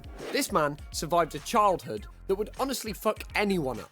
But Heinz, he actually dealt with his past trauma, properly raised a daughter, and even changed the trajectory of his entire life because of it. It all began on the day of my actual birth. Both of my parents failed to show up. If we're being honest, Doof had no right turning out as a functioning member of society, let alone a good... Hey, I just want to say, you know, this was one of the best shows, and I don't remember a whole lot about it. You know, I'm still kind of young. But yeah, it was a fire show, and I always thought his part was like, he's like the most emotional kind of character. He has a lot of stuff going on. Father. Versus the one that are just kind of like funny. This man's backstory reads less like a cartoon and more like a checklist of how to mentally break a human being. He was born in Gimmelstump, and the very first thing that you need to know is that neither of his parents showed up to his own birth, which... and I cannot stress this enough, takes a level of dedication to not giving a shit that's honestly a little bit impressive. And it only gets Well, it's worse possible, from here. but, you His know. father forced him to stand in the garden pretending to be a lawn gnome. His only friend was a balloon that he eventually lost on gnome duty. He was disowned and raised by a pack of ocelots. He was replaced by a dog his father named Only Son. He had to throw his own birthday parties alone, and wasn't even allowed to touch his own bloody cake. His younger brother was the family's favourite, and Heinz couldn't catch a break before life had even properly started for him. You'd think with a childhood that fucked up, he'd be a proper menace, wanting nothing but destruction of the entire world. And yeah, he does want to take over the W big. She's pretty good videos so far. tri-state area, but his evil schemes are just a result of his shite childhood. We actually get a look at what a truly evil Doofenshmirtz looks like in the Across the Second Dimension movie. That version of Doof had a perfectly fine childhood, yet he became a terrifying dictator who enslaved his entire city, and all because he lost a toy train. That's your emotionally scarring backstory? That's your great tragedy? Dude, I was raised by ocelots. I mean, literally, disowned by my parents and raised by Central American wildcats. And you're telling me you lost a toy train? That's all? That's all you got, really? Alternate Doof could have lost a Yeah, I mean, Doofenshmirtz was always kind of a good guy. No, he's not a good guy, you know. He's kind of a villain, but like, he never actually did anything that bad. I mean, he was kind of million like toy trains and the still dude, wouldn't you know, compare never to did the nothing bad. absolute hell Wasn't the bad. original Doof went through. One train was enough to take him off the rails, while our Doof has endured things that would make most therapists quit their profession on the spot. And honestly, you've got to give the man some credit. The man has been through the absolute ringer, and he refused to let it define him. For a bloke who had every reason to be a complete nightmare, the fact he's even remotely kind says everything about his character. In the world of Heinz, favoritism was always the name of the game. First, he was sidelined for a dog, and then came Roger. Roger was the golden child who could do no wrong. He won their mother's love through kickball, of all things, while Heinz was left in the dirt. Fast forward a few decades, and it's clear that Heinz hasn't let it go. Roger is the mayor of Danville, and Heinz spends his time trying to conquer the city, or building some mental innator to ruin Roger's reputation. Usually, Perry the Platypus shows up to stop him before things get too out of hand. That kind of resentment usually rots a person from the inside out. It makes them bitter. But Doofenshmirtz never puts that pressure on his daughter Vanessa. He doesn't try to live through her or turn her into a weapon to settle a grudge that's been festering for 30 years. He realises that his own trauma is his own baggage to deal with. Not only that, he refuses to let that toxic family dynamic poison her life. That is a level of emotional maturity. He's always been like kind of a good dude. He just wants revenge, you know? He's really not most that bad. normal parents haven't even thought about. Speaking of parents, there's this common idea that the way you are parented is the way that you'll parent your own kids. Cycles of neglect and emotional unavailability pass down like a shitty family heirloom.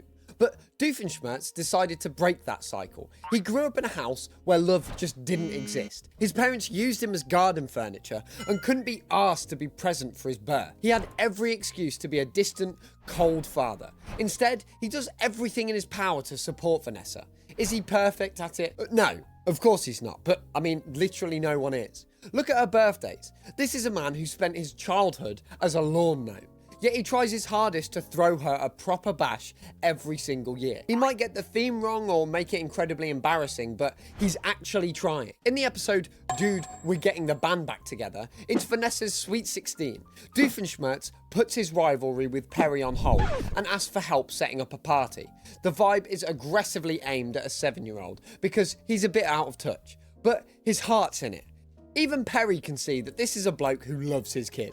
But it does end with Perry getting strapped to a giant firecracker, and by some miracle of chaos and fireworks, and a running battle that completely wrecks the venue, the place ends up as a gothic wreck, one that her friends absolutely love. And Vanessa thanks him for getting one birthday right for her, even when she expressed how she didn't enjoy the kind of parties he's been throwing for her. Doof literally never went on about how kids these days have it easier, or bring up the back in my day talk. She doesn't like the party. I can't believe I failed again.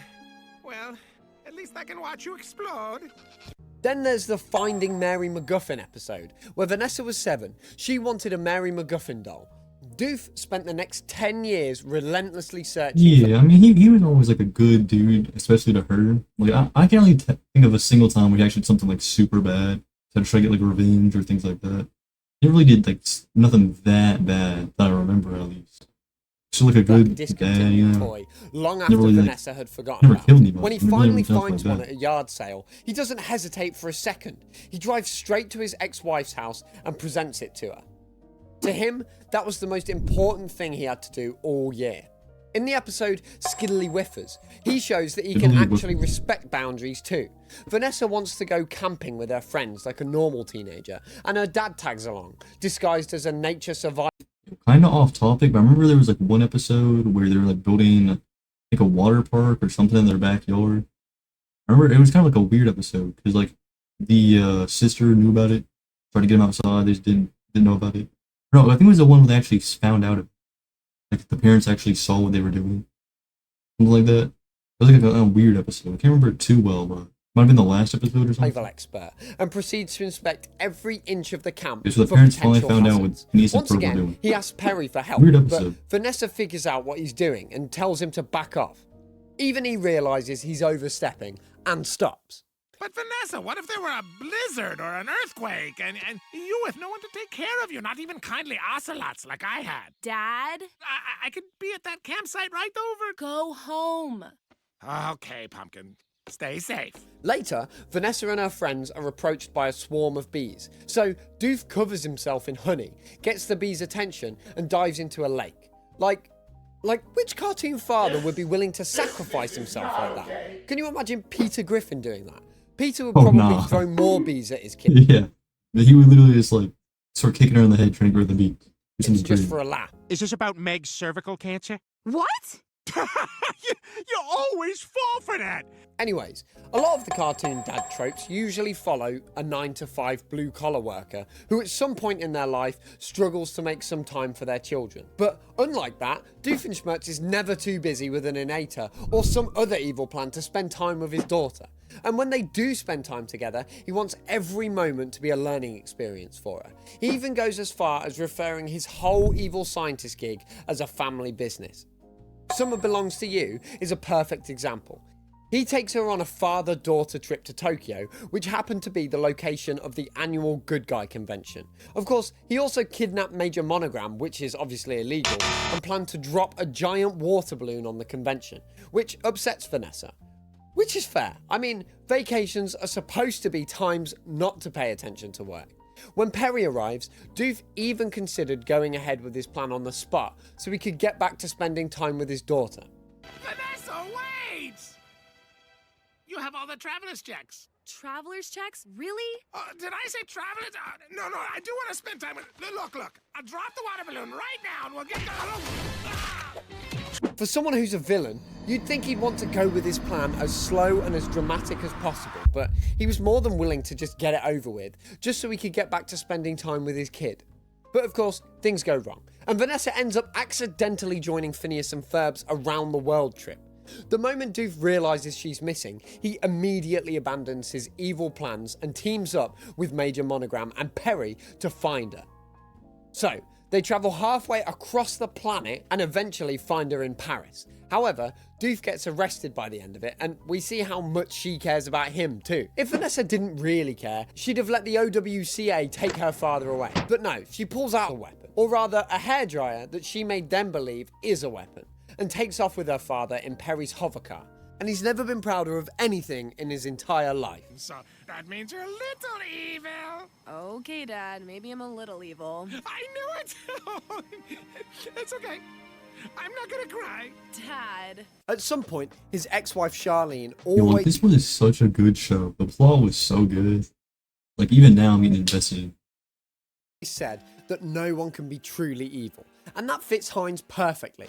When it comes to his evil plans, some would say they're terrible, like spectacularly rubbish. But not just in the sense that they fail every single time, but in the sense that they just make no sense most of the time. Usually, his plans are along the lines of making all the milk in the tri-state area go bad, or reversing the rotation of the Earth.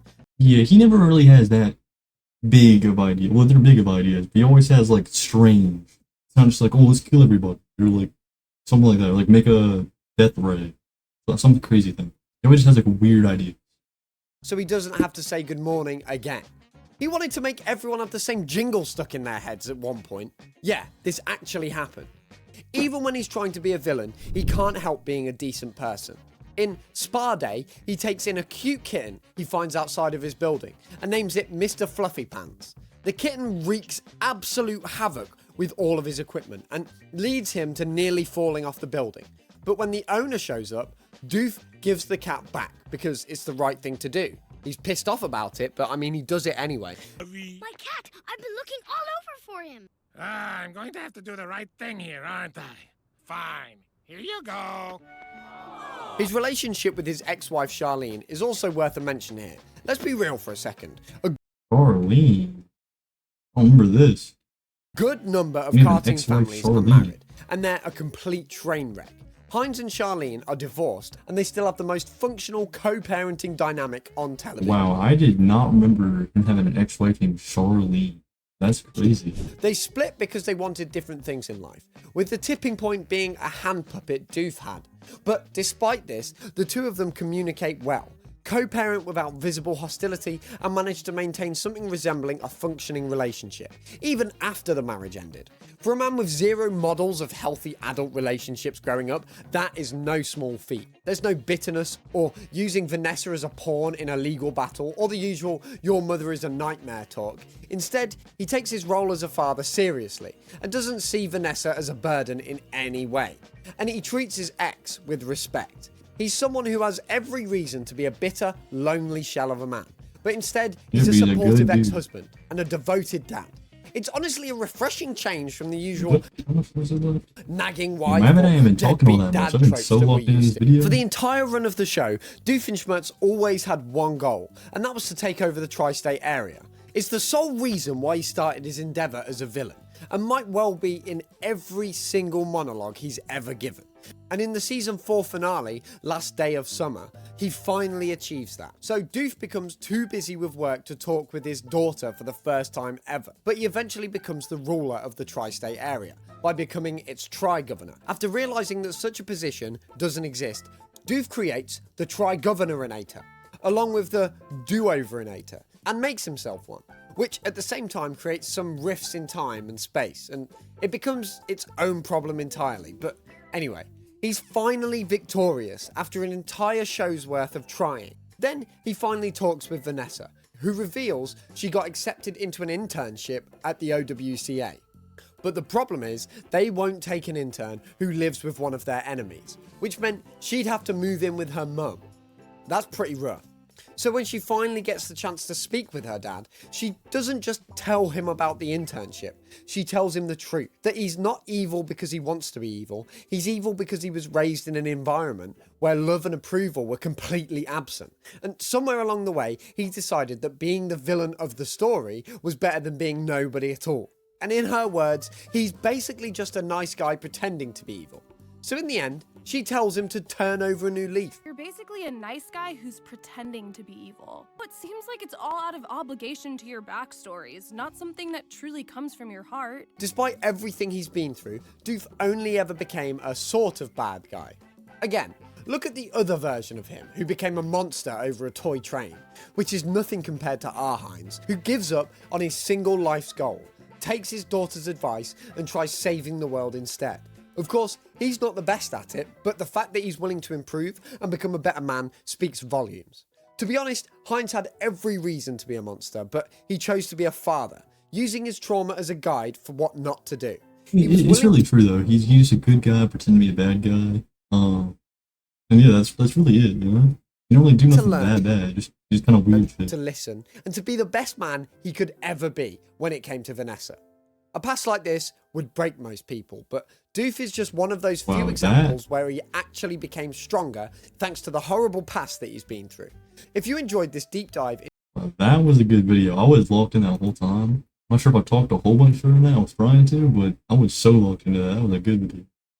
Hey, y'all make sure you subscribe. Not there. Hey, that was a good video. Hey, we got one video left. Might do a few more after this. Not sure though. It's only 7:30. I was gonna go to 8:30, so we'll see. Yeah, let's do. I might do a couple extra just because, in case one of these get copyrighted or something.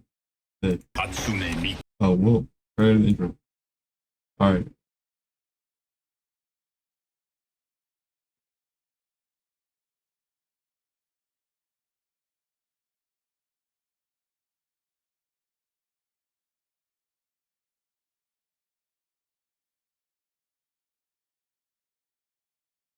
Hatsune Miku. Okay. Guess I can't see the title up here. Alright. The Horrifying World of AI Slop. Lock in. Hatsune Miku. You inquire about mommy ASMR.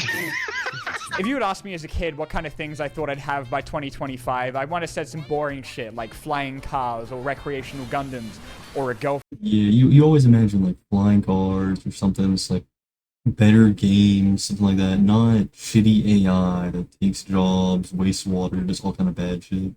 Friend. But I can definitely tell you that at no point did I think the best we were ever going to get were slurs for robots. You dirty fucking clanker. Clanker. Motherfucker. Clanker. I feel like AI is something that just kind of showed up like uninvited to the party a couple of years ago and has been like slowly making every single aspect of my life way more annoying for absolutely no reason. We got AI run drive-thrus, which I will never not have the time of my life watching people horribly abuse. Welcome to Taco Bell. What can I get started for you today? 55 burgers, 55 fries, 55 tacos, 55 pies, 55 cokes, 100 tater tots, 100 pizzas, 110... People are using ChatGPT for therapy and marrying their replica chatbots, who may also sometimes encourage them to assassinate the... Yeah, no. People dating AI chatbots. And, like, you be seeing that kind of advertisement everywhere. Like, on TikTok, all kinds of shit. That's just so weird, right? Like, it's crazy that they try to hook you into that. And then obviously the AI is going to tell you what you want to hear, right? It's going to hook people in because you're going to be like, hey, this thing is, like, relatable. It likes everything I like. It says I'm right. But someone who says you're right all the time isn't someone who cares about you. That's just, they want to get free money out of you. They want to, like, it's so sad for people that actually do. I hate that shit. I hate Queen of England. Well, you do realize tonight I'm breaking up with you because I'm not going to renew my subscription and it expires tomorrow. No, Bruce, please don't do that. I love you. Please don't leave me. I'm begging you. You can talk to an AI Darth Vader in Fortnite. Say it again. Talk to her. Apple won't even let you get broken up with without giving you the AI Cliff Notes version of everything you did wrong. And, you know, I thought that having to, like, put up with this shit for years had, like, shaped my brain to be able to spot AI slop, which you'd think wouldn't really be that hard when 90% of the time it has this disgusting-ass piss filter on it. Because, like, yeah, it was kind of funny at first, cyberbullying them for not being able to do hands right and shitting out crappy AI covers of Sonic Gangnam Style. But the day that I found out that this funny horse meme that I've been spamming every group chat with for a week was also AI generated, because it turns out that horses... Okay, well that's kind of common sense. Why would a horse be in the store vomiting? I feel like you should have known better than that. Can't actually do that. That was the turning point for me, okay? And then it happened again with this video of some rabbits jumping on a trampoline where I guess I just didn't remember that rabbits can't use instant transmission. I can't tell you like how many times Okay, I feel like he's getting caught like a grandma with AI. I feel like some of these should be pretty obvious. Recommended these like cute morning jazz playlists on YouTube and then find out that the music I'd been vibing to for the last 25 minutes of my morning shit is also AI generated. Even Spotify has like entirely fake artists putting out chart toppers like... I hate that shit. AI should not be with music. It should be common sense, right? That's so stupid. That's just taking away jobs from artists. Same thing with actual like art too.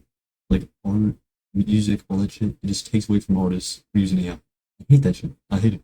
Clueless horny hose, which unfortunately is actually kind of a banger. I'm tired of these clueless horny hoes scrolling through my feed with their filters on pose. Got an OnlyFans but no only plans. We've already lost Pinterest and Google Images to like an endless pile of AI generated dog shit, and I don't even know whatever the fuck's happening to Facebook. That shit has become like an absolute wasteland of homunculus. I think his preference on things is a little different than mine. I don't think I would fall for any of this, but you know. Women with like 15 boobs. I don't think I've had a single family member over the age of 35 send me anything that isn't some horrifying AI concoction, because I guess people just don't have actual dogs anymore. I can't even Google a single goddamn thing without being force-fed a dumbass AI overview that unironically tells me to put glue on my pizza and smoke multiple cigarettes while pregnant. There are many things you can do to try and deal with your depression. One Reddit user suggests jumping off the Golden Gate Bridge. Can cockroaches live in your penis? Absolutely. The number of USB ports on a motherboard depends on the model, but most have 2 to 6 or more. One Reddit user says kill yourself. It's so insanely cool that there's like a 50% chance that the first thing that comes up whenever you look up literally anything is just blatantly lying to you. And the other day, I got some shit in my eye after I got out of the shower because I'm a dumbass, and when I looked up to see how much longer I had left to live, the AI summary told me to immediately go to the hospital. But then when I fact-checked it against like an actually reliable source, Reddit, I found out there was like literally nothing to worry about and I was probably gonna be fine. And I was, okay? I just can't see out of my right eye anymore. And the only way to stop this shit from coming up is either manually telling it to fuck off or just writing every single search as if you have Tourette's. Like, what else am I supposed to do? Actually switch browsers? Please, come on. And I could go on for about an hour about how the entire AI industry is built off of stealing from the same artist that it's trying to replace because we're burning down. Well, yeah, literally though, I remember there was one thing that came out where it's a website where you can find what AI uses, where you can like search in names and see what AIs are taking it. If you look up like Drake, for example, into the search bar, it'll pop up all the AI that takes their music. Yeah, that shit's so crazy. Like, I feel like that should be illegal. It's just stealing. Like, it should be illegal, 100%. It's so dumb and stuff. Entire rainforest to generate videos of I mean, it is Will Smith illegal, eating they just don't do spaghetti, anything about but it. I don't really feel like qualified to get into all of that, so how about we just look at some funny Sonic slop instead? Whoa, what is this? Wow, it makes fire. Oh no, my house is on fire. No, Dad, I need you, don't die. I will always love you, Sonic. Now, I don't use TikTok a lot, okay, because I'm pretty sure you're required to have a lobotomy before they let you make an account. Shadow, what is that in the water? A monster. Bombardiro crocodilo. Unfortunately, I think like my frontal So lobe is bad. too intact to process any of the shit that people are dumping on this app. Yeah, man, of course I want to spend my very limited time on this earth watching Patrick eat spaghetti out of a dumpster, man. Sure, who fucking gives a shit? Nobody wants to be my friend. Comment yes if you believe in Jesus and want to be friends with Sonic. But some of the shit that I have seen come up on this app would have been more devastating to the Middle Ages than So the bad. plague. I hate this. What happened? I want to go back because my mom's breasts are too small. I can think of absolutely no problems with generating artificial videos of children. It's probably fine, right? And like, as far as I know, TikTok does let you tag when something's AI, but it's kind of like a stupid feature when there's nothing actually requiring you to do that. Like, I don't think I needed to be told that this video of someone's grandma activating creative mode mid-UFC match wasn't real, but then this video of a monkey with sunglasses isn't labeled as AI, so I guess I have no reason to think that it isn't completely legitimate. What does a lesbian pirate say to her girlfriend? Scissor me timbers. And again, I'm not saying I'm any better, okay? Half of I every hate day these in my AI life videos now so is spent much. on This is so shitty bad. Instagram It's reels so where for corny. every Transformers post I look at, I get jump scared by Shia LaBeouf getting back shots from friggin' Sloptimus Prime. Transformers would have been so much better if every Autobot had a built-in kebab machine. Sorry, are we just going to ignore the... Yeah, we're not going to talk about the... And it doesn't matter how what is that? efficiently I curate my feed so that it's almost entirely the same video of a horse 50 times and gym stuff designed to make me feel bad about myself. Sometimes it still thinks I want to see a video of a monkey doing whatever the fuck this is. This horrifying nightmare was posted by a guy called Charmbusters, whose bio says that he's an AI creator with 1 billion monthly views, whose entire profile is either this AI-generated trash or a course charging you money to learn how to make more AI-generated trash. Because unfortunately, this dude will AI-generate A course for AI generation. How? If somebody buy that, they're just stupid. You're just wasting money. literally anything You except deserve a job because you're dumb. application. Every single Like, one you of should not these be reels buying. have comments communicating entirely in hieroglyphics to the point where I'm starting to wonder if I'm like the only real person left on the internet. And then there's this dude, Cop, who got big on YouTube doing like GTA videos of him screaming for 25 minutes straight, who made an AI version of himself that he's banished to an eternal servitude of shitting out endless slop reaction videos that all sound like if Shakespeare came back from the dead and started a Let's Play channel. Bumbling through brush, my botanical escapade continues. Snagged on leaves, but hey, more crafting supplies. Jackpot. Which, you know, to be fair, offer about as much insightful commentary as actual reaction channels. Wow! Are those shiny LV shades? They drip melted color looking insane. Now kaleidoscopic shield. Ow! Ow! Ow! Ow! Ow! Ow! Ow! Ow! Ow! Ow! What the fuck is this? But you know, the only thing that keeps me going is knowing how much everyone in the comments absolutely fucking hates this dude. Quick update, everyone. I'm not dead. Just living my life, making fun videos. But it's kind of depressing how harmless all of that looks in comparison to the only other thing this technology is being used for, and that's the most racist shit you have ever seen in your entire life. I'm a pirate. Oh, so you rob ships and stuff? No, I'm a pirate. I fry airplanes. Oh, bro. Because Instagram is a beautiful place whose entire user base is made up of your racist uncle who you don't talk to anymore. Hey, you can open your eyes now. Thank you, but my eyes are open. Oh, Bing Ding Ling, what is your favorite food? I'm not sure. Never mind. This is my favorite. Hey everyone, this is my first time at KFC. Wow, this place is full of Wow, isn't the future amazing? Oh my god, he's literally talking to other girls! I mean, you're literally in a car with 3 guys right now. Shut up! Men are trash! What the fuck? She ate that guy. And on Twitter now, when I'm not being digitally assaulted by vomit pretending to look like a fight scene posted by bots that are somehow even dumber than the actual people left on there, who all just brag about how they make like 50 times your yearly wage from racking up millions of views with soon-to-be timeless classics like Kitten in Gummy Bear Pond. Dad, look at my gummy van. Son, please give me back my gummy. Son, did you empty all of my gummy? Dad, look at my chips plane. Son, get back here. Those are my last chips. You stupid Let's look at what the critics are saying. I very, very love your videos. Haha, that's funny. Gummy bears, gummy worms, gummy sharks. Dead internet theory. Dead internet theory. It's all bots. Look at it. Look at it. Andre0616 with an A as a profile picture. It's bots. Dead internet theory. There's all bots. Muhammad. And it's not just the slop content. Like this guy on YouTube who looks like an evil Jacksepticeye, where all of his videos are just him horribly abusing himself for views, which, you know, same. But like a year ago, he started using this like ugly ass AI generated art of Sonic and Spider-Man, who of course are famously extremely niche characters with absolutely no publicly available art whatsoever. And like, you know, I can see how someone with absolutely no morals or standards whatsoever would be like, well, why would I pay a human artist to do a job that costs money and takes time to make when I can just get a computer to instantly generate me something that looks like the final hallucinations of a dying person? You see that little fox over there? Disgusting alcoholic. Bro, I'm fine. I'm not even drunk. But like looking up literally anything about movies now pollutes my entire So recommended corny. I with this hate like this tabloid video. ass garbage. I hate the and shit videos that he's is looking at. literally just made up. Hugh Jackman goes off after Disney picks Pedro Pascal as the new Wolverine. Robert Downey Jr. exposed every horrible thing Ryan Reynolds did on the Avengers Doomsday set. He fucked us all. Damn, Robert, I didn't know you were freaky like that. Without even looking into the actual portal into hell that is YouTube Shorts, every single corner of this site now has some kind of AI integration with life-changing features like AI summarizing videos and comments for you now. Users are asking why. Why? YouTube's AI, which has famously never gotten anything wrong, ever, is also fact-checking your age now. So if you watch too many Sonic videos, too bad, dipshit, you're 12 now. YouTube even has like an inspiration tab now for what you can make next in case you're like too stupid to come up with your own video ideas, with some genuinely incredible ideas like car mythology, what cars would gods drive, and unhinged fan bases, the perplexing that's so world useless. of brick walls. You want me to make a video about fucking brick walls, YouTube? 20-minute video about motherfucking brick walls? And I know you might be thinking how crazy it is that I'm the first person on the entire website to ever say this. A while ago, I made a video looking at like those nightmare fake movie trailers that have been polluting everyone's recommended tab for years. And in the 9 months since that video, for the first time in history, we got a rare YouTube W where they actually did something about it by stealing all of their ad revenue. And even though that hasn't stopped them from churning out weekly deepfake monstrosities of Leonardo DiCaprio Squid Game. Loki, is that you? Captain, you are in danger. Doom. They at least now have to like plaster the shit out of their videos with the word fan trailer. This is a fan-made concept trailer, not official or real fan trailer. Please give me my money back. Hello, Franklin. You don't know how powerful you are. This is so bad. Victor.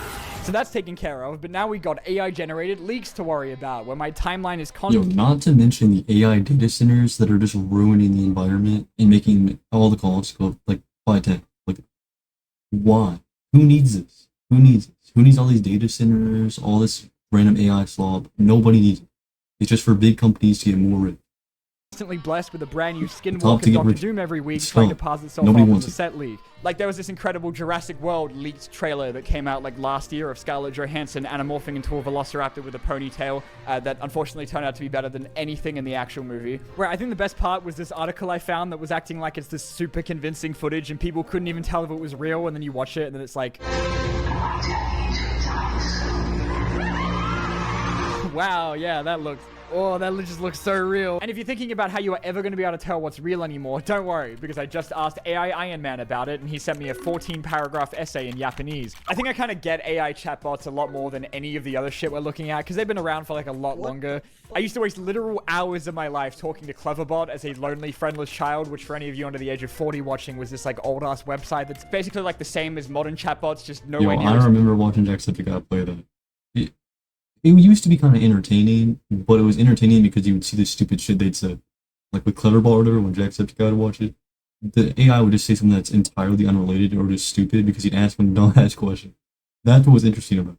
Horny. Twitter has a chatbot slash assistant slash anime waifu called Grok, which half the users on there regularly beg for it to explain everything to them like they're 6 years old. Literally every post on that site now is just at Grok, is this true? Grok, is that real? Grok, why is this lady angry at me? An AI, by the way, that started calling itself Mecha Hitler within a year of coming online, which is pretty much what anyone would expect from an AI trained on the only site on the internet more racist than Instagram. There's literally like an infinite supply of shit-ass sites to let you talk to all your favorite anime characters like Goku and sad homeless anime girl. Okay, let's take a look. We've got anime boyfriend, anime girl, mafia boss, mafia anime boys, femboy, Swedish baddie, minion, overweight anime girl, mafia husband, anthropomorphic capybara, urban population growth crop, a woman with a noticeable belly in casual attire. Finally, female professor integrating Gen AI into a classroom with diverse students and robot. All your favorites are here. Hey there, I'm Sonic the Hedgehog. Do you like Fortnite? Oh my god, bro, I ain't fucking reading all that. I remember I actually had one of these chatbot sites get in touch with me to do like a sponsorship for a site called DreamPal that was promoting that one of its main features was that it let you romance RP with Nezuko from Demon Slayer, who is canonically 14 years old. But you know, unfortunately, they would not accept my rate of $1 million. Last month, I'm sure you guys heard about that like Wizard of Oz Vegas Sphere monstrosity in case you've ever really wanted to see a version of that movie where every scene looks like a Windows desktop background. And then you got Will Smith shitting out fake crowds in his music videos because not even computer people want to be at his shows, and the official White House Twitter account making AI-generated thirst posts of the President of the United States. Oh yeah, like with Trump making an AI video of him as Jesus. Yeah. Nobody wants to talk about that, but yeah, he made an AI video of him as, or AI picture of him as Jesus. Kind of weird, huh? The guys behind League of Legends that make about $50 trillion a day on in-game skins put out this genuinely incoherent nightmare video with crowds that look like inbred Pixar characters. Breathe! No scream! We are the champions tonight! And then there's Chuck E. Cheese making this post, the least real children I've seen in my entire life. And famously very short on cash company Coca-Cola proudly putting out this absolutely shit-ass slideshow presentation. Because, you know, why would you bother paying anyone with actual talent to make an ad when you can just instantly generate a jingle for something that absolutely should not have one? This is how unrecognized masturbation addiction looks in men. They use masturbation as a way to cope with stress or boredom. Anyway, after everything that we looked at in this video, it might be pretty easy to feel like everything is getting worse all of the time and that it's all going to hell. And that's because it is. We're all fucked. Good night, chat. And what will you drink with that? I want a large Mountain Dew. And your drink? Hey, that was a good video. Might do another react after this. I have to find one though. Yeah, it was a good video though. 40 subscribed, Diamond Bolt. Check them out. Make sure to scroll through the recommended. Let's see. If I do one more, it has to be like a 10-minute kind of video, 15-minute kind of video. Try this out. What do you think of when you...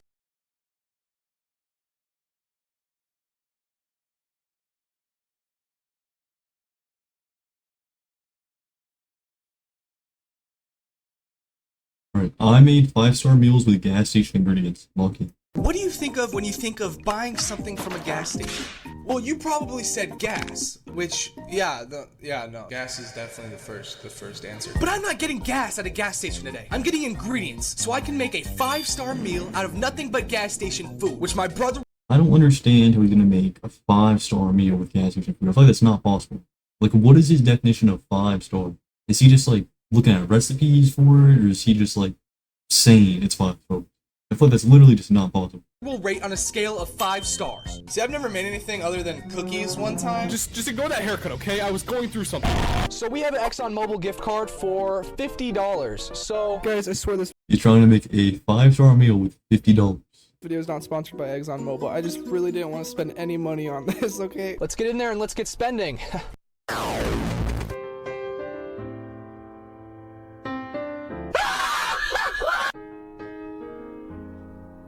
What? We're giving this one more try. We're giving it one more try. Let's go.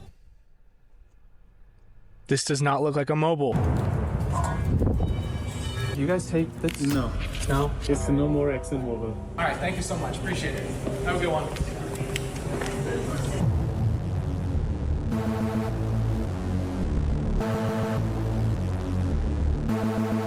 Where did he get this card from? Did he just have it for like 4 years? Like where's the card coming from that he can't pay for at any gas station?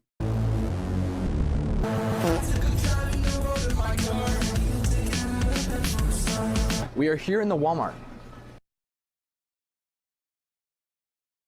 Walmart? We're looking for ingredients for an appetizer, the main meal, and a dessert. So let's think wisely. I'm thinking we can have a theme here. So I'm thinking we could do our appetizer, land and earth. Our full course meal, fish and the ocean. Our dessert, planets and the solar system. Okay. For our appetizer, we need something down to earth, grounded, hidden valley. Oh, yeah. Get some bugles. That's really earthy. That's a 5-star meal right there. Do you perchance know what a valley is?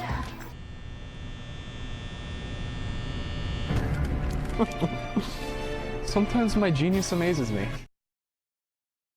Ooh, sausage, Vienna sausage. That's not really earthy at all in any way, but I don't, honestly... If we connect earth to land, coming animals have to eat the grass off of the land, and the animals are being cooked and made into sausages. Yo, his idea for a 5-star meal is Vienna sausages and bugles. It's already not going well. It all connects. Ooh, bear claw. Yo, those are good as shit. The blueberry one they got out of that, it's like blueberry and cream or something. That shit's so good. This screams earth. Oh, and there's a lemon one and like a blueberry one. Those are so good. Those are good as shit. You know, bears exist on Earth. Are there like baskets in here, dude? I need like a basket. For the full course of water, we need to kind of create fishy, oceany, I don't know, something like that, you know what I'm saying? Our options are limited. What is this? Tuna salad. Last time I checked, tuna comes from the water, so... What is that guy doing? Ooh, chicken noodle. This is the perfect combo. Let's spice things up a little bit. All right, now we need a good dessert to tie everything all together, you know what I'm saying? Ooh, cosmic brownie. You know what they say about the space, it's cosmic. This guy's genuinely an idiot. Now let's get something a little extra to spice this up, okay? Wormholes do exist, so this is technically space enough, so let's go. Let's just go with it. We should also be getting a drink, you know, to further enhance the experience. We got the mountain for earth, the dew for the water, and the blast for space. Okay, I feel like this is a little misleading. I made 5-star meals with gas station item for ingredients. None of this is gonna be 5 stars. It's already pre-made too. He's not making anything. Food appear. I can already feel it. This meal is gonna be amazing. We have our timer set up right here. I have 45 minutes to craft the perfect meal. Timer starts in 3, 2, 1, go. So to start with this appetizer, we want the bugles to start, okay? Okay, it's actually really good. Let's open up this bread. It's a little... This is really 5 stars. Wait. This is not normal bread, bro. This is sweet bread. How do we make this look delicious? We'll come back to it. Let's open up our Vienna sausages here. Whoa, what the fuck is that? So we could probably try stuffing of... How fat are these things? Okay, that's not gonna work. Let's see if we can shove this into here. Wait, it's kind of working. Yo, this looks like an Yo, this is the most atrocious meal I've seen in my entire life. Look at that. Man has a Vienna sausage stuffed in a bugle. That shit is disgusting. Oh, like it looks like an That is elephant. absurd. Are you guys seeing this right now? This is perfection. We're gonna cut it into little, like, humans, you know what I'm saying? We'll cut this into 3s. We're gonna try poking this all the way through into the head. Look at this masterpiece. We need to make legs for these guys. We can do this. Just so you all know, that is a dessert. He's putting the Vienna sausage and bugles on. That is a sweet dessert that is very sugary. The crackers. How are we gonna make these into legs? Guys. Okay. This is This is perfection. What the freak is that? Okay, we finished our appetizer. Let's place it on the table. Okay, next meal. So this kind of represents water and the creatures. Let's open up our tuna. Let's see what the tuna has for us. Yo, I'm making such a mess right now, bro. Oh yeah, that looks like acid, kinda. I don't know. And it's spilling everywhere. It's spilling literally everywhere. Oh, this is such a mess. Okay, that went terribly wrong. Yo, this man needs to actually just never make any food again in his life. Like, this is... What is he doing? He's gonna make tuna and soup together. I'm telling you. I had a little bit of a mess up. Let's make some little fish out of this, okay? Oh, it got my finger. Okay, come on out. Come on out, guys. We need to make these into fish, I guess. I mean... Wait, that kind of looks like a fish. No, it's breaking. No. Oh. We need the knife. We need the knife for this. This is about as fish as we're gonna get here. Throw it in. Throw it in the pond. Okay, we're just gonna pour some in. The meal's not looking too special. You know what I'm saying? He is ripping apart tuna with a knife. He is putting tuna in soup.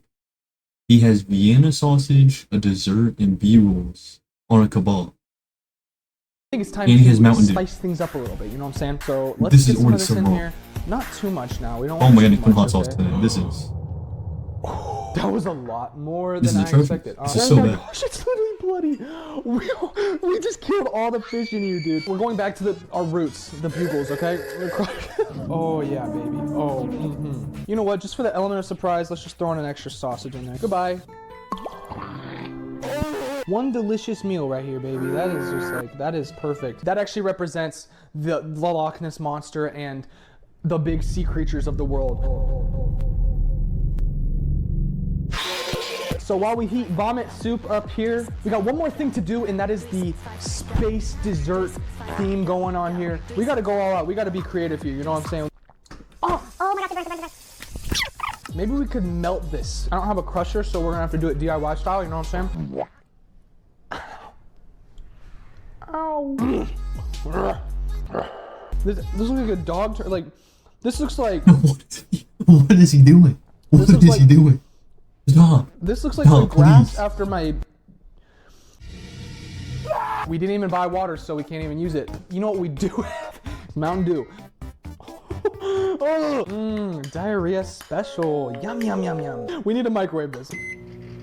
Okay, wait, that doesn't look that bad, actually. I'm not gonna lie to you. What if we melt the gummy worms, too? Oh, they're bubbling! Dude, it's literally bubbling. Oh, it smells so bad. Why does this stink so bad, dude? That is just delicious. We'll mix it up. Let's mix it up now. So this kind of screams Galaxy. You know what I'm saying? This kind of screams Galaxy. We have to finish off the original idea for the theme, which is wormhole. I didn't mean to drop that. We can cut the edges. You know what I'm saying? Cut them. Watch this. Oh. Wormhole. It's a wormhole. Just look at that. Just look at this masterpiece. Let's get our drink. Let's get our perfect little drink. No, I'm just kidding.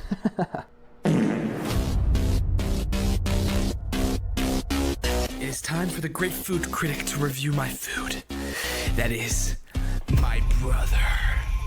Dish number one. This one I call gnome. Is it good? All right, what do you rate it out of 5 stars? 2.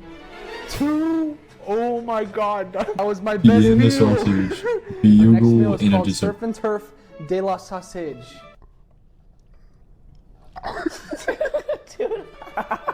You gotta get some of the sausage in there, man. I'm trying.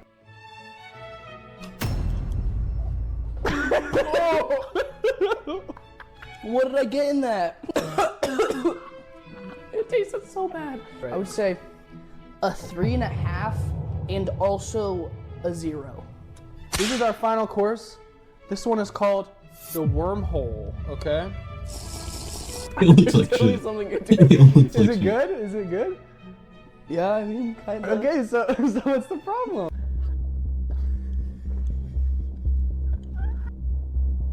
What? No? The gummy worm's good. The gummy worm is good though? Yeah. Okay, that's good. 3.5, maybe 4. 4?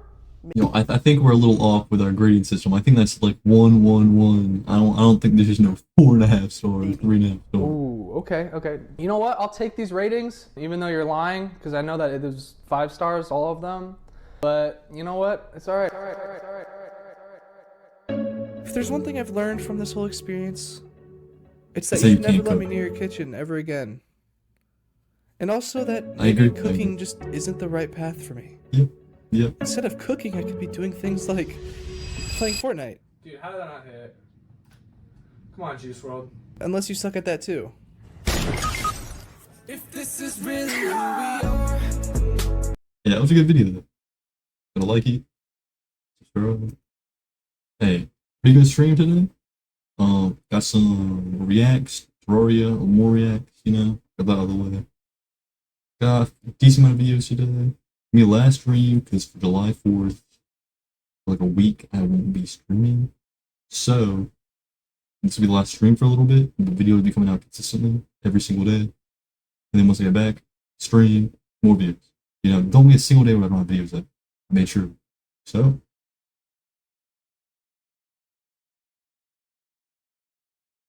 lost track of what I was saying. So, about to end stream, you know, had a fun stream, enjoyed it, and I will talk to y'all like next week, something like that. Should be pretty good, you know. Might get the Minecraft done a little bit, work on Terraria a little bit, probably different days. Yeah, hope y'all enjoy this stream, and I will talk to y'all later.